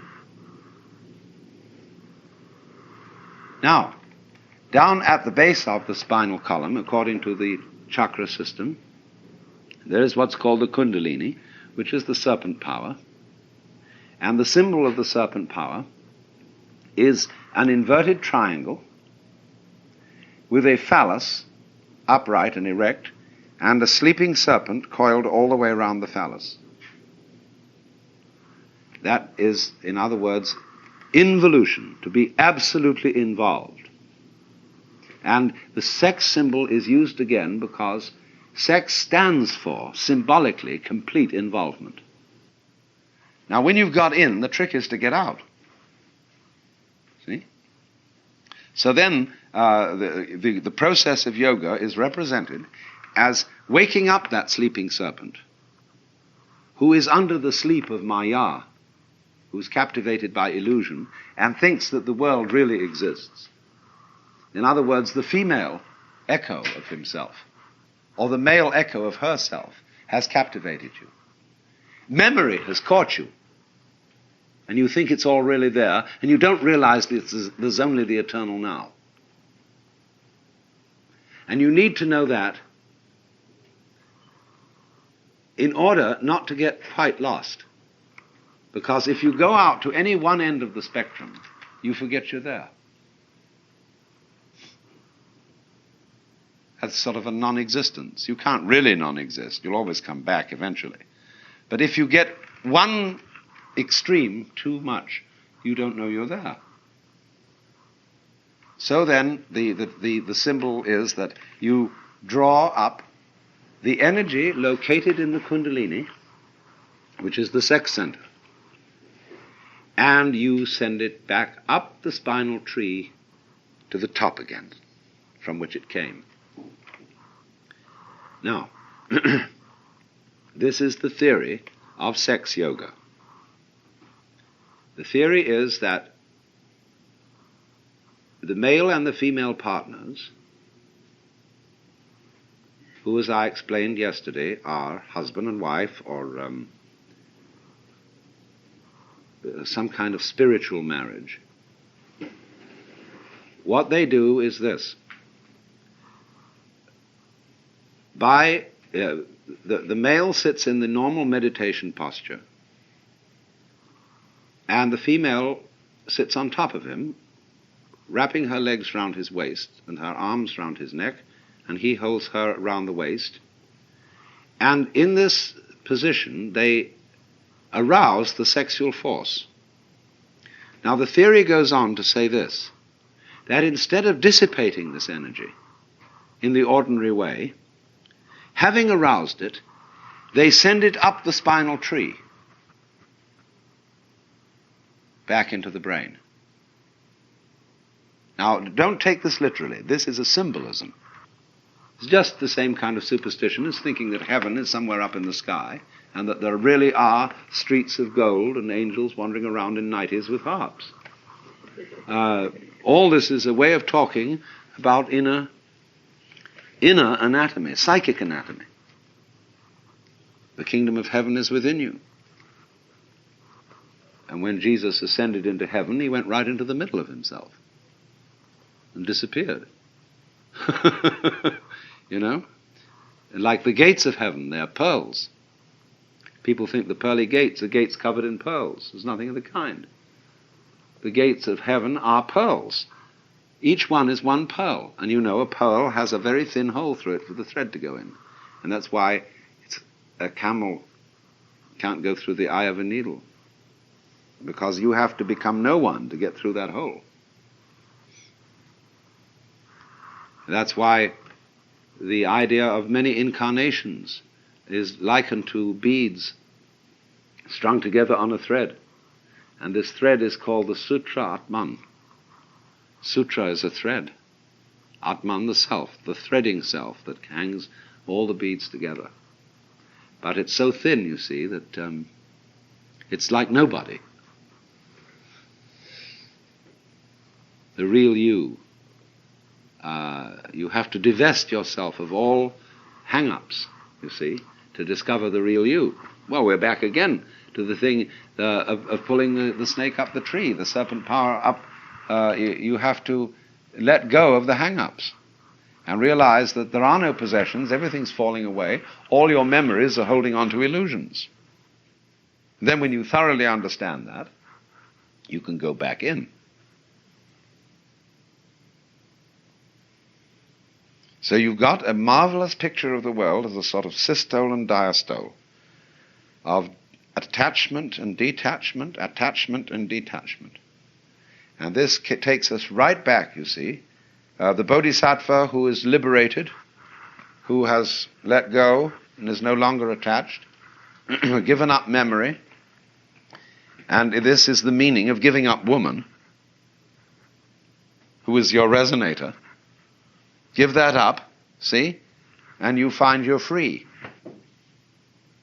There's only the eternal now. So the Bodhisattva, instead of staying there, goes back in.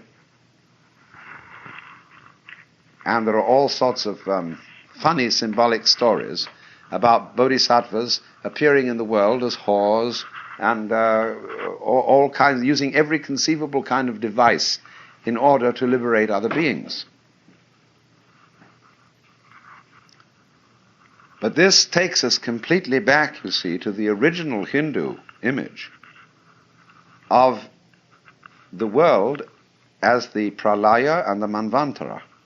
The Manvantara is the period in which Brahma manifests himself as multiple beings for 4,320,000 years. And the Pralaya is the period in which he withdraws and everything disappears.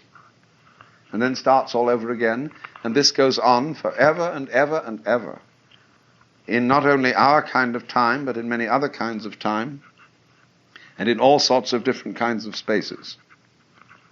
But it's the same fundamental myth, recreated in another form. Now you may say this is pretty monotonous. And that is, you see, one of the basic feelings underlying Buddhism. Must we go round again? You see? So, indeed, you see, you say, oh, enough of this. Let's go to sleep. Let's stop. Time must have a stop. And so you stop. Well, when you do that, you forget that it ever happened. You see? And this is a marvelous arrangement. Because then it can start all over again without your knowing that it happened before. So you're never bored. And this is a cure for being tired of it.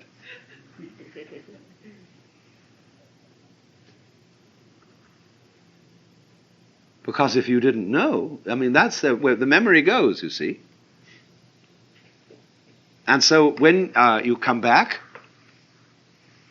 there's no problem. At least no problem of boredom, of remembering the past. There's going to be all sorts of new problems. But you won't know you've had any problems before. So that won't worry you. Until you begin to accumulate memories again, and you've had these problems, and it's becoming a bore dealing with problems, and then you get rid of yourself. It's called death. It's a beautiful arrangement for keeping everything young and new, and for keeping the universe running without getting tired of itself. And that's the definition of keeping on. So you see, these are the two motions. They're fundamentally then represented by the male and the female, the in and the out, the now moment, and the memory. See, memory, remember, creates the future as well as the past. You wouldn't know you were going to have anything happen tomorrow unless something had happened yesterday. You figure because the sun rose yesterday and yesterday and yesterday that it will arise again tomorrow. If you didn't remember it, you wouldn't know there was going to be any tomorrow. Because there isn't. Tomorrow is an illusion. So is yesterday. Simply isn't here. Where is it? Bring me tomorrow's newspaper. Now this is perfectly marvelous arrangement, you see. So that you may feel, as you think these things over, that you are almost on the verge of going mad. I sometimes feel that when I get involved in the sort of contemplative state. It is so weird and so far out that I think I'm going to lose my mind. But don't worry. You see, just like being dead. Just like... just let go. And swing with it. Because it'll always bounce. And what gives you the sense of going mad is that you think you're not in control and that it's all lost and someone else is going to take over. Or something else is going to take over. Well, of course it has to. Because, like you say, when you've driven long enough in the car, you say to your wife, will you drive for a while, please? You want relief. Or something else has to take over. But it's all you. So do you see that how the nature of being is constructed in this extraordinarily fascinating way? So that it constantly renews itself and therefore is worth going on by eternal forgetting and getting rid of itself.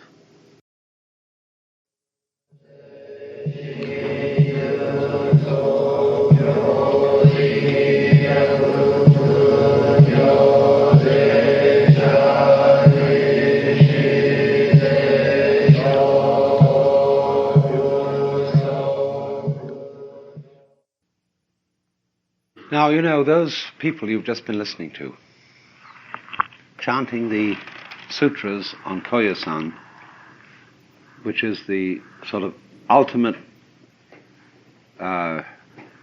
center, retreat, inner sanctuary of Japanese practice of Vajrayana, Mahayana Buddhism,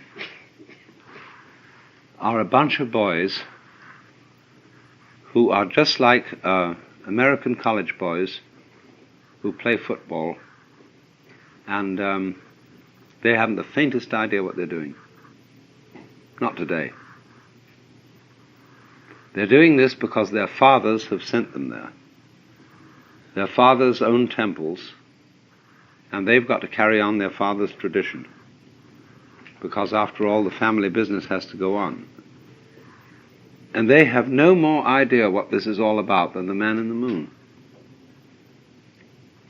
And you and I can sit here and we could get swinging with this music, we could dance to it, and we could go very far out on it, which was what you were originally supposed to do. And for them it's a chore. It's a thing you have to get up for at 5 o'clock in the morning, and you have to memorize all this, and you have to get it exactly right and do it. And they've completely forgotten what it was all about. But it was originally there.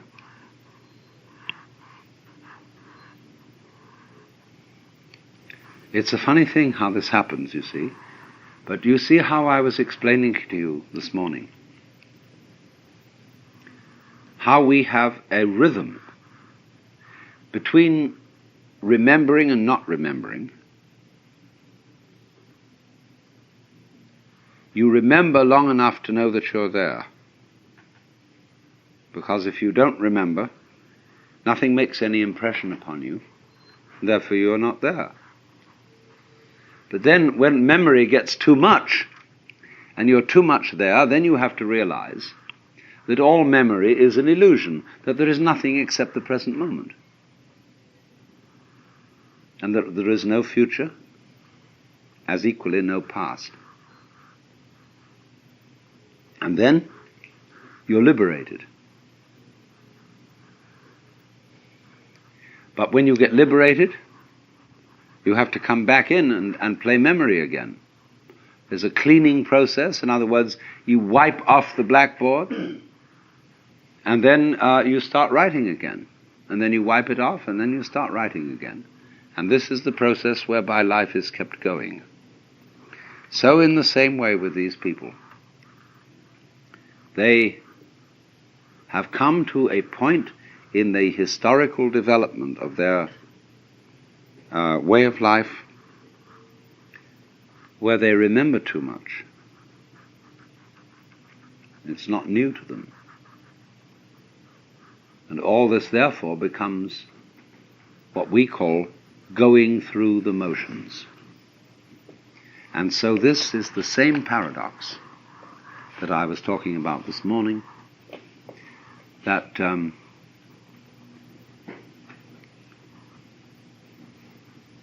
the echo, which is memory, is simultaneously what tells you you exist and what traps you.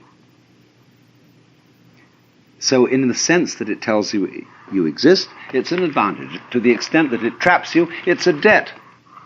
You're in debt. You should be thankful. Somebody gave it to you. Ultimately, in the Judeo-Christian tradition, the Lord God did it all for you, and you should be thankful. And say, anything bad that I did was from me.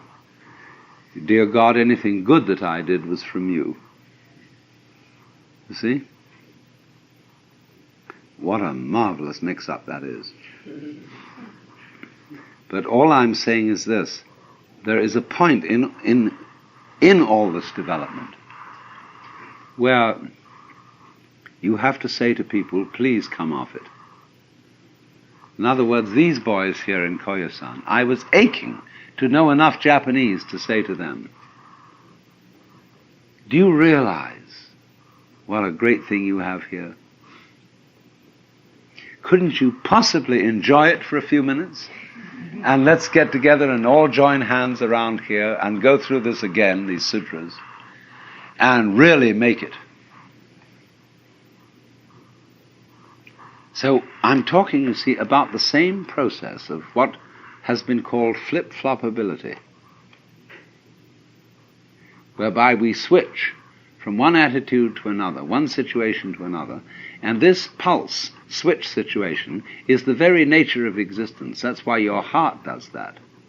That's why all sounds, all light, everything is going bloop, bloop, bloop, bloop, bloop, bloop. See? And so because of that bloop, you know you're here. Well, now, I've been trying to show how this game has its own inner meaning. So finally, we've got to come round to one form of Mahayana that I haven't really discussed at all to complete the whole scene, which is what is called the School of the Pure Land. And this is the most popular form of Mahayana Buddhism in the Far East. In China, in Japan, everywhere. The multitudes go for this kind. And it's all under the presiding image of one of those Jnani Buddhas called Amitabha, whose name means boundless light, and who is a sort of a subdivision or aspect of Mahavairocana, who is the great Sun Buddha, and is therefore probably derived historically from Ahura Mazda, from Persia, the great sun god of the Mazdaeans and the Parsis. But although that may have been what set it all off, it has been greatly transformed by being canalized through Buddhism. Now, you have all seen photographs of the Buddha at Kamakura, the Daibuts, that enormous bronze figure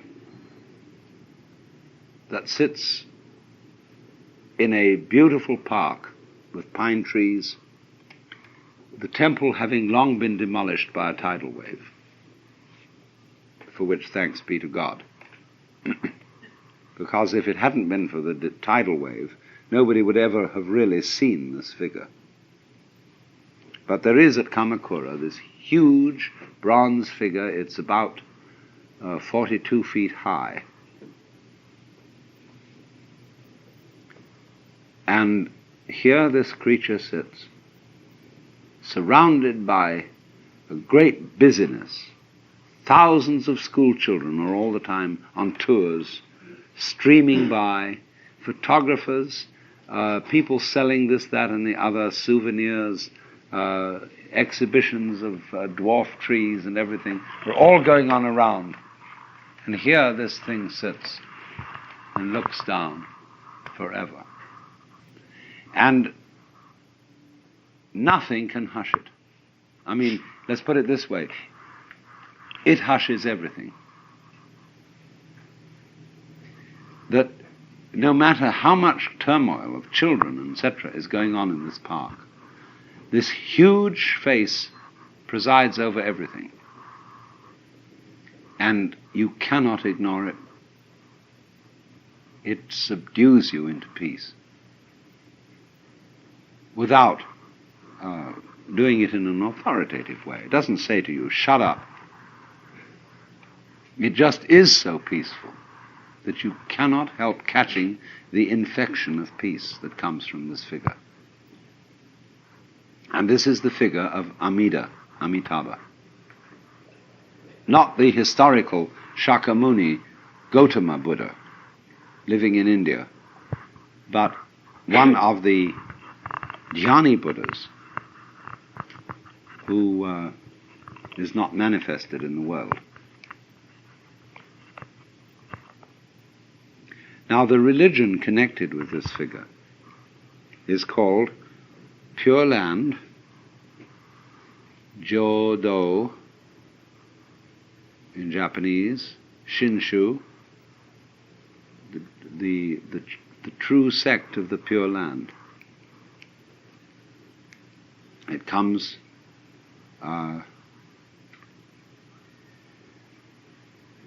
again, the origins are always in India, but the Japanese, under the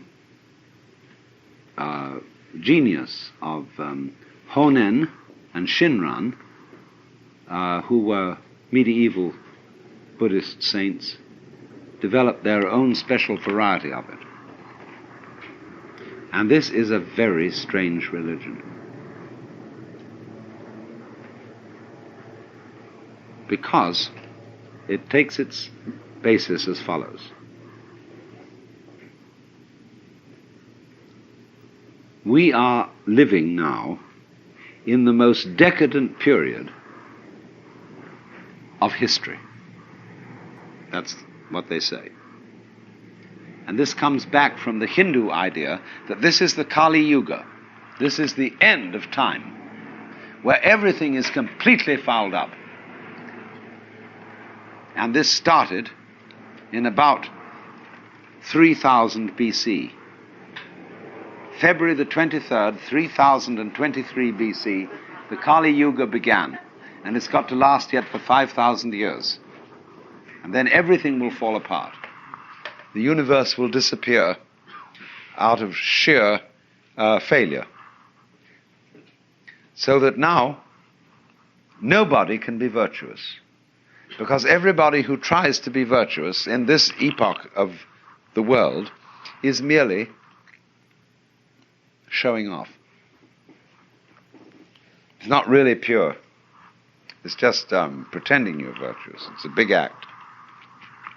In other words, so you give money to charity, not because you really love the people you're giving money to, but because you are under a sense of guilt and you feel you ought to. And therefore, because of that inescapable bad motivation, nobody can possibly liberate themselves from the chains of karma.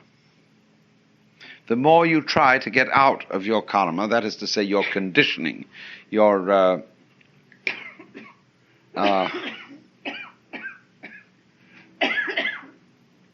bondage to your past, the more you simply get yourself involved in it.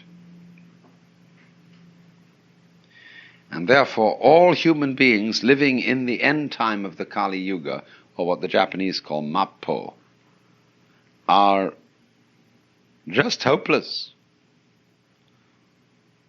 hopelessly selfish. So in this predicament, you cannot rely on jiriki, that means your own power, to get out, to get liberated from self. You have to rely on tariki, which is the power of something else altogether than you, something quite different. So in the Jodo Shinshu sect, the tariki, the other power, is represented in the form of Amitabha, or Japanese say Amida, this great beneficent Buddha figure who everybody loves. And he's so strangely different from any kind of authoritarian God figure that we have in the West. Amida doesn't bombinate. He sits there serenely, quiet. He doesn't preach. And all you have to do is to say his name in the formula Namu Amida Butsu, which means Namu, name, Amida Butsu, of Amida Buddha. Namu Amida Butsu. And all you have to do is to say that formula, and after death you will be reborn in a special paradise called Sukhavati, which is Jodo, the Pure Land, where becoming enlightened is a cinch. It has none of the difficulties surrounding it that we have in our ordinary life today. Everybody born in the Pure Land is born in the inside of a lotus. There's a huge lotus pond in front of where Amida sits with all his attendants. And the lotuses come up and they go pop, as the bud breaks. And every time it goes pop like this, there's a new little being in there who is somebody who said the formula Namo Amida Buddhas. And those are human beings who are now sitting on lotuses like Buddhas. And you should see, you go to Koyasan, and they have a great painting there in their museum of what it's like to arrive there.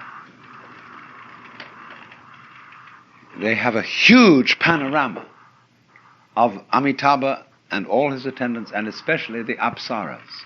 And she looks at you with lovely, longing eyes. And so, this is welcome to Amida's paradise, where you will all sit on lotuses and be Buddhas without any difficulty.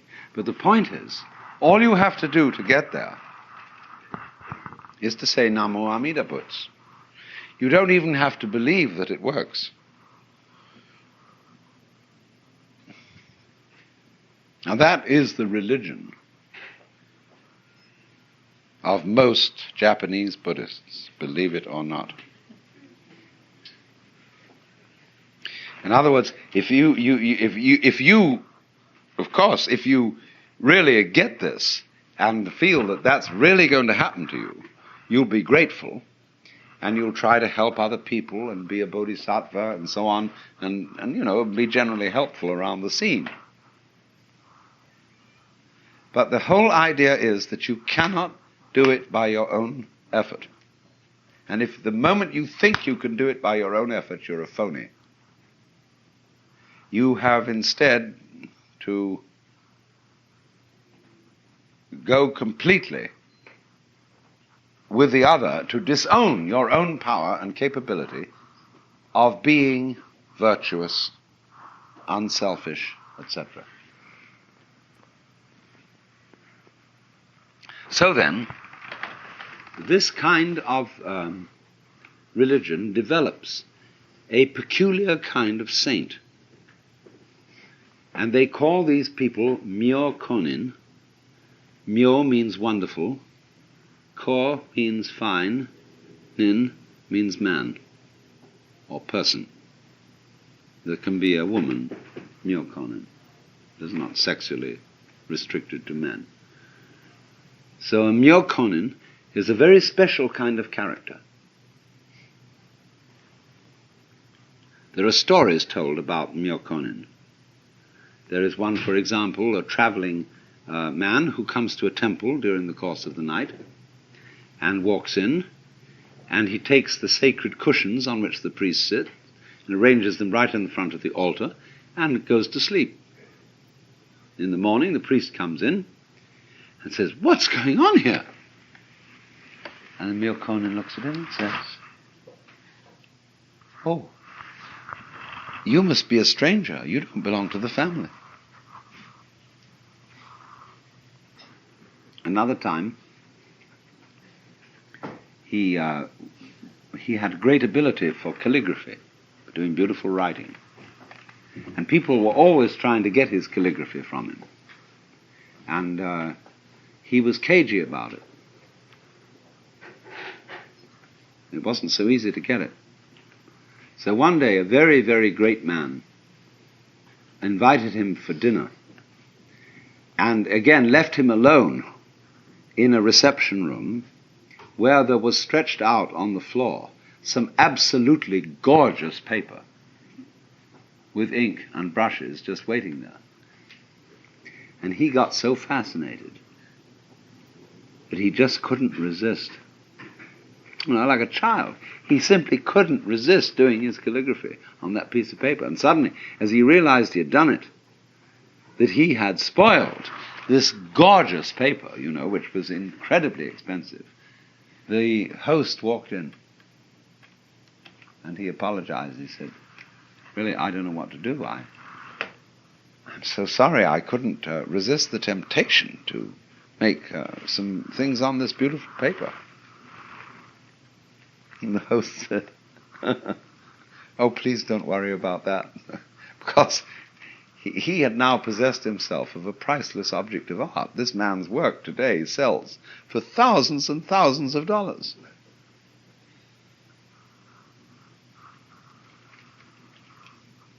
So this is the spirit. I'm telling these anecdotes to try and illustrate the spirit of what's called a myokonin. Somebody in the swing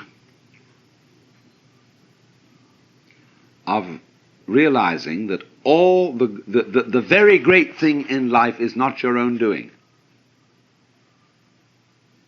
That it comes from the side of things, the flip, in other words, of experience that you call other. There are some people who believe it comes from the split in experience you call yourself. That's the Jiriki people. The Tariki people believe it comes from the other.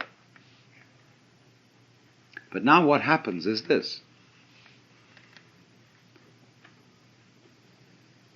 When you penetrate deeply into the doctrines of the Pure Land school, the simple people believe that there really is Amitabha Buddha sitting on his golden lotus surrounded by all those apsaras. Exactly from Japan, 108,000 miles to the west, there is a paradise where all those people sit and where you will be reborn when you die. And the simple priests of the sect in the country villages today still insist that that's what you should believe. But the sophisticated priests don't believe that at all. They know that Amitabha is in you, only it is that side of you which you don't define as you. When you say, I have a body, instead of saying I am a body, that's because you feel that your body happens to you, that it's something you got mixed up with, that was given to you by your parents. You don't say, I beat my heart on purpose. You feel that your heart is something that happens to you. So all that side of things that you experience as a passive recipient of it is tariki.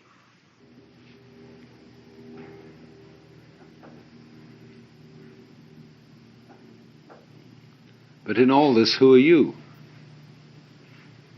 Who is the recipient of these gifts? Don't you see that self and other go together?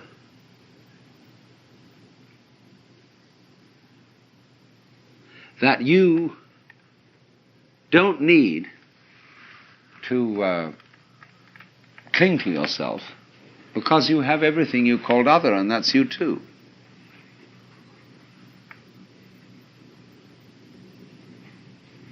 That if you, but you only realize this if you explore it. If you go to an extreme. So you can go to the extreme by pursuing the idea of total courage, of letting go of everything, of being a true Zen monk and abandoning all your property and living in a barn and sitting in the middle of the night in the cold and eating rice and pickles and so on. And you can explore liberation that way. That's going to an extreme. But eventually you'll come round to the same point as the person who goes to the other extreme, which is no effort whatsoever. It comes of itself. Only. He gets in a kind of bind too. Because when am I making no effort? Even if I say Namu Amida Butsu, I'm doing something about it. Now, I've got to stop saying this Namu Amida Butsu. You know, saying Namu Amida Butsu is so easy. but it's still a little bit work. And I mustn't do any work at all. How can you get to the point where you don't do any work at all? Well, you just mustn't do anything. And you find yourself that is as difficult as the other situation was. You see, to do nothing, really do nothing, with perfection, is as difficult as to do everything.